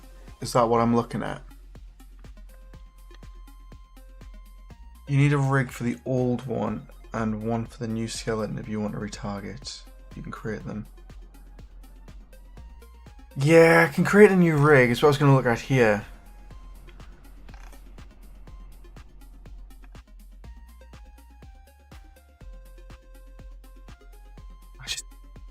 I'm no good at doing this. I don't know if we've got time either. I've got like 20 minutes before I gotta leave.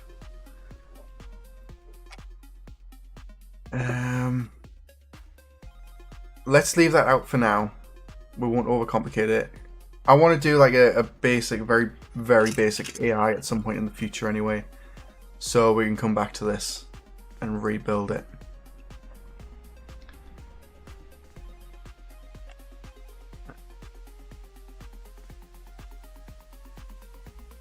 We'll keep money in here though.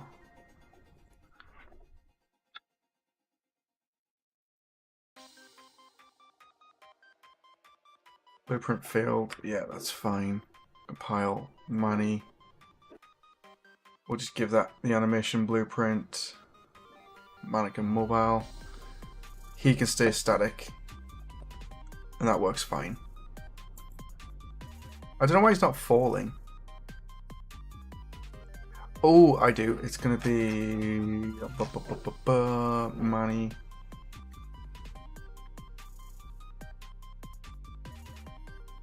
Spawned in world.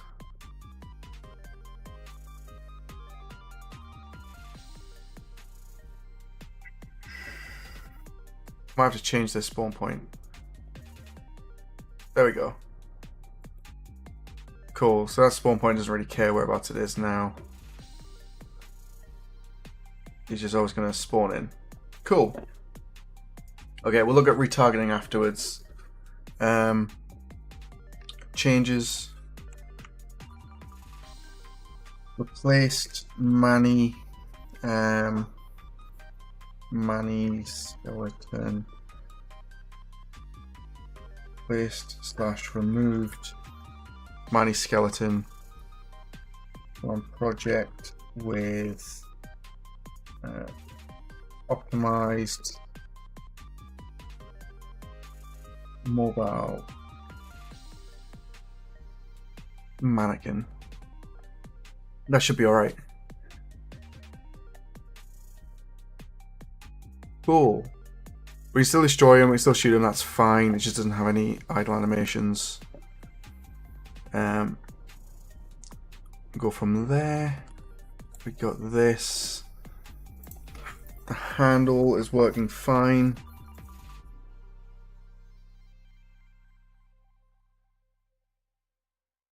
Okay, that's rotating. This needs to go back on the wall.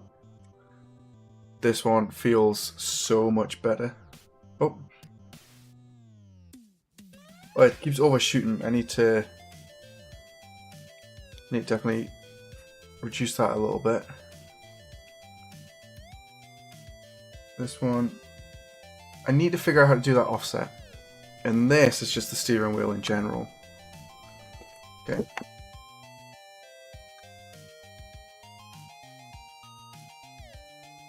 Still game in 5.4 retargeting has become much easier. I might just leave it till that then. We can do that in 5.4. Which would be easier to manage. I'll send you a solution tonight, sir. I have to do some other things. No worries at all, honestly, it's absolutely fine. For the lever switch, add the X value to the Y value and it should work properly. The current way you did it will have problem. Different world locations. Should be fine, shouldn't it?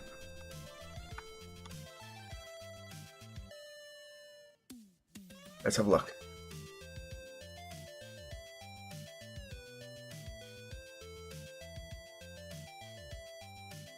Don't know why things keep bugging out. There we go. Ah, it does indeed have issues. Thank you. I wouldn't have noticed that.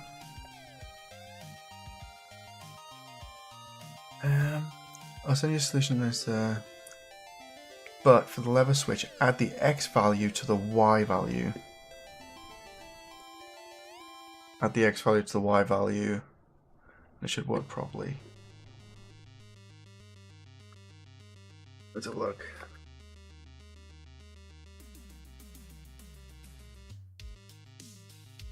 That's wrong. What have I done wrong? Am I adding the wrong ones?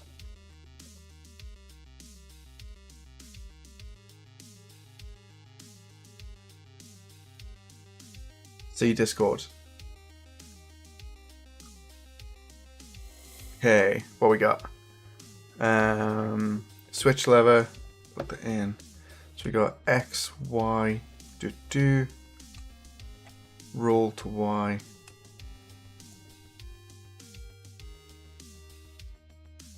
So it might be my add.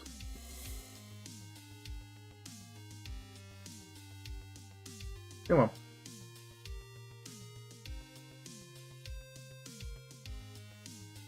Okay. So that's working, but I still need to offset the hand a little bit. It's working really well, but it's not pointing very accurately at it. I think that's the only thing. I don't want to add, I need to combine. Can you combine floats? I've never done that before. Compare float. Well, that's cool.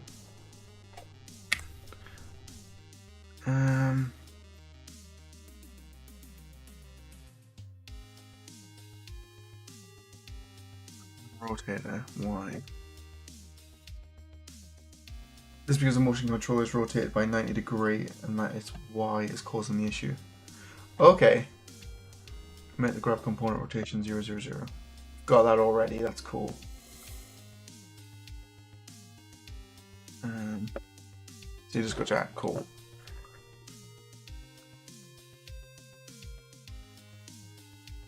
See, I still want to be able to add to it. I want to be able to offset it.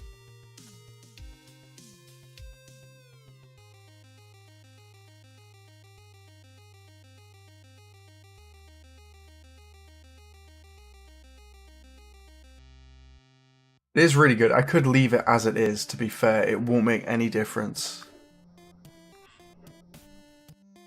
Slider.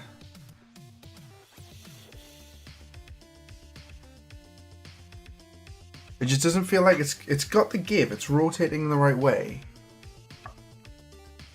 But it's just not, doesn't feel like it's still matching the controller enough. It's kind of keeping its original rotation.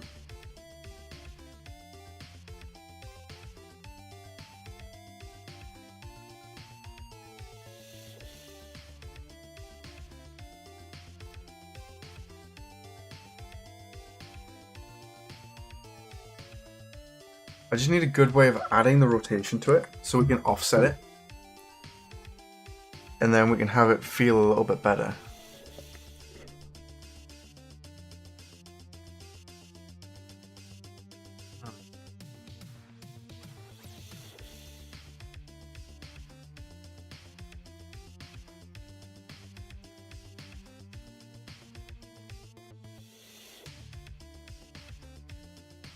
If I plug that one in there, will that work for this?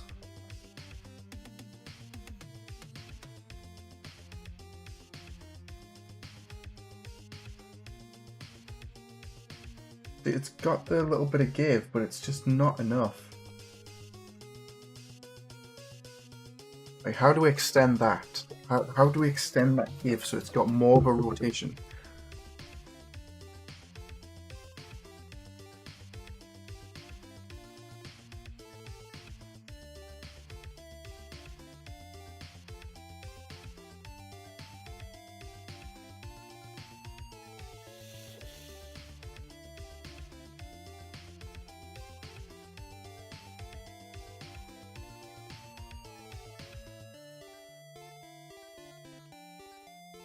Application.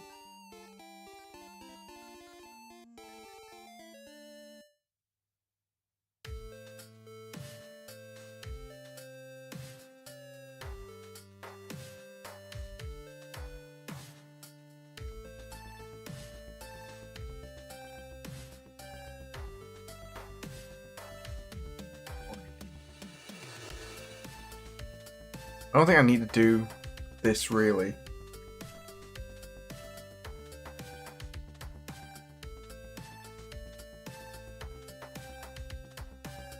So if I have that one and that one, I can actually control them at the same time.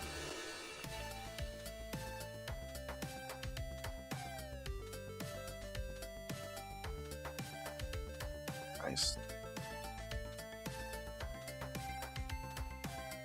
I just want the rotation to be a little bit more. And I don't know what's restricting that from happening.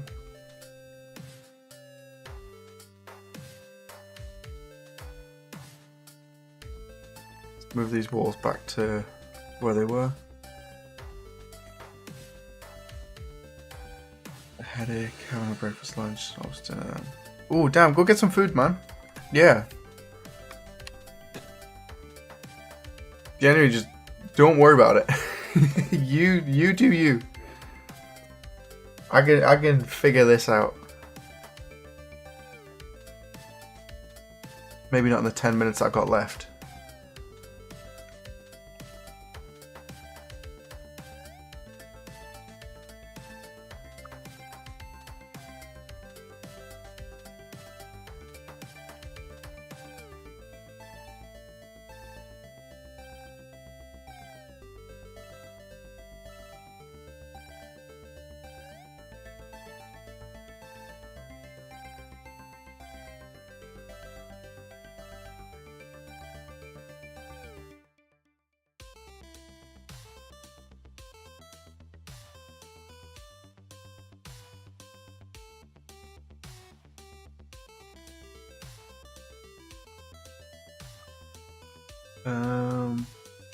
What am I looking at?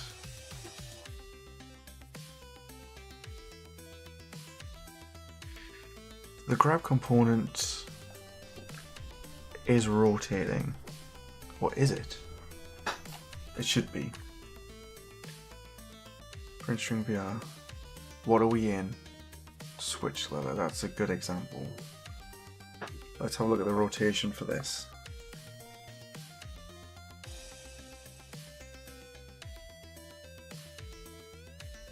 It's not the right value.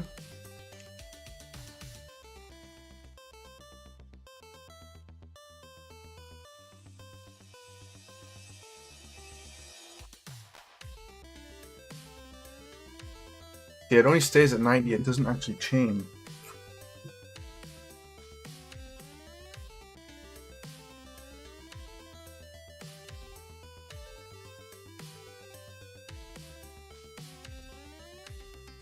That's interesting though.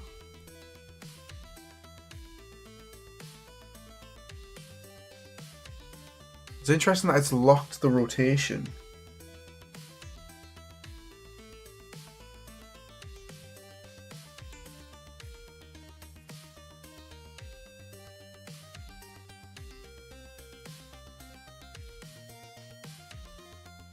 Is it because it's relative?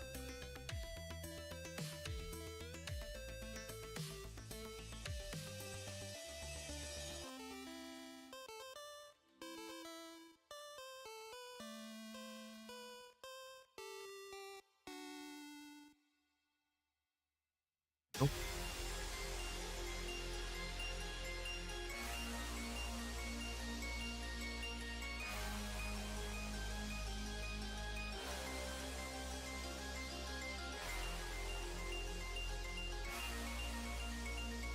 What happens if we do get world rotation instead of get relative?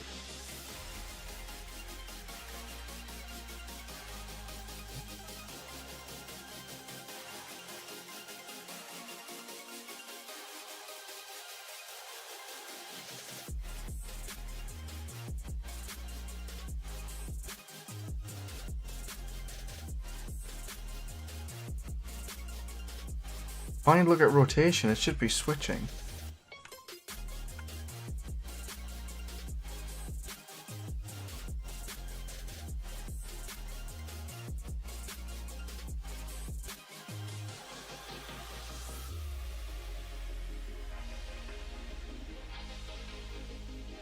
Oh, it's because it's... Ah, it's because it's the freaking...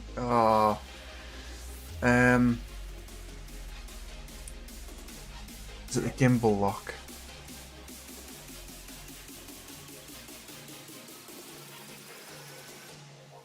I think get world rotation. Like get forward or something.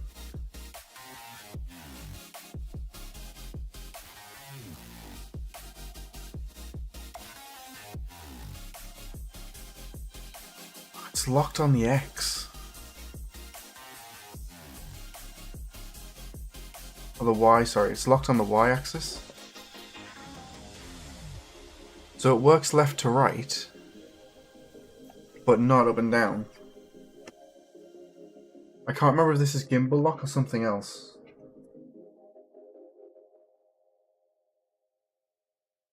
So yeah, we move left or right, it works. We get a little bit up and down, but it just stops. And then rotates around that point. So left and right is fine. Up and down, not so much.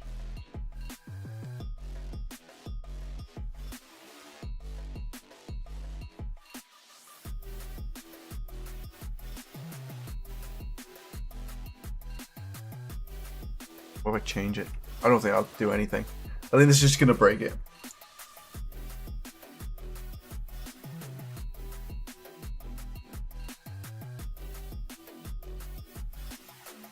Yeah, just invert the one that we're looking at.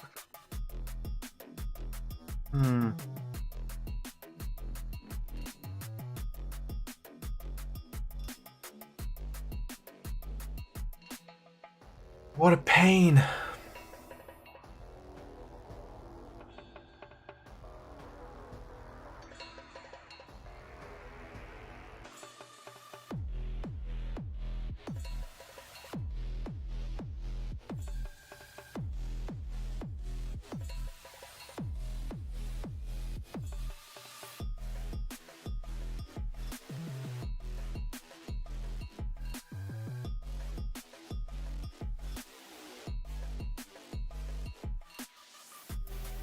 I guess.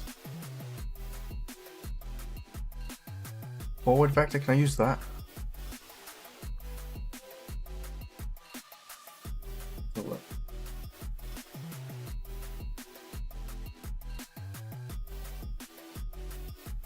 Does it ever so slightly? That kind of works, actually.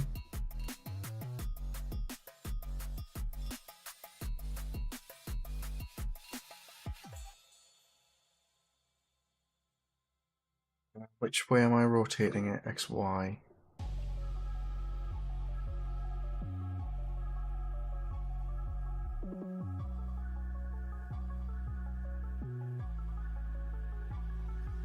I need to remember which one it is really quickly, and then I can add that back in. So I don't think adding this to here and then plugging that in is going to be the right one. Maybe.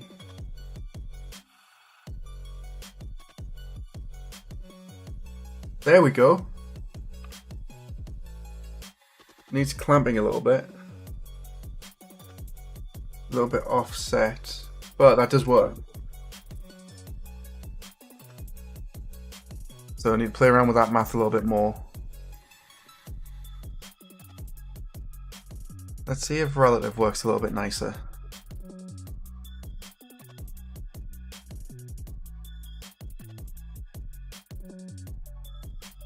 No. We definitely want world.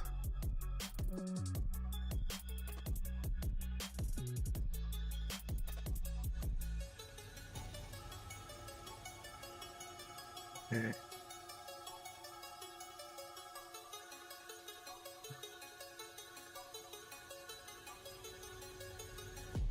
Final rotation, get X factor, okay.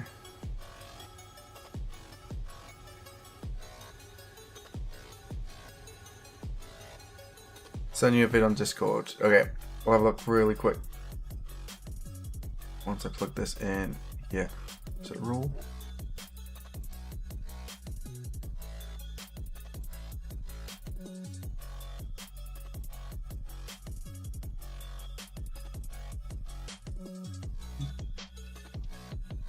Wait for it to upload and then we'll have a look.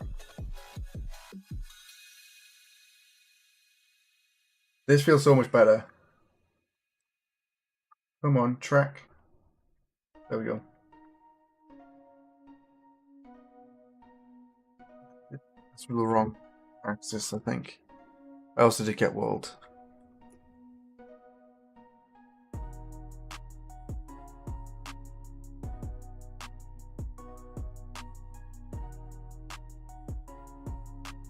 Get you in there, and then I think I'm gonna have to change around which one goes where.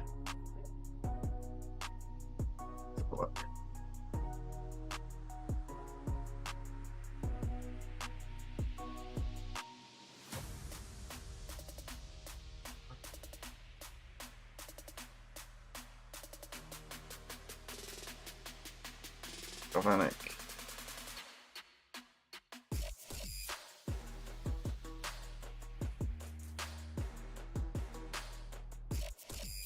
Look. Yeah, just having the little bit of give in the wrist feels so much nicer. That's what we're after. Which I've got working on the levers now.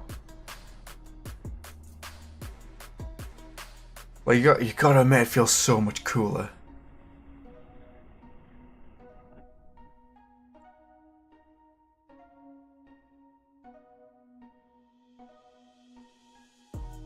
Yeah, still doing the relative location, make rotator.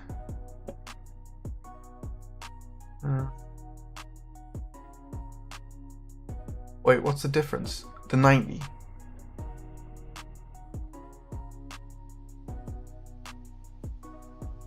Not the same? Why does my code work and yours doesn't? Well, yours does as well.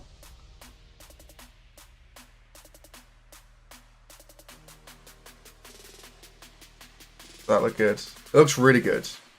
Like, once I've got this down and these feel a lot nicer to work with and use, I can put them into their own template and then put it on the marketplace for you guys.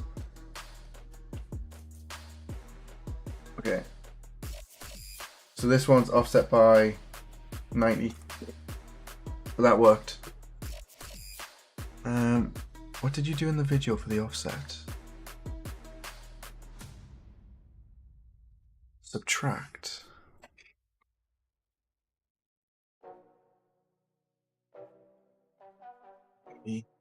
Oh, I've really got to go. I've really got to go, but I just want to keep doing this.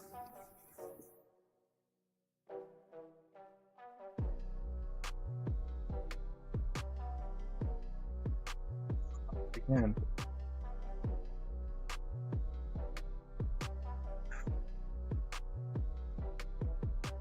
What is the difference?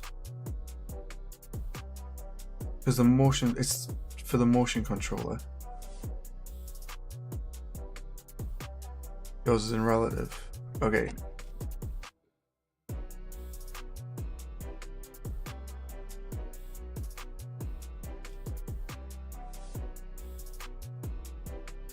Try that. Yours also does not have stuff at the end. Yours is doing final look at rotation.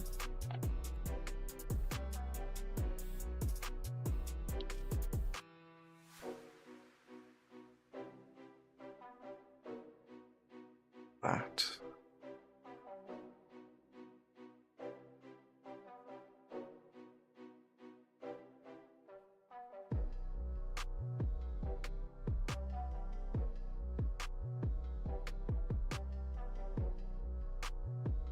Well offset. Okay. You're on the slider. Alright, what I'll do is let's remove that from here so I don't forget.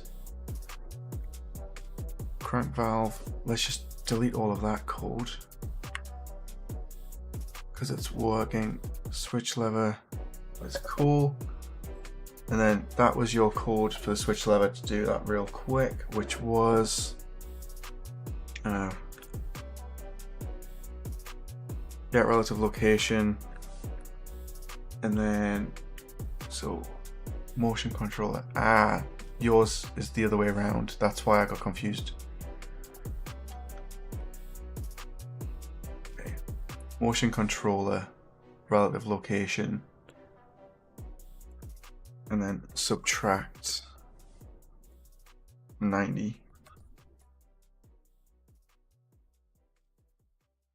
Set that, and then set relative location for the grab component into there, and then find look at rotation.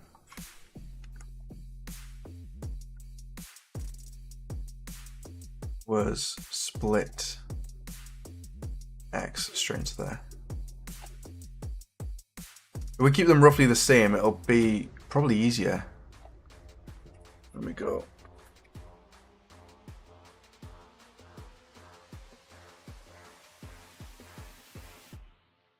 Feels inverted. Yeah, if my hand's further away, it's like going up. Did I add or subtract? I'm not too sure why we're getting different results.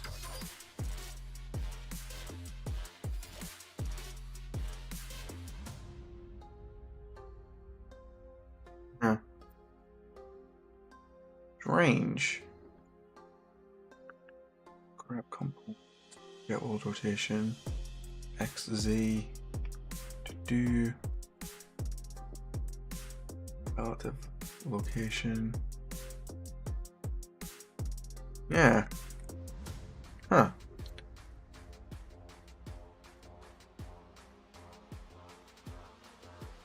Okay. I've got to leave it there.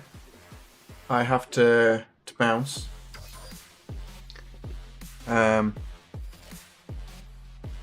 But we're going to also do another live stream at another point and then see how it's going from there. This is now offset. It's like inverted. Strange.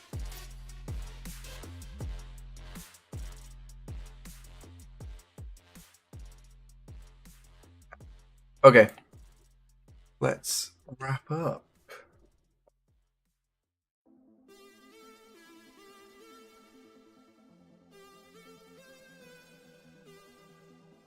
File, save all. Yep, let's look into it later. Yeah. Hopefully I won't be too late getting back and I can, depending on what time the little one goes to bed, I can always have another look. I need to save my page. Already done. Cool. Let's close that. This is getting there slowly. And we'll go from there. Good progress. Thanks for the stream. No worries at all. Thank you for joining me. It's been a lot of fun. And I will see you all later. Bye.